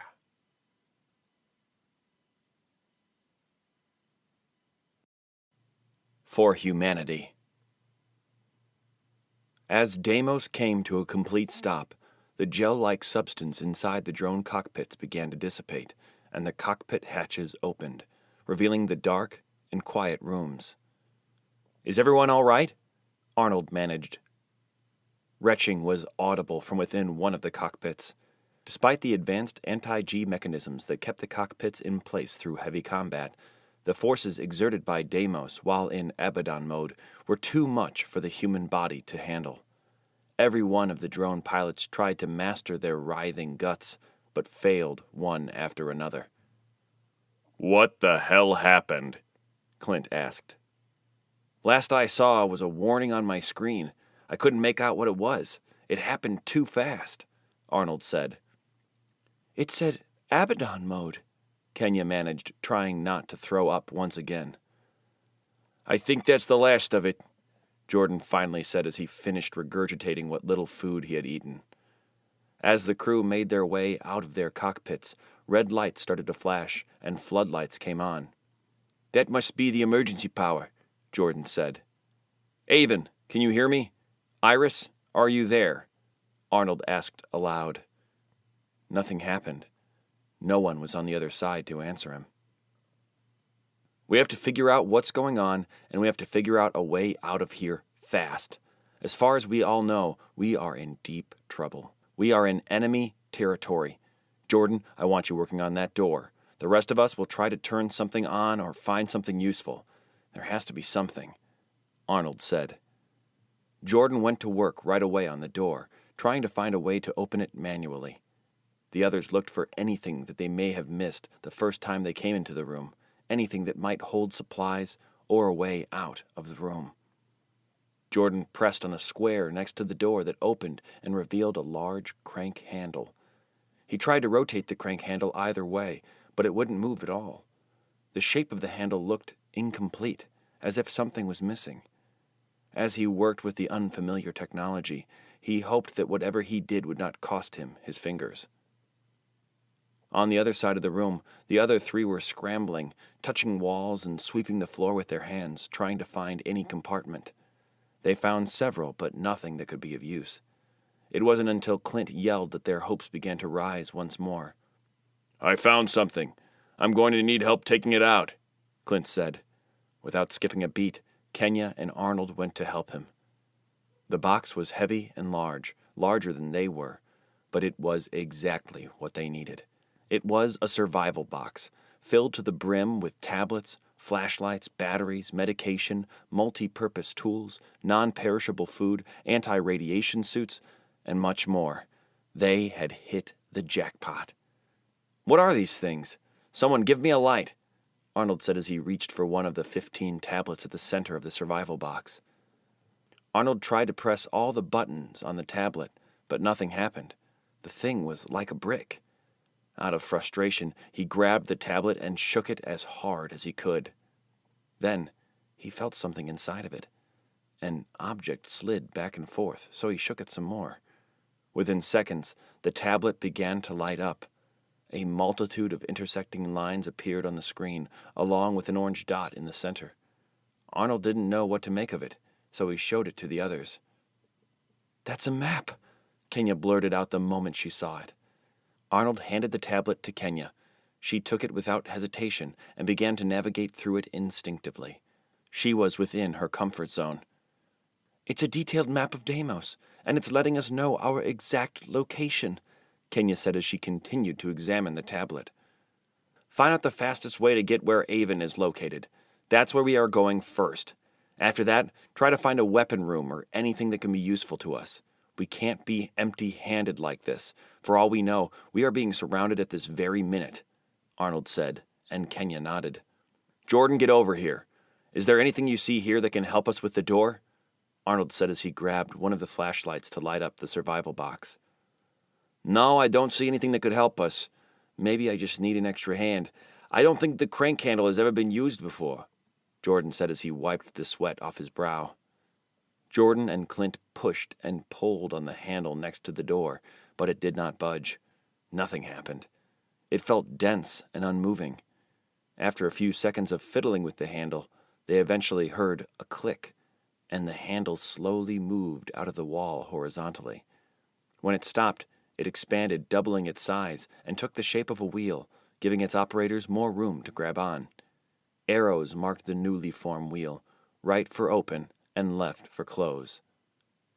Jordan tried to turn the wheel by himself, but it was too heavy. Seeing his struggle, Clint joined in, and together they began to rotate it. With each rotation, the door opened a bit more. They must have turned the wheel 80 times before they had a big enough gap to squeeze themselves out. "I think that's good enough. We don't need the whole door open to get out. You think you could fit through there, Clint?" Arnold asked, as Clint was the largest one in the group. "Yeah, I think so," Clint replied. "Talk to us, Kenya. What did you find?" Arnold asked. "I think I know how to get to Avon." "Get a sip of water and grab whatever you think is going to be useful, and let's go," Arnold instructed.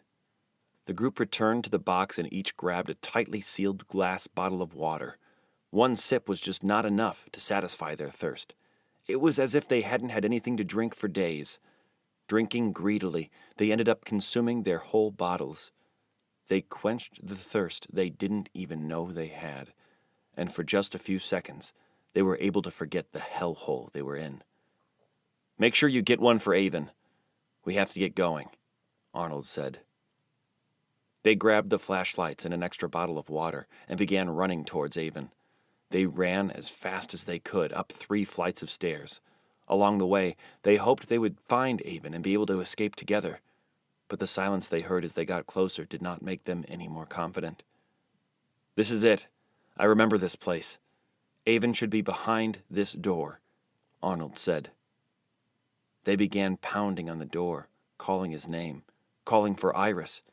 But no one was there, and the door to the central control bay felt solid and impenetrable, like a mountain between them. Jordan checked every wall, every crevice, looking for another handle like the door they had opened before, but there was nothing. "Let's keep looking!" Arnold yelled, desperate to find a way inside.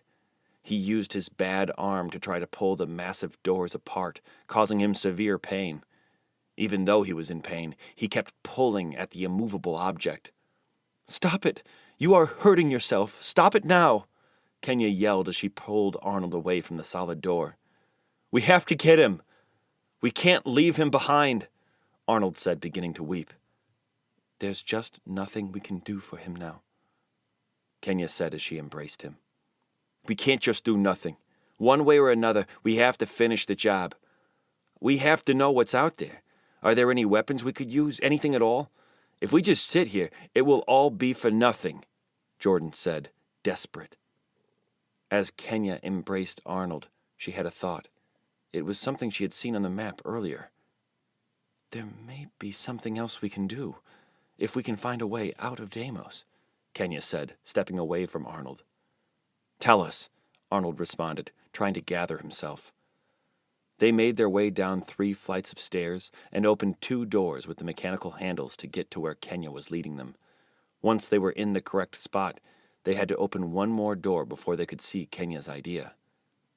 "I hope there's not another door behind this one, because it's getting very tiring," Clint complained as he wiped sweat from his forehead. "Man, the doors are heavy." "This should be the last one. The place we are looking for is right behind it," Kenya assured him. They opened the door to reveal a large room filled with drones, stacked from floor to ceiling against the left and right walls. "You do know we can't use these anymore, right? We had about 1,000 of them left before everything blacked out," Clint said. "Wait, I think she's onto something. Let her explain," Arnold said. "Well, it kind of depends on if Jordan is able to do what I think he is capable of doing," Kenya said. "Okay, go on," Arnold said as everybody looked at Jordan. Jordan nodded his head and gave a small shrug, a bit embarrassed. He was already starting to sweat.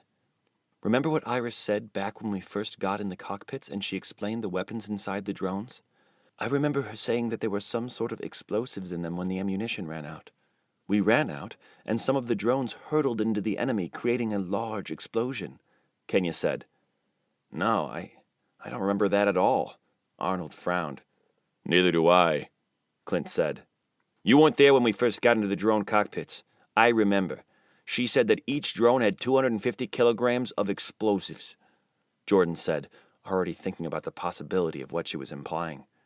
"What if we could take them out, the explosives, and go out there? Sneak as far inside as we can, hit them where it would hurt the most," Kenya said. Everybody looked at Jordan, waiting for his response. "Well, it would take me a little while to figure out how to detonate them and how they would work, but I can do it. I think I can do it. I just have to make sure that I don't get blown up in the process." "Okay, let's get on it. We don't have much time. We can't give them time to settle or figure out a way in. We'll help Jordan with whatever he needs," Arnold said. "Strike while the iron's hot. I like it." Clint grinned. They got to work on disassembling the drones right away, but it was not an easy task. Even with the dolly, it took 4 of them to move 1 drone. They found instructions on how to dismantle the drone next to the tools for repair. Luckily, it wasn't hard for Jordan to dismantle one. For him, it was second nature. Once they were fairly certain that their explosive contraption would work, they moved on to do 1 more, gathering a total of 80 kilograms of usable explosives, 20 kilograms for each of them to carry. The rest of the explosives were too entangled in wires to be used outside the drone. They worked in unison, like a well-organized team, each one of them doing the most they could and trying to make themselves helpful for Jordan. Arnold didn't tell anybody he was suffering, but the pain from his shoulder kept getting stronger. The medication Iris had given him was just not enough. But he pushed through. He had to be strong. He had to be strong for them. He had to be strong for Avon. Had to be strong for humanity. "That's it. This is the last one. We are ready to go," Jordan finally said as he looked up at Arnold. "Let's pack them up. Kenya, can you find us a way to exit Deimos?" Arnold asked as he looked back at Kenya. They began to empty the bags of tools they had brought for manipulating the drones and pack them with explosives. "I've already looked. There are several exits all throughout Deimos. Which one do you want to use?" Kenya answered. "Let's go for the closest one," Arnold said, struggling to get his bag off the ground. "Are you sure you can carry that?" Jordan asked. "Yeah, I'm sure. I just need to stretch a little bit. I'll be fine, don't worry. Let's get moving now," Arnold said. They went to the nearest exit door, and they quickly discovered that the handle mechanisms for the exit doors were not the same as the interior doors. These were much heavier and larger. Because of its larger size, it took Jordan and Clint twice as much effort to push and pull and get it a quarter of the way open. As they opened the heavy door, the cold breeze from the tundra came in, chilling the room. Cold wasn't something that they were used to. It felt strange to them as it crept in and wrapped its icy tendrils around their bodies. When they had had just enough room to squeeze their heads outside, Kenya took a look. "Yeah, this isn't going to work," Kenya said, getting back inside, trembling from the cold. They each took turns poking their heads outside, and every one of them came back in quivering from the cold. Also, the exit door they were trying to open was too far away from the alien building. It looked like an impossible distance. They were so high up from the ground that a jump or slip would certainly kill them. "Isn't there a closer exit to the nearest building?" Arnold said as he rubbed his face, trying to bring warmth back to it. Kenya went for another look. This time, when she pulled her head back inside, there were snowflakes in her hair. She looked at the tablet for a few seconds, zooming in and out on the map. "There is one, 2 flights up. I think it would take us to where Deimos' upper body is resting against the building," Kenya said. They made their way to the exit door Kenya had suggested. Once again, it was up to Jordan and Clint to open the heavy door with a mechanical wheel. They struggled with all their might to open the door just enough for them to peek outside. Then they opened a big enough gap in the door for them to fit through it. Clint volunteered to go first. He motioned them to join him when he was satisfied the coast was clear. The crew stepped outside, and they were bemused by the strange alien room. The floors were dark. The walls were covered in mazes of wiring, and trinkets and devices of all shapes and sizes filled the room. They had an uneasy feeling walking through it, half expecting to walk out and meet their maker. But the room was empty of life. That much was certain. The room was cold, as air from the outside rushed through the crevices and apertures left by Deimos' body as it rested against the building. There were 2 doors in the room, one on either side of the wreckage that came through the ceiling. They quickly checked on them, but they were sealed tight, and this time there was no mechanism to open them. "I'm guessing this is as far as we go," Clint said, reaching for his bag. They were scared, angry, and feeling reckless. They wanted to do anything they could to avenge the Havens, even if it wasn't much. As they hesitated, a small flashing light across the room caught the attention of Arnold. "Look at that," he whispered, gesturing towards the light. "What is that?" Jordan asked. "There's only one way to find out," Arnold said, walking towards the flashing light. "Careful, it could be a trap," Kenya said. Arnold ignored the comment and continued walking toward the blinking light. As he got closer, a digital screen appeared in front of him. He stopped and stood still, wishing he had listened to Kenya. An image began to appear on the screen, accompanied by a voice. "You can come closer. It's perfectly safe. This is simply a form of communication." The creature on the other side spoke in Arnold's language, but it was mechanical sounding, more synthetic than real. Arnold had heard before that they were able to speak human languages. In that moment, Arnold knew exactly what was on the other side of the screen. It was one of them, one of the amphibian slime, one of the aliens that had ended countless lives. He was angry. Fury ran through his veins like a raging river. He became dizzy and disoriented for a moment, but he managed to keep himself together. He reminded himself that he needed to be strong. "Where is your leader?" Arnold growled. That is exactly the question that I intended to answer. In fact, as of this moment, it is the only question that matters. The strange, frog-like alien on the other side of the screen stated. "Where is he?" Arnold repeated. Before I answer that, please allow me to explain. My name is Viridium Barkan, and I was the one who helped you and the war beast get here. She was silent for a few moments, letting it sink in. I and a handful of others have chosen to go against our kin to protect you, in order to try to save this planet from the hand of tyranny. Bullshit. If it wasn't a trap before, it sure as hell is one now. An image of Deimos appeared on the screen, rising from the ground next to Viridium's face before she began to speak again. We knew about the war beast even before it surfaced. We were the ones responsible for correcting the missing map in the Haven's archives that prompted your chief to send you looking for it in the first place. The map for the final resting place of the war beast was divided between the 5 countries that helped build it. For centuries, the pieces were lost until we were finally able to put them together in the form of a broken file. She stopped to allow them to speak. "You mean to say you knew we were coming?" Arnold asked. Yes, we knew.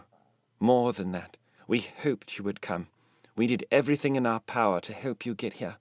We blinded our generals, our surveyors, and our defenses to give you the best shot at access. We decided that we would leave your planet regardless of what our leaders say, but we also decided that we couldn't just leave you here with them, with the true monsters.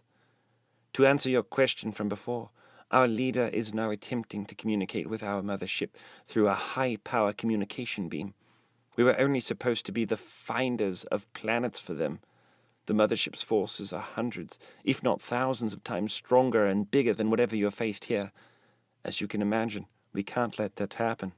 Viridium explained as plainly as she could. To think that the visitors were just the beginning of what the alien race could do to them. It was apparent in the faces of the humans that the odds were stacked infinitely against them. It seemed like an impossible fight. But there is still hope. There is still a chance, Viridium said hurriedly before their hopes vanished into the void. "What is it?" Arnold dared to ask. The high-power beam I mentioned earlier. There is a way to stop it, and judging by the chemical composition of what you have in your bags, I think it will be more than enough, Viridium told them. "Enough for what? What if we didn't have this?" Arnold asked, suspicious. Enough to send that being over to the next world. And if you did not have that with you, we were ready to provide you with our own similar chemicals that would have essentially the same effect. Look over to your left. In the corner, you will find a black box filled with something similar to what you are currently carrying, Viridium explained. "Tell us how to get to the beam," Arnold said, his voice determined. Arnold, you can't be serious, Kenya hissed. "Yeah, man. What if it's a trap?" Clint added. Arnold knew that common sense dictated not to trust a stranger, but he saw the hurt in her eyes as she spoke. He saw the conflict in her life and the suffering that she was going through. Those things you cannot fake no matter how hard you try. And he knew that in many ways it was because of her that they were still alive. There are 12 Hakaram soldiers in the room to the left of you, and there are 3 to the room on your right. They are fully armed and highly capable, and they will not hesitate to kill you. But do not worry at this moment. I have full control over those doors, and they will remain closed until you are ready. That beam, or at least the easiest way to destroy it, is at the end of the next building, 8 doors down, Viridium said as she showed them a map of where they were located and where they needed to go. "Are there any more soldiers?" Arnold asked. Not at the moment. All hands are preoccupied with the uprising that we are orchestrating outside. Even our leader is paying little to no attention to the war beast. He must think that we have seen the last of it, Viridium said. Kenya, do you have this? Arnold asked as they looked at her. Yes, I think so. There's not too much going on, Kenya replied, taking a good look at the map, trying to memorize it. Within a few seconds, she had painted the map in her head, remembering each of its intricate details. Once you get there, there will be a large pillar at the center of the wall in the last room. That pillar carries half of the power you need to power the beam. If you can cut it off there, then you will cause a chain reaction. That will destroy most of our power grid. You will then have about 1 minute, or 2 at the most, to get back inside the war beast. I will close all of the doors behind you on your way back to give you the most chance of success. If my calculations are correct, you will only feel a small thud once inside the war beast. How you want to get there is up to you. Do you have any ideas of how to get past the soldiers? Viridium asked. You said that you can control the doors at will, right? How fast can you open and close them? Arnold asked. That is correct. The doors will open or close as soon as I finish speaking the command, Viridium said, trying to imagine where Arnold was going with this. My open hand will mean open, and my closed hand will mean close. Once we get past the first room of soldiers, I need a clear path to the room where the pillar is located, Arnold said as he pulled out an explosive with his good arm. He gestured for the group to hold their positions except for Jordan, whom he gestured forward as he neared the door that was holding back the 12 Hakaram soldiers. He and Jordan were just a few feet away from the door when he pressed the countdown button on the explosives. As soon as the door opens, you slide through as fast as you can, Arnold said as he detonated the explosive to go off a mere 30 seconds, and then handed it to Jordan. He quickly raised his hand and opened it. The door in front of them opened, and Jordan sent an explosive sliding across the floor to the middle of the room. He was able to see the group of soldiers standing around for a split second before they saw him. Arnold closed his hand, signaling for the door to close, and it did almost instantaneously. They then stepped away from the door and backed towards the opposite end of the room. Some 20-odd seconds later, there was a loud bang from behind the metal door, making the building reverberate. I can inform you that your plan was successful. However, you must hurry, as the 3 soldiers in the next room over felt the blast and are now calling in for permission to check. I'm blocking their calls, but it won't be long before they make their way over there, Viridium said. Are you guys in? You don't have to do it. I can go by myself, Arnold said. I'm coming with you. There's no way you can carry all of these by yourself. I intend to deliver these where it hurts the most, Kenya said with a slight smile on her face. I'm in, Jordan said as he adjusted his bag of explosives. Yeah, man. I'm in too.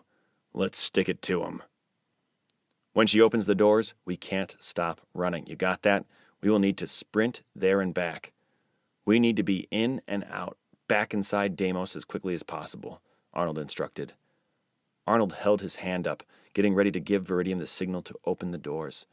He looked at each of his comrades and looked back at the door, trying to focus. He opened his hand, and the doors opened with it. Let's go! Arnold yelled as they began sprinting. They passed through the first room without looking around too much at the damage the explosives had done, but at a glance, one thing was clear. None of the soldiers had survived. They checked every entrance after that, looking for signs of hostiles, but fortunately, there weren't any. They got through the 3rd, the 4th, the 5th, and through the 7th room without hesitation. But before entering the 8th room, the room where they would set off the explosives, they stopped. In the middle of the 7th room, a Hakaram was waiting for them, blocking the entrance to the 8th. This Hakaram looked much like Viridium in its general physique, but with a different appearance. Her white hair was different, less well-kept than Viridium's. She had some kind of armored skin. Her facial features looked angry, and she was half-crouching, ready for a fight.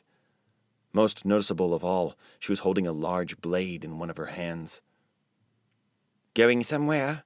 I really didn't think that there would be anything left alive inside that thing, but I'm happy that there is. As I'll finish the job I started with my own hands, I won't be leaving any loose ends, the Hakaram soldier said. The group's fury swelled at seeing one of them in the flesh, and they were astonished that they were able to understand her so clearly. They thought it was a computer trick when Viridium was talking to them in their language. You started? Arnold managed to ask, trying to hold back his impulse to run. I knew that there were some of you wandering the desert. There was no other reason why those wretched worms would be moving that much. I looked for you, but somehow you evaded me. Anyways, that's not important now, the Hakaram soldier said as she took one step forward and tightened her grip on her blade. I am Shaira Baihalan, and I am the one responsible for destroying your homes, those so-called havens of yours. I thought you should know. Jordan and Clint were getting ready to attack her, but Arnold put up one hand and held them back. Stay calm. Concentrate on the task at hand. We have to deliver this, Arnold said in a low voice. Kenya handed her bag to Clint and grabbed Arnold's arm, pushing it down slowly. Arnold looked at Kenya. She nodded once, and he knew what that meant. She took a few steps forward, and so did the Hakaram. In that moment, Kenya felt a surge of energy and calmness run through her body. Humans were not as weak as Shaira wanted to believe. The human spirit is resilient and strong, and when you take everything away that a human might be scared to lose, and combine it with anger and years upon years of heartbreak, you are left with one dangerous weapon. You underestimate me. Even with the 4 of you, you won't stand a chance against me. What makes you think that just one of you will? Shaira said, getting even closer. Because I have to, Kenya said as she launched herself at Shaira. Shaira swung her blade while Kenya ducked and delivered an uppercut as hard as she could. Shaira stumbled back, and Kenya kicked the blade out of her hand. What? Shaira shouted, not believing her eyes, feeling the sting of her hand from Kenya's boot. Go! I'll catch up! Kenya shouted as she stood in front of Shaira, unfazed. Something inside them told them that she would be okay. Shaira should be the one to worry. So, they went on to the next room without hesitation. Shaira attempted to grab them, but Kenya was already there. In the next room, the last wall was just as Viridium had said. The group hurriedly emptied the contents of their bags and began to arm the explosives, leaning them against the wall. Meanwhile, Shaira and Kenya were locked in fierce battle. Shaira was bigger, stronger, and trained in combat, but Kenya was determined and agile. Kenya was not just landing blows on the alien soldier. She was also looking for her weak spot. It took several hits from Kenya and several punches from Shaira for her to discover it. As Kenya's arm became stuck in one of Shaira's armor plates, Shaira screamed at the top of her lungs. And suddenly, Kenya knew what she had to do. Shaira's intricate body armor was fused to her skin, and Kenya knew exactly what to do with it. Kenya reached for the armored skin, trying to separate it at every chance she got. The pain was excessive for the Hakaram soldier, causing her to faint, giving Kenya the upper hand. Moments later, Kenya walked into the last room victorious, only to turn back as the group was already getting ready to leave. "We've got 15 seconds!" Arnold shouted as they hurried outside. As Viridium had said, the door closed behind them. They broke into a run back towards Deimos. Arnold was falling way behind, but Clint decided to help him without wavering. They were not even halfway into the 6th room when they heard the bang behind them. It was louder than they expected. The bang prompted them to run even faster than they already were. They had one more room to go when they saw them. 2 more Hakaram soldiers were blocking their way, but this time they were armed. "Keep going! Don't slow down!" Arnold yelled. He then looked at Clint to ask in a voice that only he would be able to hear, "Are you with me?" Clint nodded and separated from Arnold as each one charged at the Hakaram soldiers. The soldiers fired at the imminent threat, but that did not stop them. Somehow, they kept moving towards the soldiers, determined to give Jordan and Kenya a real chance at escaping. Kenya tried to stop in the middle of the room, to go back and get Arnold, but she was yanked forward by Jordan. "Go! Keep going!" Arnold screamed through a bloody mouth. "Don't make this be for nothing.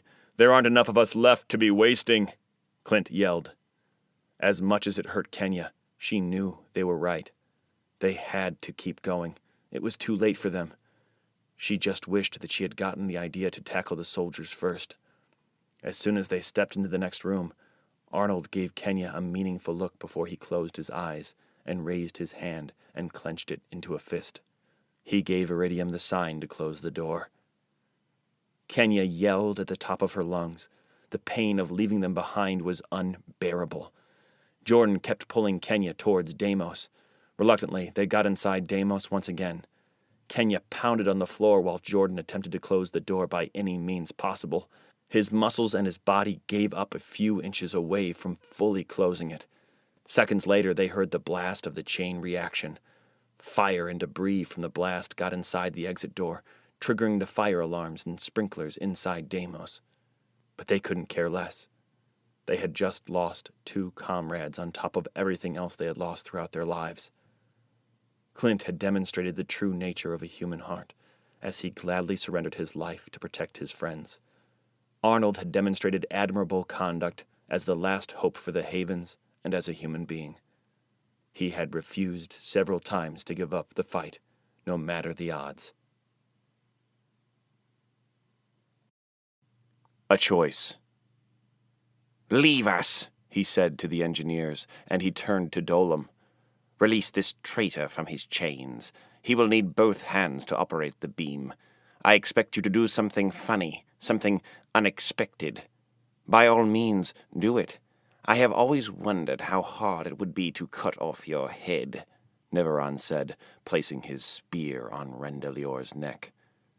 "Then do it already. What are you waiting for? You already know that I will not call them." "Don't tempt me," Neveron said, pressing the spear in hard enough to draw blood. "What is it that you will gain from this?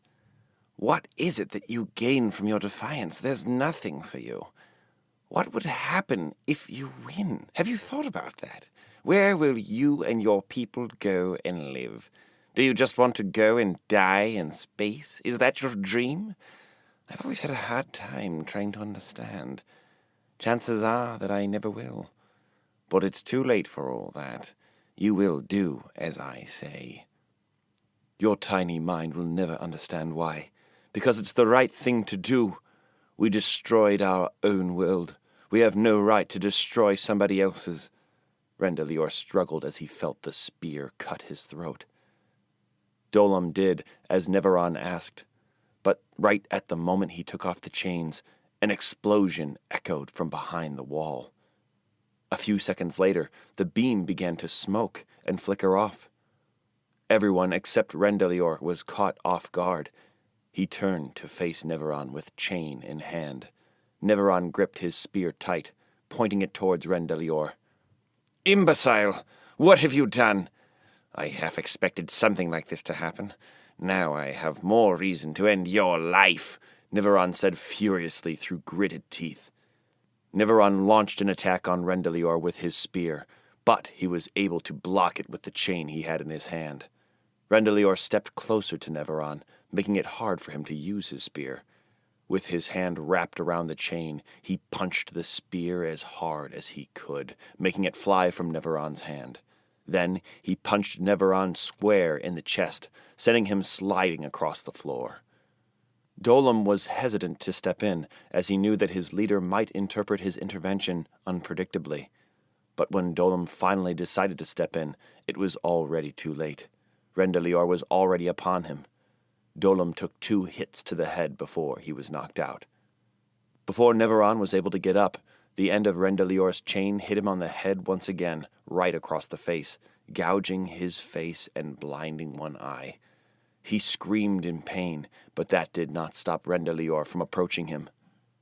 Before he was able to take another step towards Neveron, another explosion occurred underneath the beam, sending them both flying towards the walls, causing them to slump down to the floor. You think that this beam is the only form of communication with our mothership? You are so wrong. I will bring them to this planet no matter what, even if I have to go get them myself," Neveron yelled at the top of his lungs from across the room as he held one hand to his eye. Rendelior was barely able to hear and couldn't say anything. He was still gathering himself from the blast. He saw Neveron leave the room in a hurry, and he knew that he had to do the same. Outside, Rendelior saw only chaos among his kin. They were hurting each other. Hakaram versus Hakaram.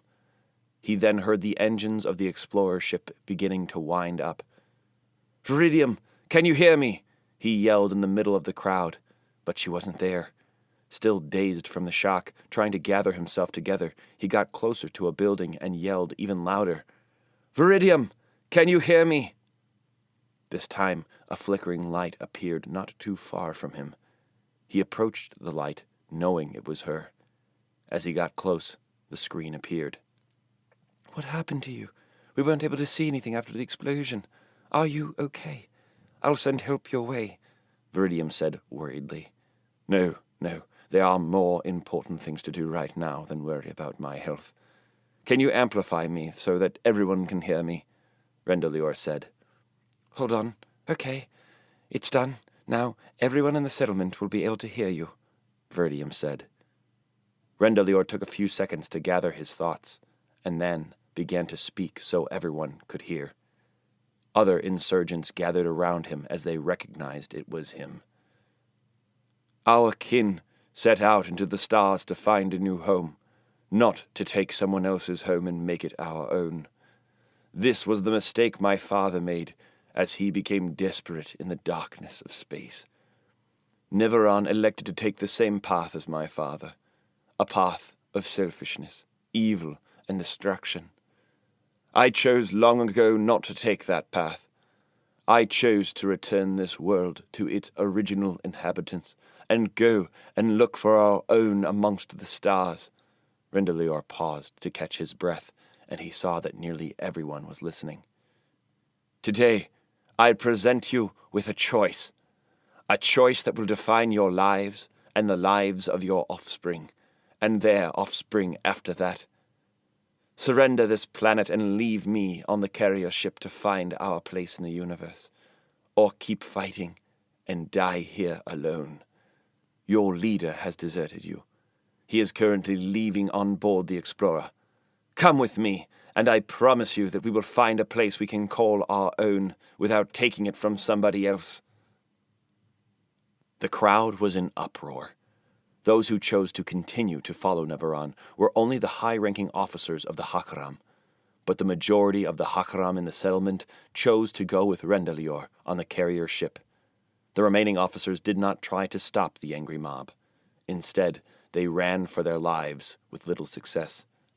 The only one that remained was Neveron, inside the explorer ship that was beginning to take flight.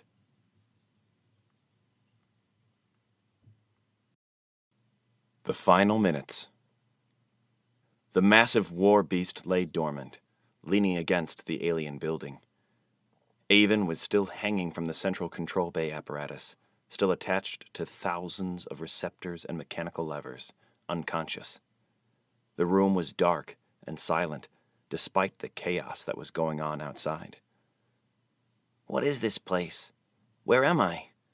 Avon looked at his hand, expecting to see a human hand, but instead, it was Deimos's hand. Am I still inside Deimos? Am I Deimos? What a weird place, he thought as he looked at his other hand and saw the same robotic hand. He then looked forward and saw himself in a giant mirror. The mirror was being held in place by several tentacles larger than Deimos himself. Avon moved slowly, and his reflection in the mirror followed. But something was off. The reflection lagged a split second behind his movements. Did we lose the fight? Is that why I am here? This place looks so weird. The others, where are they? I hope wherever they are, they made it. Avon then realized that he was floating in space. There was nothing around him, just a few distant stars.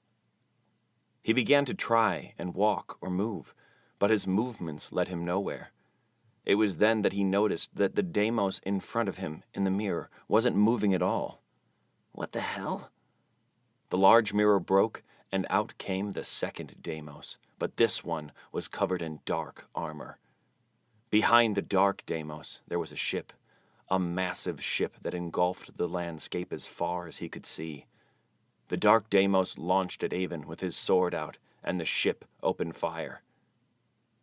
Avon woke up, frightened by the nightmare, trying to block the attack, but his body wouldn't move a centimeter as it was suspended in the apparatus. He tried to look around him as much as his eyes allowed him, but the room was pitch black. Is there anyone there? Iris, can you hear me? Avon asked with a broken voice. A loud noise resounded across the hull, and the systems began to flicker back online. The screen in front of him shifted to show a large, strange building dominating the view. Full power will be back shortly, and Deimos will be able to move, Iris finally spoke. Where are the others? Are they okay? Avon asked. It appears that they are resting near one of Deimos's exits, Iris responded. What happened? Patch me through to them after you tell me, Avon said. It appears that we crashed into the alien building after we were hit by a large number of electromagnetic pulses of alien origin, something that Deimos wasn't prepared for on that scale. We are now resting on the alien building. Before I patch you through to the others, I should inform you that you have a persistent hail from one of the alien leaders. Should I put it on the screen for you? Put it on the screen, Avon said, trying to get himself together. Can anyone inside the war beast hear me? Is there anybody in there? An alien being said as he appeared on the screen. The image was blurry at first, but quickly sharpened and focused. Once the alien saw feedback on his end of the screen, he stiffened at the sight of the central control bay and the thousands of receptors that connected Avon with Deimos. Who are you, and what do you want? Avon managed to ask. I will make no attempt to hide who I am. I am Rendelior Palak, son of Ender and Palak, the person who brought my kin upon your planet. How dare you show your face? On second thought, I'm glad you did. I can look you in the eye before I turn you to dust, Avon said from between gritted teeth. I am sure that you meant that, and I am sure that I deserve that my father deserved that, and that anyone who would bring harm to this planet deserves that. But I decided long ago not to follow the footsteps of my father, not to follow the savage ways of the Hakaram military. I will leave this planet with every one of my kin that is willing to accept a more peaceful way of life, Rendelior said, meaning every word of it. Avon tried to move in the apparatus, but only had mild success. He cussed in between his teeth at the frustration. He wanted to point the war beast directly at the alien that was talking. Full power will be restored in less than 1 minute, Iris said for Avon's ears only, as she noticed his frustration. I betrayed my kind, my father, and our mothership to try to help Earth survive. I have tried to help you and everyone in your team make it this far. My group and I are the ones that completed the last of the War Beast map in the Haven's archives.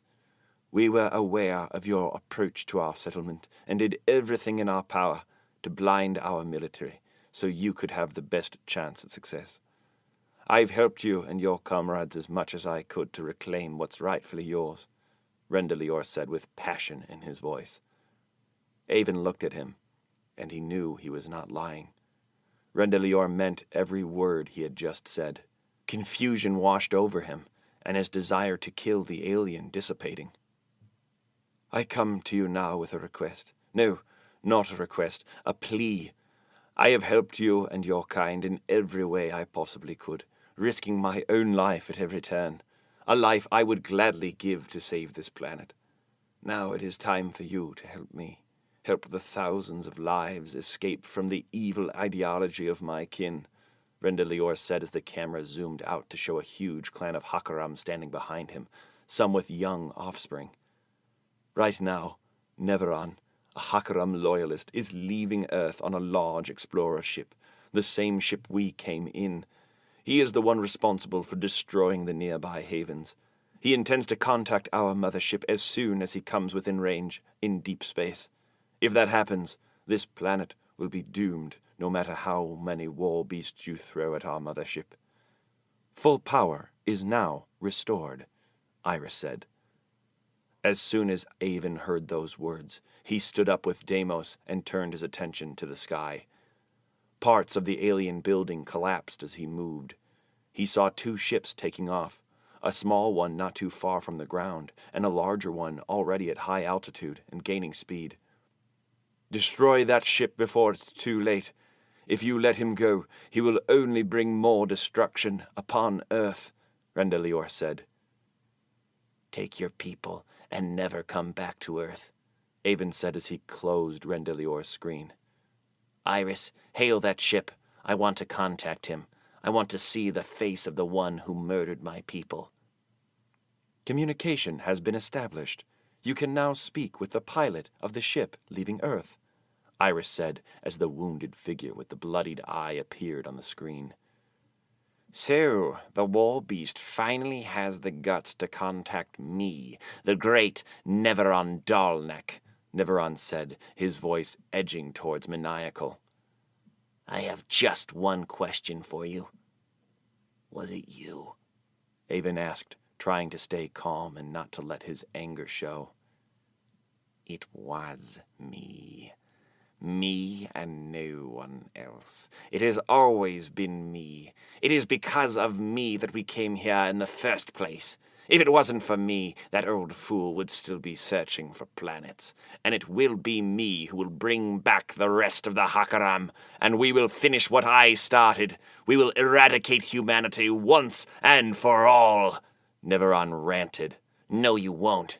Not while I'm alive, Avon said as he closed communication with Neveron. The Explorer-class ship looked massive, even as Avon viewed it from afar. It looked like a daunting task to stop Neveron's ship from leaving Earth. Iris, talk to me. What are my options? Avon asked aloud.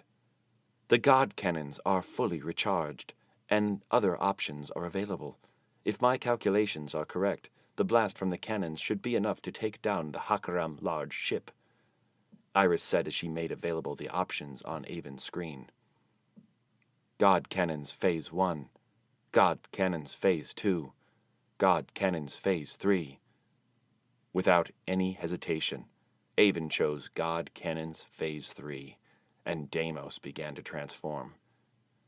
Phase 3 multiplies the energy of the cannons by a factor of 6. Are you sure you want to continue? Iris asked. I'm not backing down. Let's blow that thing out of the sky, Avon said as Deimos continued to brace himself for the cannon's power. Deimos's feet locked onto the ground, and the turbines began to wind up and expand to almost double their size as the God cannons aimed at the Explorer-class ship. The God cannons extended, as before, toward the front and back. Each cannon broke into 4 pieces at the swell of the muzzle, expanding further than before. Vents began to appear all around the cannons. Everything around the cannons was changing and reinforcing itself as it thundered to life. The cannons fired, and hundreds of megatons of raw power aimed at the Explorer ship. The turbines unleashed an inferno out the other end as the might of the attack threatened to push Deimos forward. Avon felt the massive forces pushing him back, and it took all of his strength to hold his position. The ground underneath his feet broke into 1,000 pieces as the powerful beam pushed back. The 2 beams fired from the cannons combined into one as they propelled away from Deimos. The giant Explorer ship broke in 2 as the beam destroyed everything in its path. Seconds later, the ship exploded in midair as the superheated wave of energy reached it.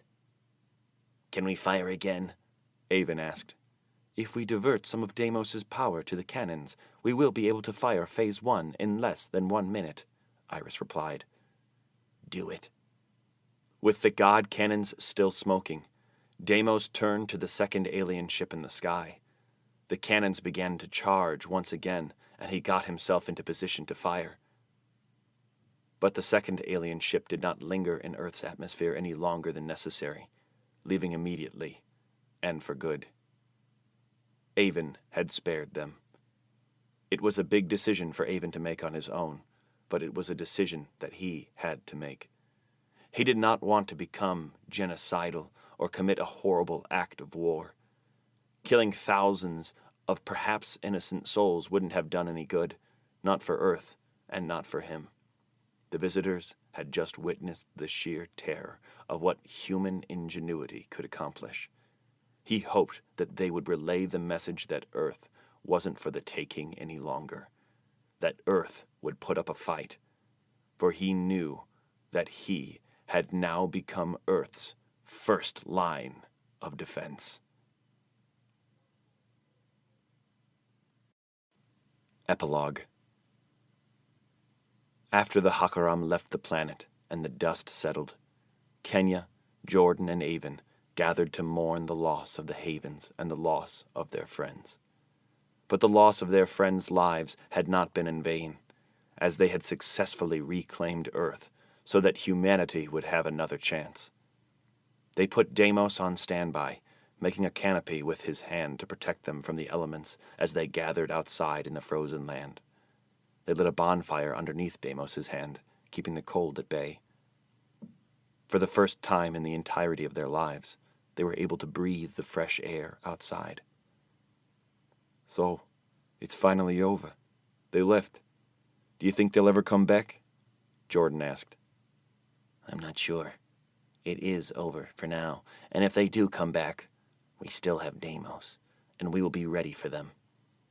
But I think with what they saw from Deimos, they will think twice before returning to Earth, Avon replied. What happens now? We don't have a home to go back to anymore, Kenya reminded them, tears streaming down her face. This will be our new home. We won't go hungry anymore, or thirsty, or have to wear those radiation suits wherever we go. This is our home. This has always been our home, Avon said as he looked around. And the other havens? There must be others left, Kenya said as she looked around at the vastness of their new home. We will broadcast our location and tell them that Earth is finally safe. They might not be able to come to us. It is still a dangerous world out there, but we'll be able to get to them, Avon said with a slight smile. That same day, Deimos began broadcasting Avon's message to the world. Humanity has finally done it. We have made it through hell. The war is over. We have rid the world of the invaders, and Earth is once again ours. We are located at 80.7504 degrees north, 72.6652 degrees west. We have food and water. If you're listening, find a way to broadcast your location, and we will come and get you. It is still a dangerous world out there. They re-engineered the drones to be a form of transportation, using them to scour the globe in search of human life and the remaining havens. It took some time for the remaining residents of the havens to get used to the blistering cold of their new paradise-like home, but the cold temperatures were nothing in comparison to the odyssey that they had just faced. For months, Rendelior wandered the galaxy, looking for any place that they might be able to call home. The rations on the carrier ship would last them for years to come. For now, they were calling the carrier ship home. Sir, we are being hailed, Nerendio said. What? Who is hailing us? I thought we were in the dark. We haven't been broadcasting our identification numbers, Rendelior said. It appears that we just ran into them, sir. It's another Hakaram Explorer-class fleet. It's the Sintiac fleet, sir. Sintiac? That sounds vaguely familiar. We have no choice but to put them through. We don't have any kinds of weapons to fight back in case something happens, Rendelior said. On screen, sir, Nerendio said as the Hakaram moved to stand behind Rendelior. This is the Hakaram Sintiac Explorer fleet, and I am Naya Sintiac. It appears that you are using one of our ships. Identify yourself, the Hakaram's elder said as her ships began to surround Rendelior. I am Rendelior Pollock, son of Enderam Pollock and captain of this vessel. We are still on the mission of finding a home for our race. Where is your father now? Naya asked. He passed away when we lost our explorer as we entered a hostile planet, Rendelior said, bending the truth as much as he could. Well then, it is an honor to meet you, Rendelior Pollock. but it looks like you lost the majority of your fleet, not just an explorer ship. And I find it a little odd that the sensors on the explorer ship were not able to pick up the hostiles' activity on the planet," Naya said, pausing to hear a response. Yes, well, the planet seemed inviting at first, but as we made landfall, giant living creatures appeared and laid waste to our fleet. We are lucky to have survived. It's the planet's luring mechanism. It's very dangerous. Much like the Hansia system, Rendelior said. Hansia was a feared name throughout many galaxies. "Are you certain about this? In that case, we might still be in danger. We are leaving immediately to head toward the mothership. I am sure that they will find your story fascinating, as I have. I'll have my soldiers flank your ship, and they will offer you any assistance that you may need. 2 jumper engines will attach to your ship to bend space. We will be there shortly." As the call ended, Rendelior banged his hand against the command console. What will we do now? Viridium asked. "I'm not sure, but for now, we have to play along. For all we know, the mothership doesn't know anything about what happened on Earth. If that's the case, let's try to keep it that way," Rendelior said.